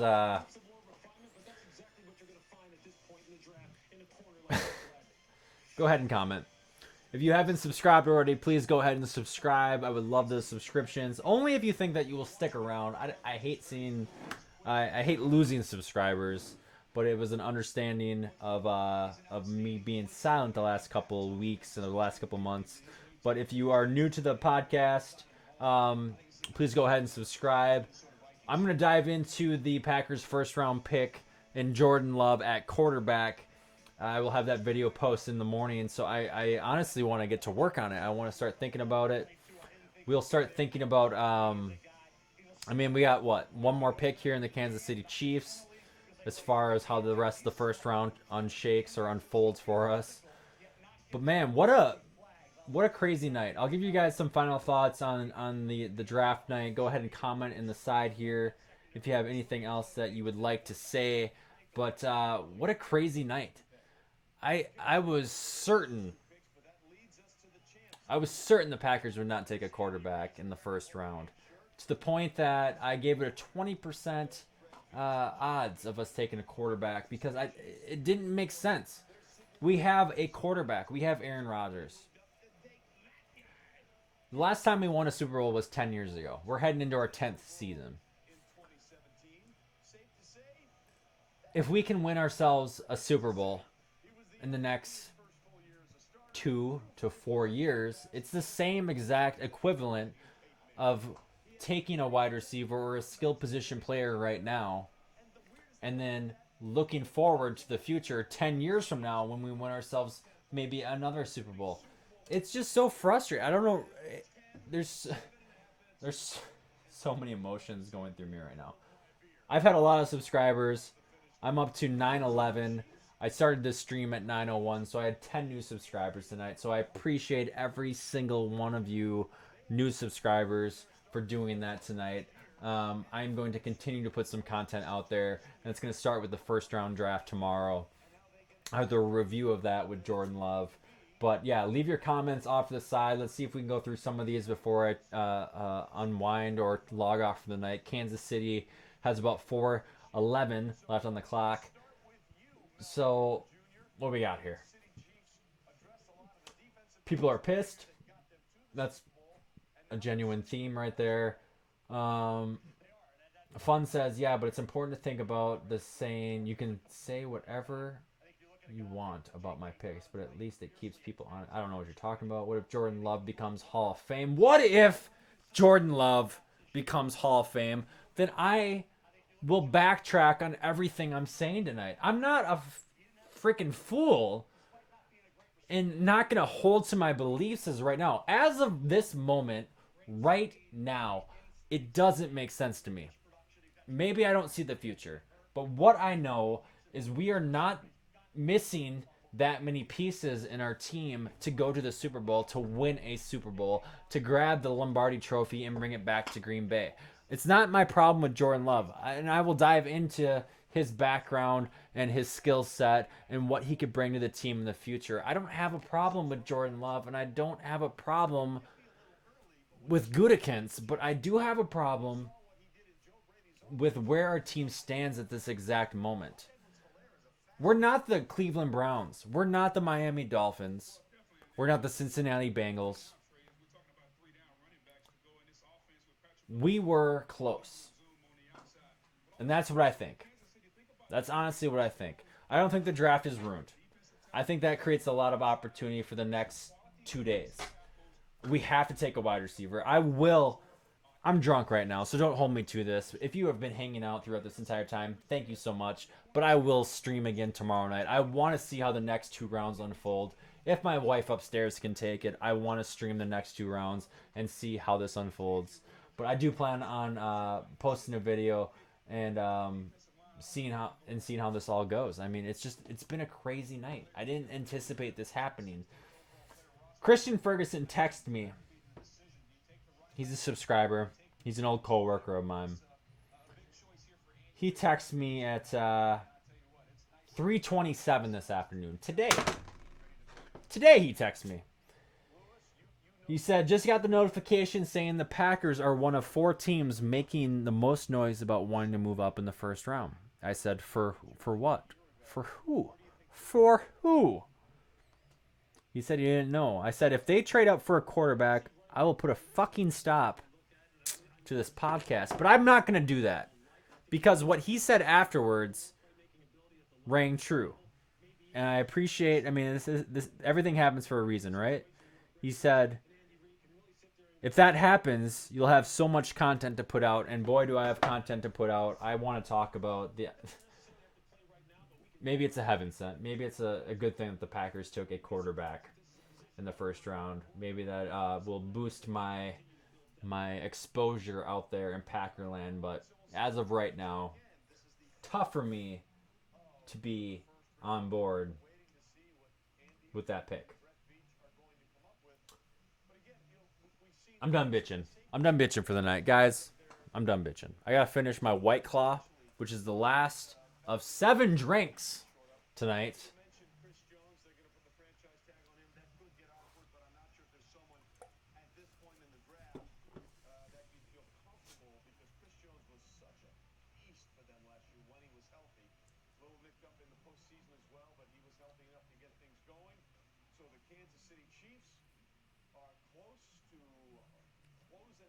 I don't know.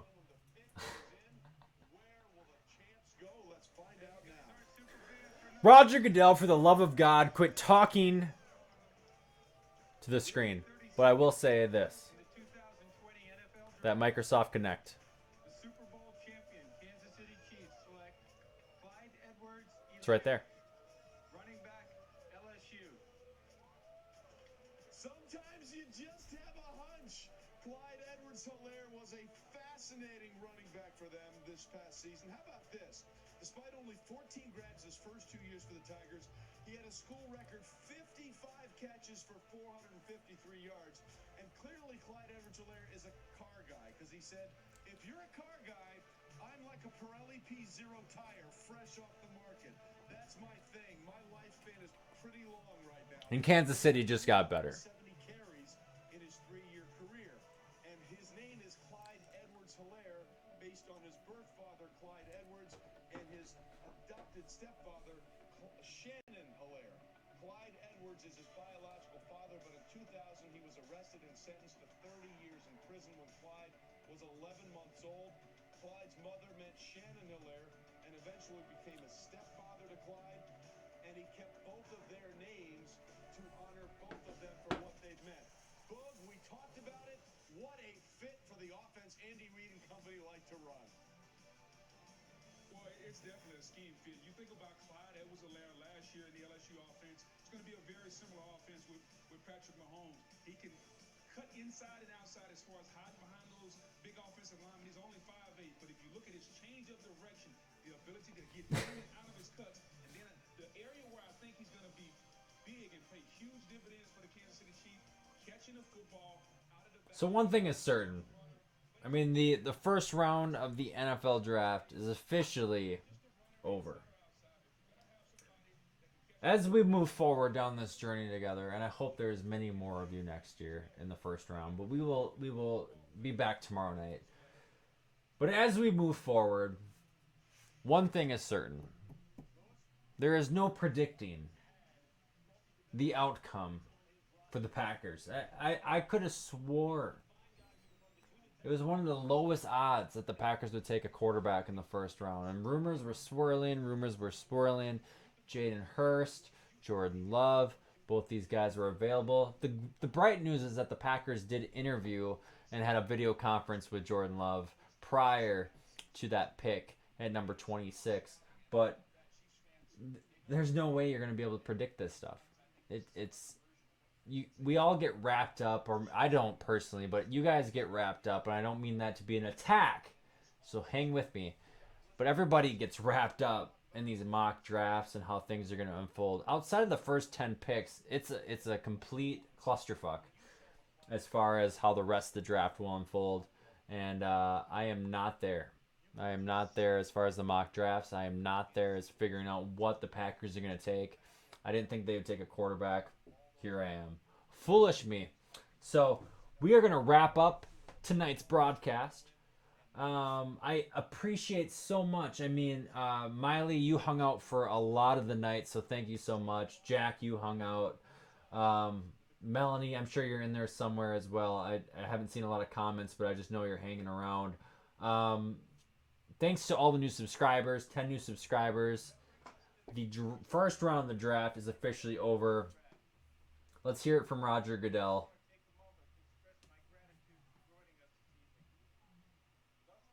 NFL family has raised more than $85 million, including millions still being raised for COVID-19 relief efforts during the draft-a-thon. And we've only just begun. So keep the donations coming, and you can keep the booze coming too.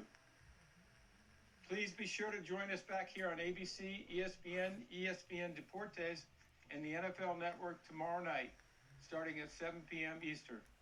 Thank you for being with us. Roger, thanks very much. So what a night and what a showing for the SEC. Again, 14 players. The best part about that outro was that Roger Goodell said, keep the booze, which from a poor another aspect really sits well, even though I'm drinking a White Claw at this stage of the night. Keep the booze. Keep the booze.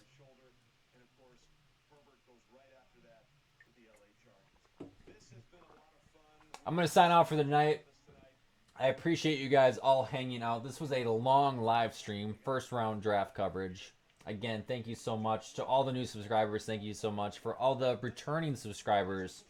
I really appreciate your support. It means the world to me to see you guys chime in and comment and be a part of this growing channel. It's just still in its very early roots. But until next time, I will see you folks on the internet. See you tomorrow night.